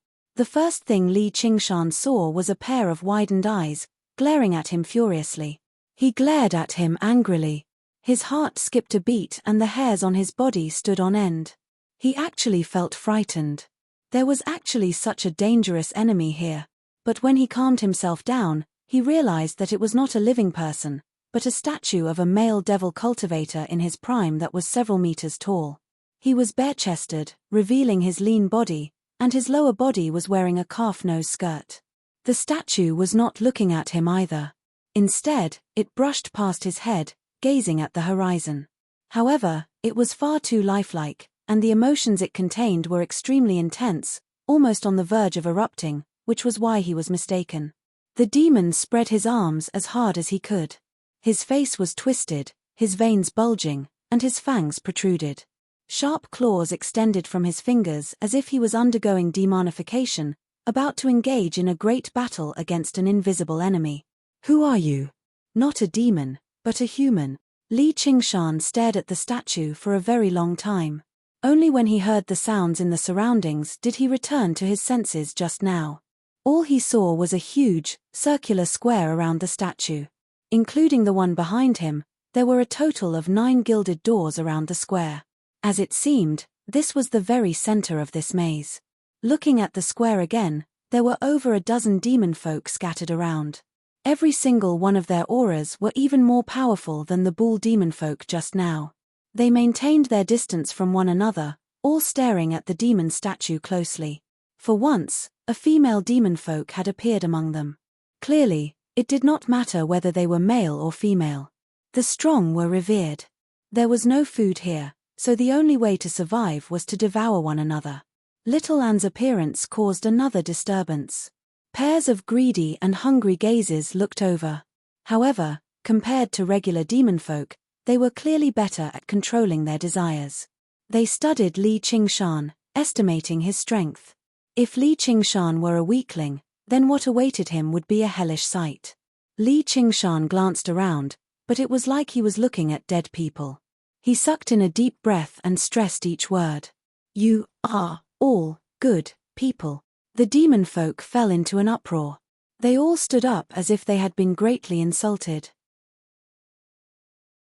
Seeing how this worked, Li Qingshan sniggered and continued, "Your entire family are good people. You've all been good people your entire lives." The demon folk were all furious. They all demonified and lunged over. At this moment, Li Qingshan's gaze swept past them and landed on the demon statue again. He thought of something. His not demonifying. It's the exact opposite. His resisting demonification. The demon folk lunged over.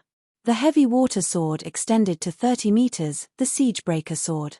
Li Qingshan gripped it firmly with a single hand and swung it horizontally, cutting through 7 powerful demon folk. The sword chi entered their bodies and exploded, ripping them to pieces. Li Qingshan could clearly see the shockwave of the sword chi land a few feet away from the demon statue before being blocked by an invisible barrier. He came to a realization. The statue is probably the center of the hall. Li Qingshan took a step forward.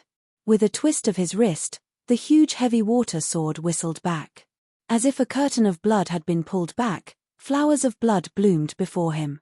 They ignored the remains of the corpses and brushed past him like a storm. Li Qingshan ignored all of this. He only raised his head and stared at it. The demon's eyes don't contain fury, but pain. What did the statue seem to be hiding? Only the female demon folk fled towards the gilded door opposite to Li Qingshan. She was not driven by lust. Her desire to survive triumphed over her fury. Li Qingshan tossed out the heavy water sword without even looking at it. A streak of blue light shot out in an arc, passing through the demon folk and returning to Li Qingshan's hand. The demon folk was stunned before exploding loudly. Li Qingshan finally arrived before the statue. From this angle, the demon male extended his arms towards the sky. He's not fighting or killing anyone. Instead, he's praying. What is he praying for? Who is he praying for?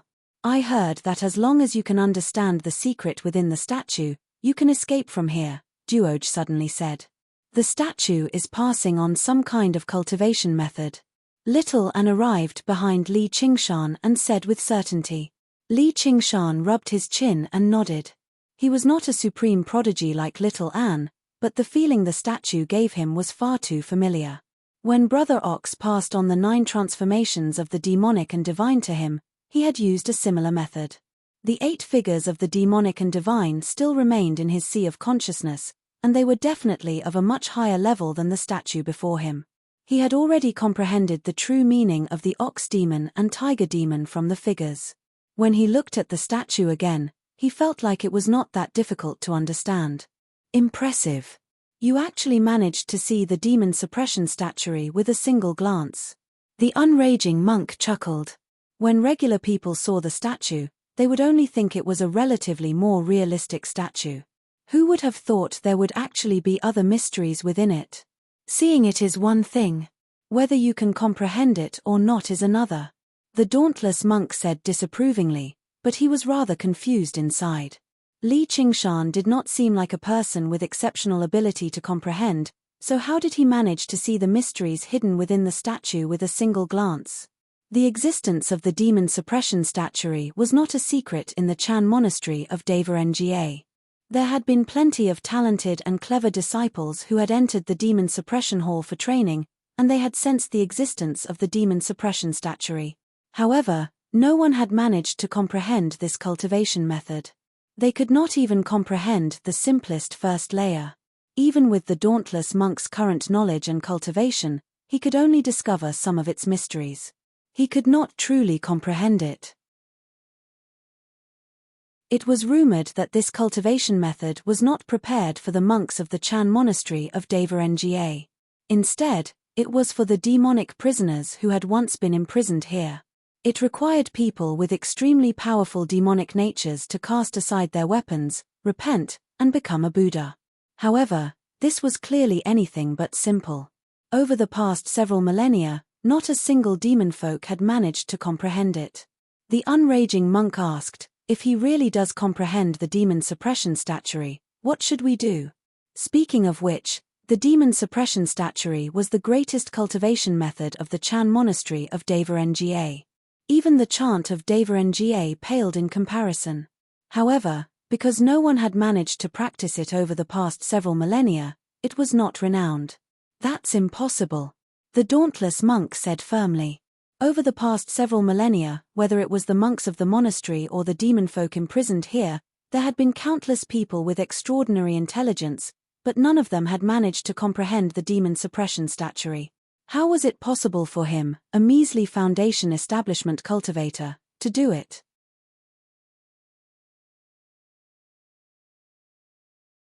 Chapter 576. The unraging monk shook his head with a smile. The human heart is mysterious and deep. Normally, it only shows the tip of the iceberg, and it's restrained by the customs of the secular world, making it even more unpredictable. Just now, he's acting so viciously and brutally. It's no longer just for victory. Everyone has a Buddhist nature in their hearts, but everyone also has a demonic nature.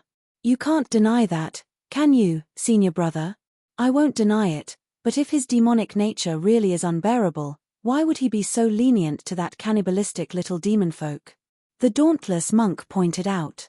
Duoj currently had his head lowered, searching for the scattered demon hearts on the square. The demon hearts were made of extraordinary materials. They were the only parts that could not be destroyed by Li Qingshan's sword qi. Perhaps he has always been suppressing the demonic nature in his heart, the unraging monk said. Even he found it to be rather unlikely. If demonic nature could be suppressed so easily, then the world would be filled with kindness. What was the point of the demon suppression statuary then? They never imagined that Li Qingshan was constantly using the spirit turtle's method of sea suppression, a cultivation method even more wondrous and powerful than the demon suppression statuary, to suppress the demonic nature in his heart at all times.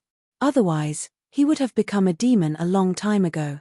Little Anne stared at the demon suppression statue and shook her head before long, giving up on comprehending the demon suppression statuary it contained. What, even you can't comprehend the cultivation method inside?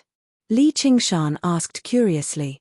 He had never seen anything that could trouble Little Anne said, the statue has merged with the entire demon suppression hall.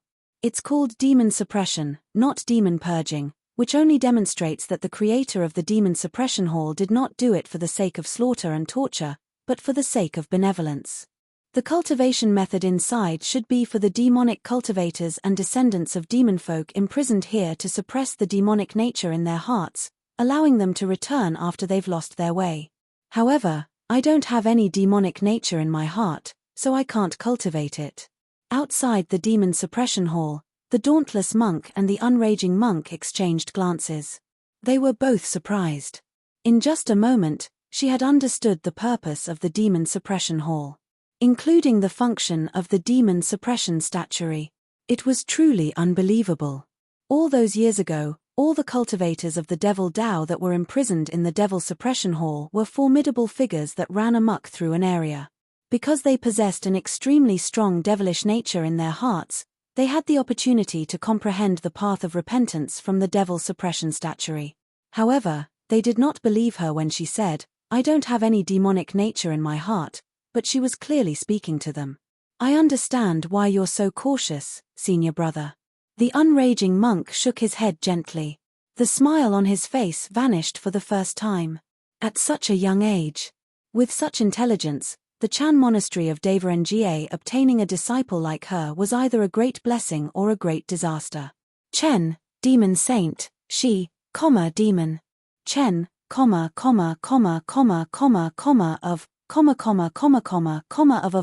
of, The path of white bone and great beauty could be regarded as a path from Buddhism to the demonic. It could be described as the exact opposite of the demon suppression statuary. In her heart, there had never been any demons that could be suppressed, but Li Qingshan was different. Suppressing demonic nature. I wonder if I can use it to suppress the ox demon and tiger demon? Li Qingshan thought of something. After reaching the 5th layer of the ox demon transformation, he often felt like he was struggling to suppress it. Forcefully suppressing it took quite a lot of effort. If he could learn the demon suppression statuary, he wondered if he could obtain some assistance. And the grade of this cultivation method did not seem low. At the very least, it was much better than the arts of the boundless ocean. Those bald donkeys had casually locked them up here as a test. Learning a cultivation method like this was not exactly a bad harvest. Li Qingshan circled around the demon suppression statue before turning around. With his back to the statue, he probed it with his soul sense. He changed his posture. He assumed the exact same posture as the demon suppression statue. He probed the demon suppression statue with his soul sense. In the beginning, he did not sense anything special. Thinking about what little An had said, he tried relaxing the spirit turtle suppression on the ox demon and tiger demon slightly. In that moment, his expression changed. His eyebrows rose, and his eyes widened as he raised his head and gazed at the empty space. His lips were pressed firmly into a line. The ox demon's demonic nature was unshakable. The tiger demon's demonic nature was surging with viciousness. He spread his thickened arms, and his muscles bulged. His chest let out a soundless roar, as if he was clashing with an invisible enemy. Duoj, who was currently picking up demon hearts and stuffing them into his mouth, leapt in fright. He took a step back and collapsed on the ground. His mouth hung wide open, forgetting to swallow the demon hearts. He stared straight at Li Qingshan, feeling an urge to bow down and worship him. Originally, although Li Qingshan had saved him, he did not feel any gratitude. There was no such thing as gratitude in the hearts of demon folk. Only good people knew how to repay a debt of gratitude. After learning Li Qingshan was a human, he feared his strength and said a lot of praise, but that was not what he thought inside. In particular, after Li Qingshan expressed his kindness to him, he found it strange. He believed humans were just as baffling as the legends described them to be. But in that moment, Duoj was filled with sincerity, prostrating himself on the ground like a monk worshipping an eminent monk of great virtue. The venerable truly is a demon among humans. Even those demon generals are nowhere close to him. He's already so powerful without a demon heart. If he obtains a demon heart and becomes a demon folk, wouldn't he be even more powerful? This is. Even with the dauntless monk and the unraging monk's mental fortitude and cultivation, they were surprised right now. How could he possess such a powerful demonic nature as a mortal? The demonic nature in Li Qingshan's heart was so powerful that it was beyond anyone's imagination. Even the gods and Buddhas were unable to enlighten the ox demon's stubborn persistence. The tiger demon's will to battle the world was like a madman. The demonic nature of demon folk seemed powerful, emotionless, and ignoring all morals, but that was only because they had been infected by their demon hearts. The so-called demonic nature that had been instilled with their thoughts twisted was as feeble as a maggot compared to the ox demon and tiger demon. They were essentially the same as the mortal worshippers who worshipped Great Buddha Mountain, except that they had gone from believing in Buddhism to believing in demons. True demons could run amok and do as they pleased. With a single thought, they would have no regrets even if they died 9 times over. This was the demonic nature that Li Qingshan possessed. As for the various desires and killing intent, they were just byproducts. They could not sway his mind. The dauntless monk's face sank. He clenched his fists firmly in his sleeves. Such a heavy demonic nature was basically rare in the world. If he encountered this kid outside, he would basically throw caution to the wind and kill him on the spot.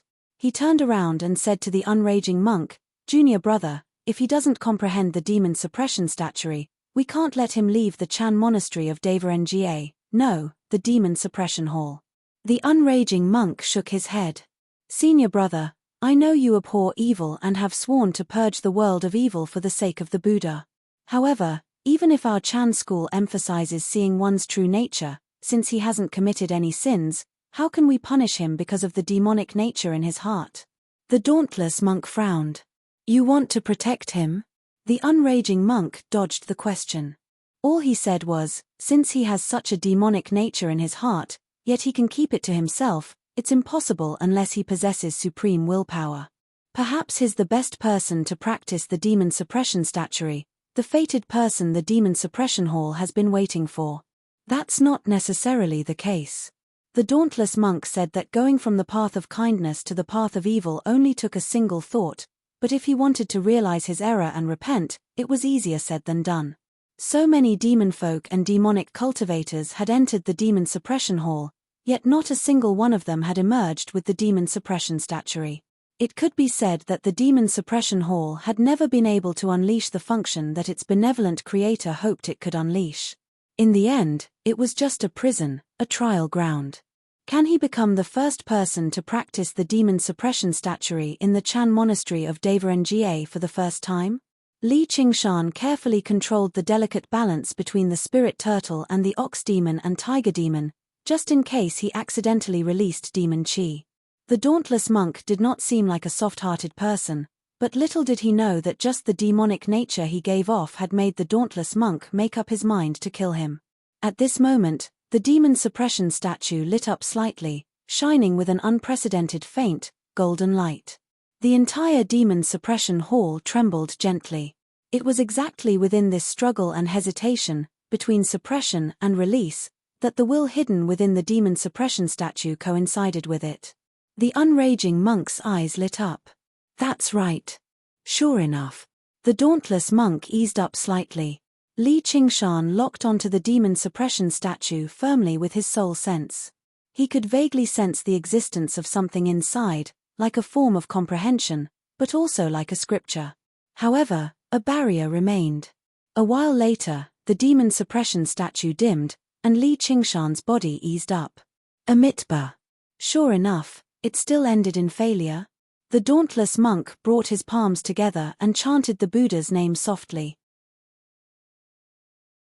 However, the unraging monk knew that this was the dauntless monk making up his mind to purge diamonds.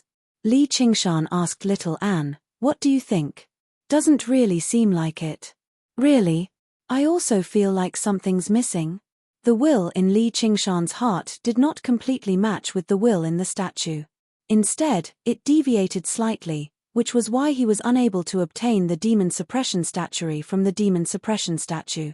He sank into his thoughts for a while before turning around to face the statue and saying quietly, "There's a powerful demonic nature in my heart, but I'm not in pain. I don't want to beg for anyone's help, nor do I want to mend my ways and completely erase this demonic nature. If this demonic nature doesn't exist, Li Qingshan will no longer be Li Qingshan." Suddenly, he bellowed out, "No matter what you're hiding, hand it over." The demon suppression statue suddenly erupted with unprecedentedly resplendent light, as if all the light in the entire demon suppression hall was gathering towards it.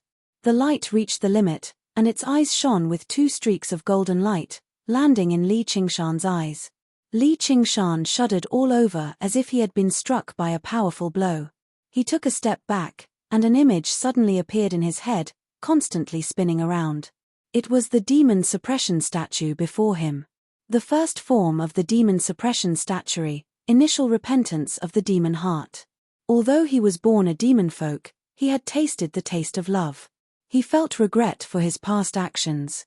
As a result, he wanted to break free from the restraints of his demon heart and develop his own will.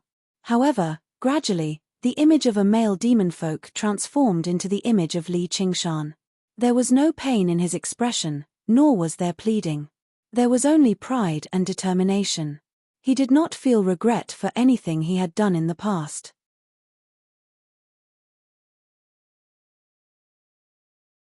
Chapter 577. After the demon suppression statuary shot out 2 beams of light, it rapidly dimmed. Li Qingshan stood silently in front of the statuary for a long time.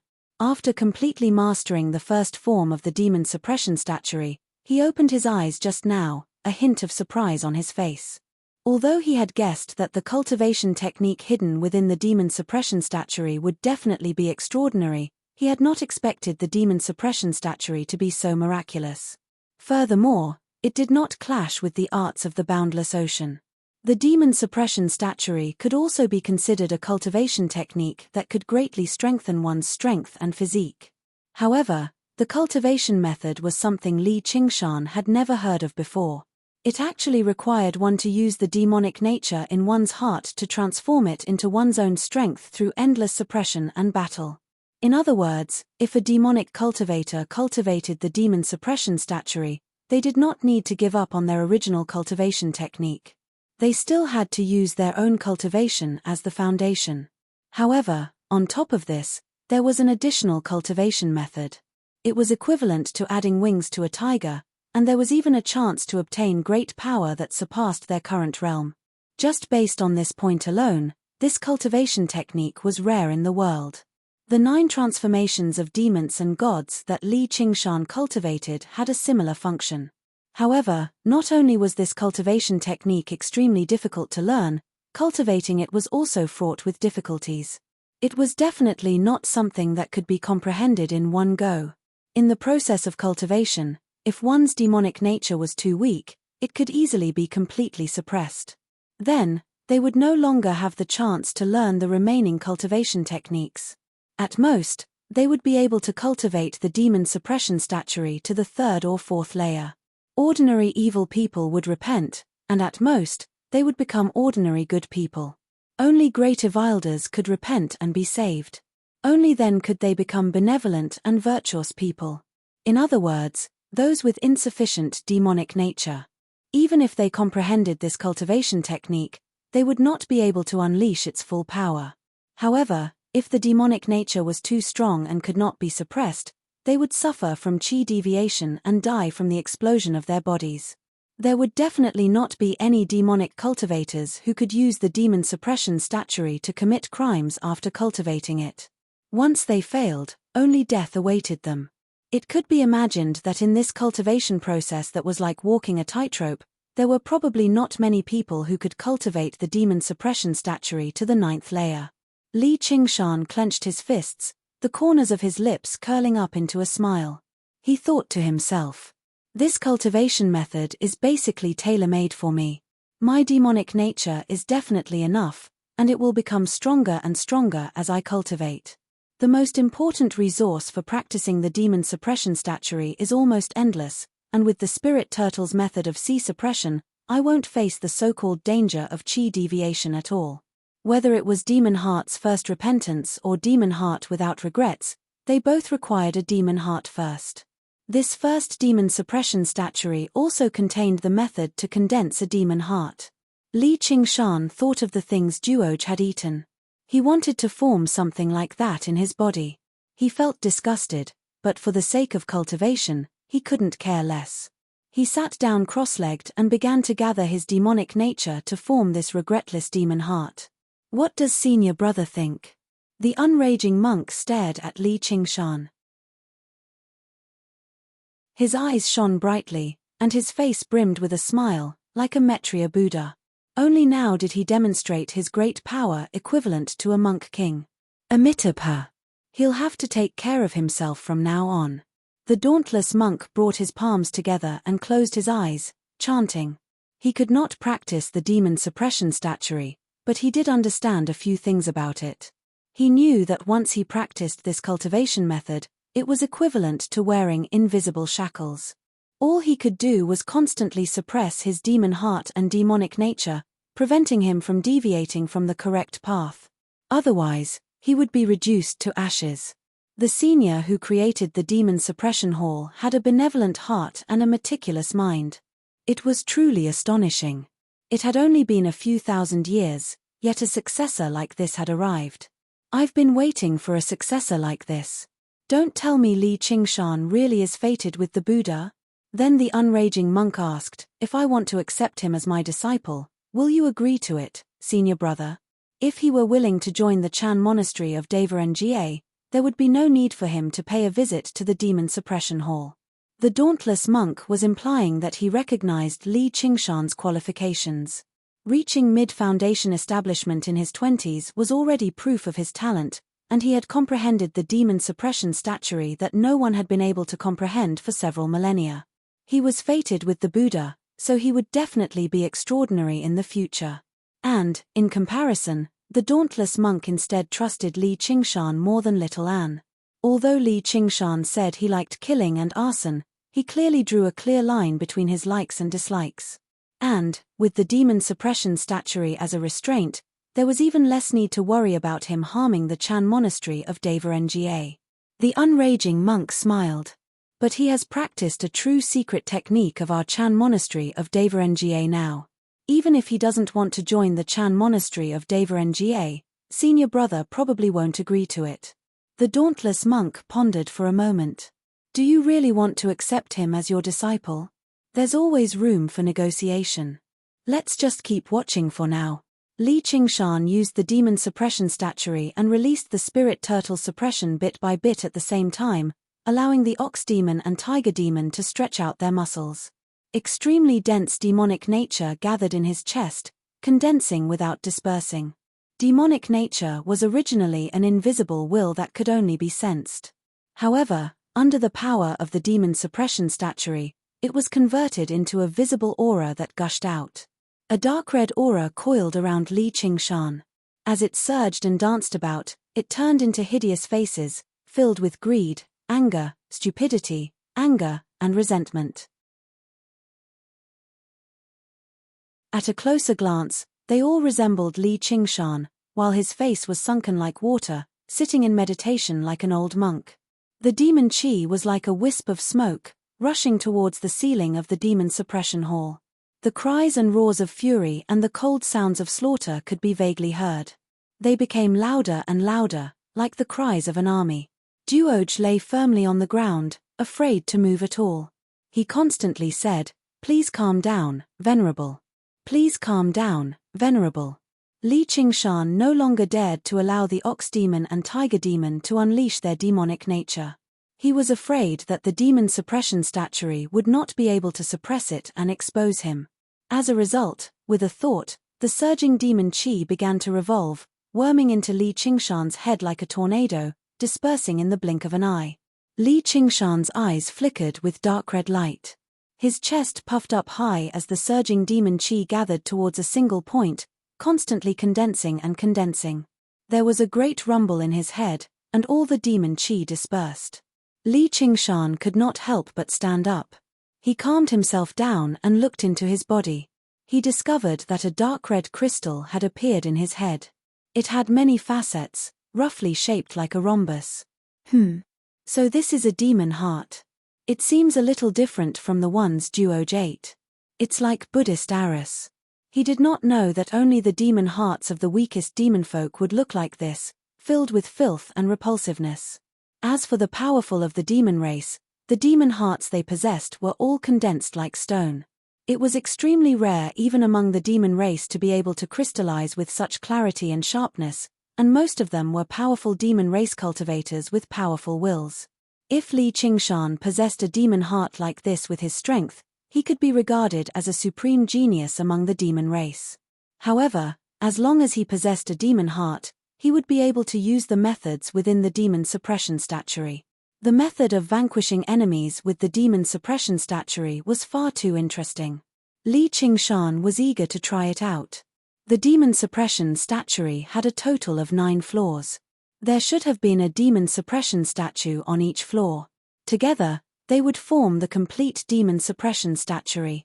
Duoj, how do we get to the next floor? Before Li Qingshan had even finished talking, the huge pedestal below the demon suppression statue flashed, and a door appeared. A few people barged in frantically. When they saw Li Qingshan blocking their way, they yelled, "Piss off." This was the highest floor of the demon suppression statuary. Powerful demon generals could not come up here, and they were all powerful cultivators close to the realm of demon generals. Li Qingshan blocked their way here alone, so they obviously did not take him seriously. Li Qingshan licked his lips, and his eyes immediately turned dark red.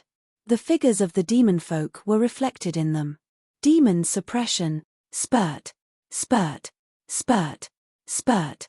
The demon folk stiffened as if a huge, invisible hand had slammed down, smashing them into a bloody pulp. Duoj was so shocked that his mouth was agape. He had no idea what had happened.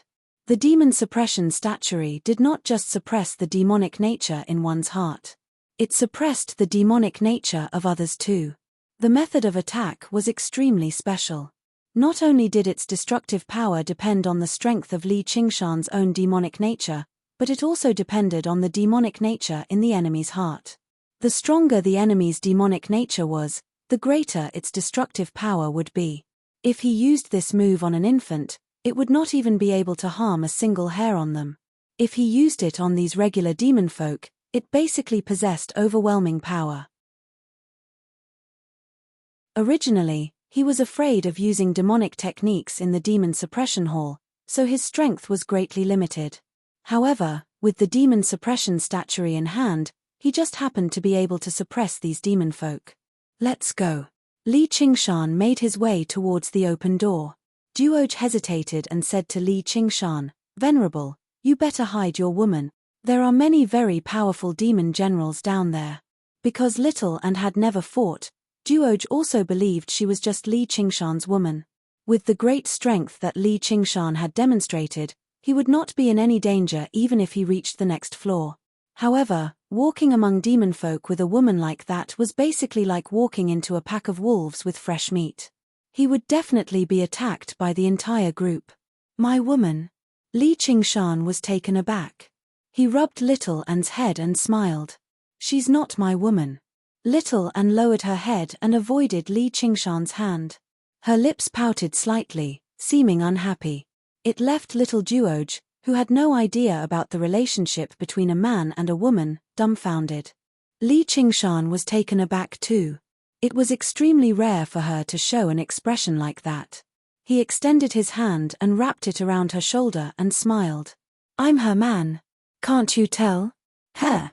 The hired thugs obviously walk at the front. "She doesn't fight only because there's no opponent worthy of her fighting here," Li Qingshan said.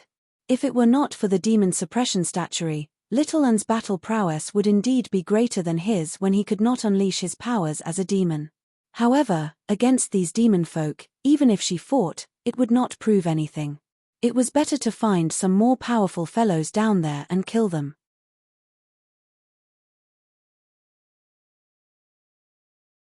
Chapter 578. The unraging monk laughed aloud. "The two of them are both fated with the Buddha, and they've entered our Chan monastery of Devarengia together. It's truly fated, a match made in heaven. It won't be easy for senior brother to separate them. You need to keep your disciple in check." The dauntless monk was displeased, but he instead felt slightly relieved inside. Little An's behavior had always been far too perfect, far too flawless, which instead made people uneasy. Now that she was behaving like a regular young girl, she seemed much more normal. As long as he guided her slowly, the feelings between a man and a woman could naturally be eliminated. Li Qingshan made his way towards the open door and suddenly asked, "Duoj, don't you like women?" Duoj said, "I'm still young. I don't like women, or who knows what would happen. Only after I become very strong can I control myself." "Yes. You need to learn to control yourself. Don't let the demon hearts twist your true heart. Duoj nodded in confusion, muttering the two words true heart. If an eminent monk of Buddhism had tried to persuade him like that, he might not have accepted it. However, even a venerable had said that, so it must have been a good idea. Li Qingshan took a step through the door, and the surrounding light twisted as if he had been sucked into a vortex. By the time he returned to his senses, he had already appeared in a golden room out of nowhere. It was rather similar to the prison on the floor above, except when he raised his head, the ceiling seemed even higher. He became even more certain that the origins of this demon suppression hall were anything but simple. Just the height of these 2 floors was not something that Great Buddha Mountain could hide. If he followed this logic, the height and area of the demon suppression hall would probably be much higher than Great Buddha Mountain and much larger than the Chan Monastery of Devarnga. He waited in the prison for a while, but he did not see Little and Duoj appear. Oh no, I didn't think they'd actually not be on the square on the floor below. Instead, they'd been randomly transported here, but I forgot to hold Little An's hand. Though, with Little An's strength, he shouldn't be in any danger. All I have to do is search for him. Seeing Li Qingshan and Little An walk through the door one after another, Duoj picked up the demon hearts scattered on the ground and shoved them all into his mouth, but he began to hesitate. The demon folk on the next floor were much stronger than the ones on this floor. With his current strength, there was no guarantee of his safety at all. And after eating these demon hearts, he felt the blood and chi in his body boiling, and his strength greatly increased. There was not much danger on this floor, and it was a good opportunity to escape from them. One by one, the demon hearts entered his body. Like water droplets, they merged with his own demon heart and pulsed with vitality. A creepy smile that did not match his age appeared on his face. If I follow them, I'll be able to obtain more demon hearts and become stronger. It's worth it to take some risks. Before entering, Duoj looked up at the towering demon suppression statue again and found it rather strange. He's clearly not injured. Why is he in so much pain? There was a hint of confusion on his face. He thought back to the time when he was almost eaten just now. It was also very painful. It wasn't just his body that was hurting. There was also a very, very deep place that was aching. He subconsciously touched his chest, his heart pounding. Was this his true nature? To demon folk, as long as their demon hearts were not destroyed, they would not die even if their hearts were pierced, so they would often overlook their existence. It was said that once he understood the secret within the statue, he would be able to return home. Return home? He shook his head. His mother had already been eaten. She no longer had a home. Suddenly, he pressed his hand against his chest. The strange feeling appeared again, and his nose became rather sore. His small, dark face scrunched up into a ball. He hated this feeling. Fortunately, at this moment, another voice rang out in his heart, "Hurry up and follow them, or there won't be any demon hearts to eat. It's rare for such a good opportunity to appear. You have to make good use of them." He let out a sigh of relief. The strange feeling had finally vanished. However, when he stepped through the door, the demon suppression statue remained firmly imprinted in his heart.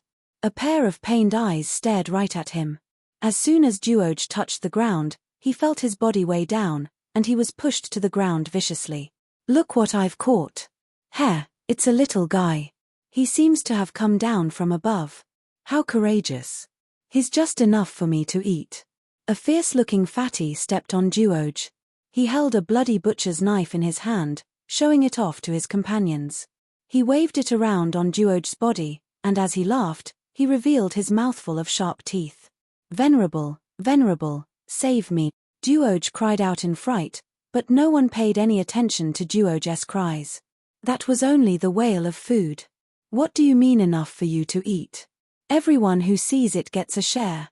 Cut it down the middle, and we'll split it half." Beside the fat demon folk was a tall demon folk as thin as a bamboo pole. His arms were abnormally long, almost reaching the ground, like a gibbon. He grabbed one of Duoj's arms with one hand and called out in dissatisfaction.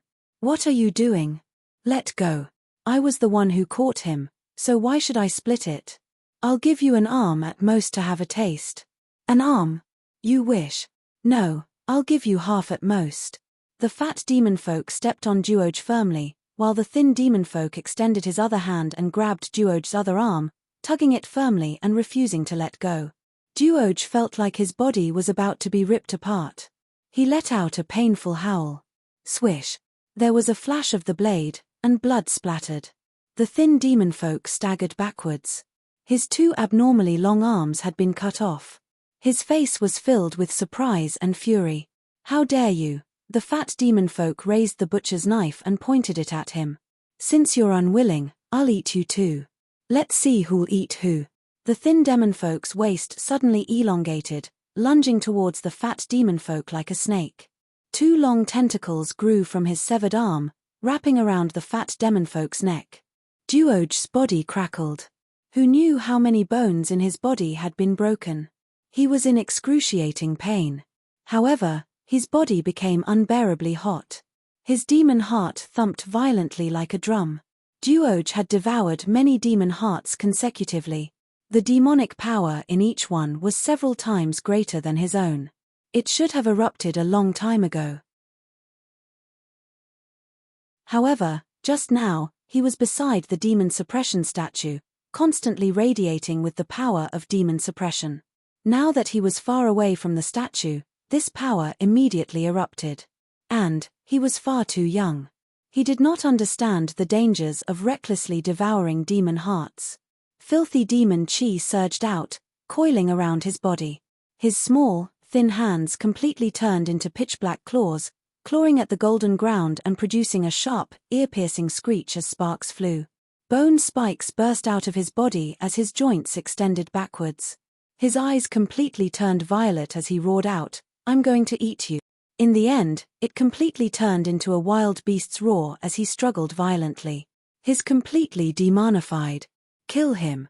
The fat demon folk felt a violent resistance from beneath his feet. He actually struggled to suppress it with his strength. The thin demon folk cried out, how can he possess this kind of power? Demonification was the most basic power of demons. Once it was unleashed, their strength would multiply. However, demon folk focused on becoming one with the demon. If the power of the demon heart was too great and they were unable to control it, their bodies would be invaded and they would lose their minds, turning into violent beasts and completely demonify. Even vicious demon folk were unwilling to become like that, which was why they were extremely careful when devouring demon hearts. Normally, devouring the demon hearts of demon folk weaker than them was completely useless. It would only make their own demon chi become impure. Although devouring the demon hearts of powerful demon folk could increase their strength, it was very easy for them to lose control and completely demonify. The butcher's blade swung viciously towards Duoj's neck. With a clang, it missed, striking the ground. Duoj broke free from the suppression and lunged at the fat demon folk violently. With a plop, he dove into his great belly, like a pregnant woman who was 10 months pregnant, except a hand protruded out here and a foot punctured there. The thin demon folk waved his two tentacles, unable to do anything. The fat demon folk's face was filled with malice. He swung the butcher's blade and stabbed it towards himself, piercing through his body. A while later, he stabbed it 7 or 8 times. Blood sprayed out, covering the walls and floor. It was extremely bloody. With a clang, the butcher's blade fell to the ground. The fat demon folk's chest bulged up before exploding with a bang. Duoj burst out of his body with a demon heart in his mouth. His body was riddled with horrific slashes. He landed on all fours, like a vicious little beast. He chewed the demon heart a few times randomly and swallowed it. The slashes on his body healed at a visible rate. Another 3 bony spikes protruded from his head like a sharp horn, and his body swelled up as well. His mouth split open to his ears, revealing a row of blade-like teeth. He no longer seemed human at all. He turned his head and stared at the thin demon folk with his purple eyes, lunging over. The thin demon folk turned around and fled, but it was already too late. He was pushed to the ground. With a crack, his mouth opened to an unbelievable degree before suddenly closing. A semicircular gap appeared on the thin demon folk's shoulder. At the same time, he clawed around with his claws, spraying blood all over him. The tentacles wrapped around him loosened, and Duoj tossed aside the remains and leapt to one side. After eating the 2 demon hearts, his body became even larger. His small, skinny body became as agile and sturdy as a black panther, but he was several times larger than the black panther. His body was covered in sharp spikes, which made him seem extremely vicious. He lowered his head and sniffed the ground before turning around and leaping onto the wall, running off into the depths of the corridor. This little demon folk has become a demonic beast. He can't turn back anymore. The unraging monk sighed gently. Who knew how many times he had seen something like this during the century he spent guarding the demon suppression hall. Are you pitying demon folk, junior brother?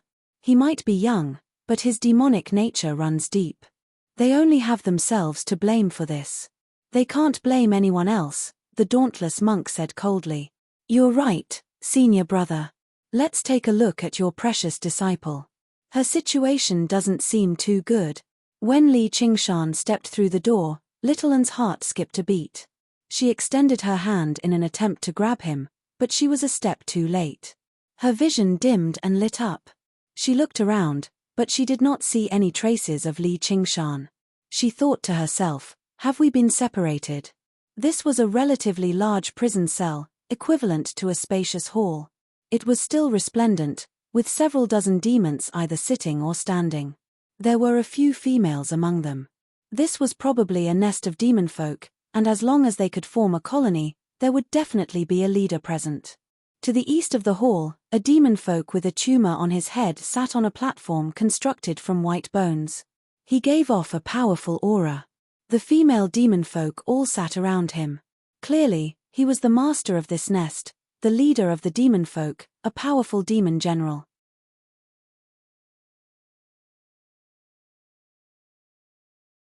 Chapter 579. FF37, FF18, XFF33.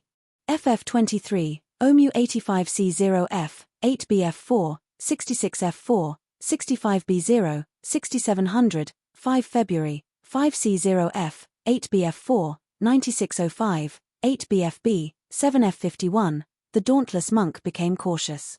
The world that demon folk lived in was filled with cruelty and slaughter. Although the cultivation of demon generals was only equivalent to Foundation establishment cultivators, their battle prowess was far greater than regular Foundation establishment cultivators. Under the control of the demon heart, there were extremely few vital points on their bodies. Even disciples of the school of the military who practiced both chi and body might not necessarily be able to match them. The inner courtyard disciples of the Chan monastery of Nga would often suffer losses in trials as well. As a matter of fact, some of them had even been slain due to a moment of carelessness. He thought, one will is supremely talented and possesses a deep understanding of the Buddhist Dharma, but she's still young after all. She might not necessarily be this demon general's opponent. And, in the demon suppression hall, even a monk king like the dauntless monk was restricted by the rules, going down floor by floor. If little Anne was in danger, he probably would not be able to save her in time. However, a life-threatening situation like this was the perfect opportunity to observe a person's temperament. Whether it was bravery, timidity, calmness, or panic, none of it could be hidden. As a result, he observed patiently. One will, don't disappoint me. Did you come down from above? A demon folk extended his forked tongue and licked his face as he asked with ill intentions. I never thought there would be such a beautiful woman among the humans. A demon folk drooled. Look at how delicate her skin is. She must taste quite good. The female demon folk on the throne of white bone snorted coldly and said with jealousy. That's a pity. Of course, I'll eat after I've played enough. Ha ha ha. Lust, jealousy, and wicked laughter. Surrounded by the menacing gazes of the demons, Little Anne remained emotionless. Her eyes stared ahead blankly, ignoring all of this. She turned around and made her way out of the door, which made the demons even more complacent. You want to leave? An extremely large demon folk blocked in front of Little Anne like a wall. Little Anne did not slow down or hesitate at all. In the moment he collided with the demon folk, there was a flash of golden light, and a bloody door emerged from the wall. The huge demon folk widened his eyes. He lowered his head and stared at the huge hole in his body in disbelief. A vicious light flashed through the demon general's eyes, but before he could even do anything, the demon general's face changed. Without even looking back, Little Un took out an item and raised it high above his head. It was like a round wheel at the top and a lampstand at the bottom. It shone with golden light. This was the wheel of the Wisdom King's glare that the Annihilum Light Chan Master had given him. There was a closed eye in the middle of the wheel of the Wisdom King's glare. It suddenly opened and shot out a ray of golden light that pierced through the demon general's chest. The unraging monk said with a smile, "So still light has already given her the wheel of the Wisdom King's glare. Senior Martial Brother can rest assured." The wheel of the Wisdom King's glare was a purely offensive magic item, and its destructive power was extremely strong. The golden light that shot out was nearly indestructible. The dauntless monk shook his head gently. If she becomes careless because of this, she'll be screwed. The demon general lowered his head in some surprise, as if he never expected her to possess such a powerful weapon. He sneered inside, "Do you really think you can kill me like this?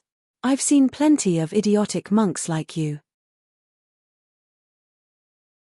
Just when he was about to lunge over and take her by surprise, the ray of golden light suddenly dispersed, multiplying from 1 to 10, and from 10 to 100. Moreover, it spun rapidly, cutting through the demon general's body like a piece of paper. Just now, it dispersed. The demon general took another step forward before collapsing forward, turning into a pile of minced flesh. Some of it even wriggled slightly. However, no matter how powerful his life force was, he could not piece it back together. The other demon folk were all stunned. Their expressions were still frozen with greed and lewd smiles. Clatter. Clatter. It fell to the ground in several pieces. The nest of demon folk immediately fell silent, devoid of all life. Blood flowed and the smell of blood permeated the air. Little Un's footsteps did not falter at all. The throne of white bone behind her collapsed loudly. The dauntless monk was slightly taken aback. He was not surprised by how great the strength Little Un demonstrated was, but by how she could actually use the wheel of the Wisdom King's glare to such a degree. Logically speaking, it was already very difficult for her to unleash its full power with her cultivation, yet she could easily split a single ray of golden light into 100, and every single ray was so precise and effective. The unraging monk sighed. With this move alone, not a single demon folk can harm her on the second floor of the demon suppression hall. Little Un arrived in the corridor. There were 7 paths in front, back, left, and right. It was impossible to determine one's bearings in the demon suppression hall. The concept behind its construction was not to make it easier for the prisoners trapped here to find their bearings. Sometimes, even if they chose the right direction, it was very likely for the end of the path to be a dead end. Without any guidance, it would truly be a labyrinth. However, Little Un glanced around and chose a path, heading towards the demon suppression statue. With a stomp of her right foot, she took off with a whistle. Although the architecture of the first floor and second floor was completely different, she had already grasped the pattern. The 2 monks sighed in amazement at her sharp rationality. Soon after Little Un left, a nimble, black shadow lunged into the hall. The completely demonified duoge had been drawn over by the heavy smell of blood, so he came looking for it. His body had become even larger. Bone spikes extended from his body, and he lunged towards the shattered demon general first. He extended his long, scarlet tongue and swept it across the ground, sucking all the flesh into his mouth and swallowing it. Afterwards, he lunged towards the remains of the other demon folk. In the blink of an eye, he had devoured the demon folk's nest clean, which obviously included several dozen demon hearts. The black demon chi became denser and denser, wrapping around him in layers. With the sound of bones stretching, his body swelled and enlarged once again. The demon heart in his body became extremely large, throbbing like a drum. Suddenly, it broke through a limit. He raised his head and let out a roar. Boom! With a clap of thunder, a bolt of lightning pierced through space and struck duoge. Electricity flowed, and the golden hall trembled slightly. The unraging monk said, "This little demon folk is about to undergo the tribulation. That's quite a rare opportunity." The dauntless monk said, "He's going to die from madness in the end, so what opportunity is there to speak of?" The heavenly tribulation was the supreme law of the world, the invisible examiner. It was omnipresent, testing all creatures that wanted to transcend mortality and achieve immortality. Whether it was gods, demons, humans, or diamonds, no one could escape its judgment. The lightning slithered about like dragons and snakes, wrapping around Duoj's body and passing through the holes. Duoj let out a furious roar in pain, and his demon chi immediately dimmed. So painful. Under the violent strikes of the lightning, a sliver of clarity appeared in Duoj's mind. The demon suppression statue appeared in his mind again. Its painful posture seemed to match his current situation. In the depths of the corridor, Little Anne stopped and glanced back. Afterwards, she stepped over the chunks of flesh on the ground and continued on her way. "What's that sound?" "It's thunder." "There's obviously no thunder here."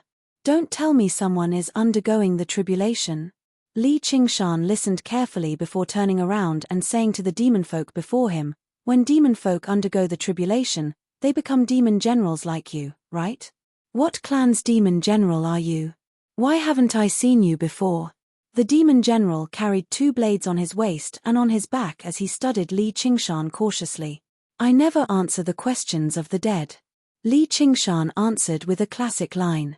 Afterwards, like a child who had just received a new toy, he raised his hand with great interest and enveloped the demon general with his fingers. With this move alone, he had already crushed over 100 demon folk along the way. The feeling was indeed similar to crushing ants when he was young, except the effect was much more satisfying. Right before him was a supersized ant, the kind that was particularly satisfying to crush. The unraging monk asked in confusion, "Why does it seem like this kid's demonic nature has become stronger after practicing the demon suppression statuary?" In terms of killing intent and malice, Li Qingshan was much stronger than these demon folk. He just controlled it and was unwilling to release it normally. Now that he had the opportunity, he might as well do whatever he wanted. What was wrong with using the demonic path against demon folk? "What did you do?" The demon general's expression changed. He clutched his chest and took a step back. He felt like he was being crushed by a huge rock, while the aura in his body constantly filled and pulled at him. "Don't make me say the same thing a second time," Li Qingshan said impatiently. He pulled back his hand and muttered to himself, "Looks like the suppression on demon generals is limited." "Why? You won't get anything out of killing me." "Wave treading form." Li Qingshan said no more. Waves rose up under his feet as his fingers curved like a tiger's claws, reaching towards the demon general's head. The demon general roared furiously and extended 2 more arms from his back, drawing 4 blades and swinging them around like a rolling wheel. Tsunami form. Li Qingshan switched from a claw to a palm strike. Surging spiritual chi turned into a huge tsunami, filling the wide corridor and slamming against the wheel of blades loudly. The wheel of blades and the tsunami dispersed at the same time. Li Qingshan's palm strike landed on the demon general's chest gently, but it no longer possessed any power. With the 4-armed demon general's tough body, it probably would not even leave a scratch. However, the 4-armed demon general's flesh surged, bulging and sinking. It rose and fell before exploding with a bang in the end. "Taste my iron fist of justice," Li Qingshan snickered. The demon suppression statuary sure was interesting. Right now, he had completely become the embodiment of justice. He did not care about right or wrong at all. All he had to do was throw a punch. The good guys would obviously be fine, but the bad guys could go die. Li Qingshan continued forward, making his way to the 2nd demon suppression statuary. There should be even more powerful demon generals there. Although he did not have Little Anne's judgment, after learning the first move of the demon suppression statuary, he was able to suppress the ox demon and tiger demon slightly. The spirit turtle's premonition had also recovered slightly. With a clear objective, finding the correct path was not a problem. A while later, Li Qingshan pushed open the gilded door in anticipation. He was slightly taken aback and sighed with a smile. "Sure enough, you're still faster." Little Anne was currently standing before the 2nd demon suppression statuary. He held the wheel of the Wisdom King's glare in his hand, and there were corpses all around him. Li Qingshan arrived beside Little and asked, "Have you seen Duoj? He might be undergoing the tribulation. Was the thunder earlier him?" Duoj lay on the ground in the Golden Hall. Most of his body had been charred black, but his chest rose and fell. He was still breathing. The tumor-like demon heart in his body had become extremely small and tough, like a rock.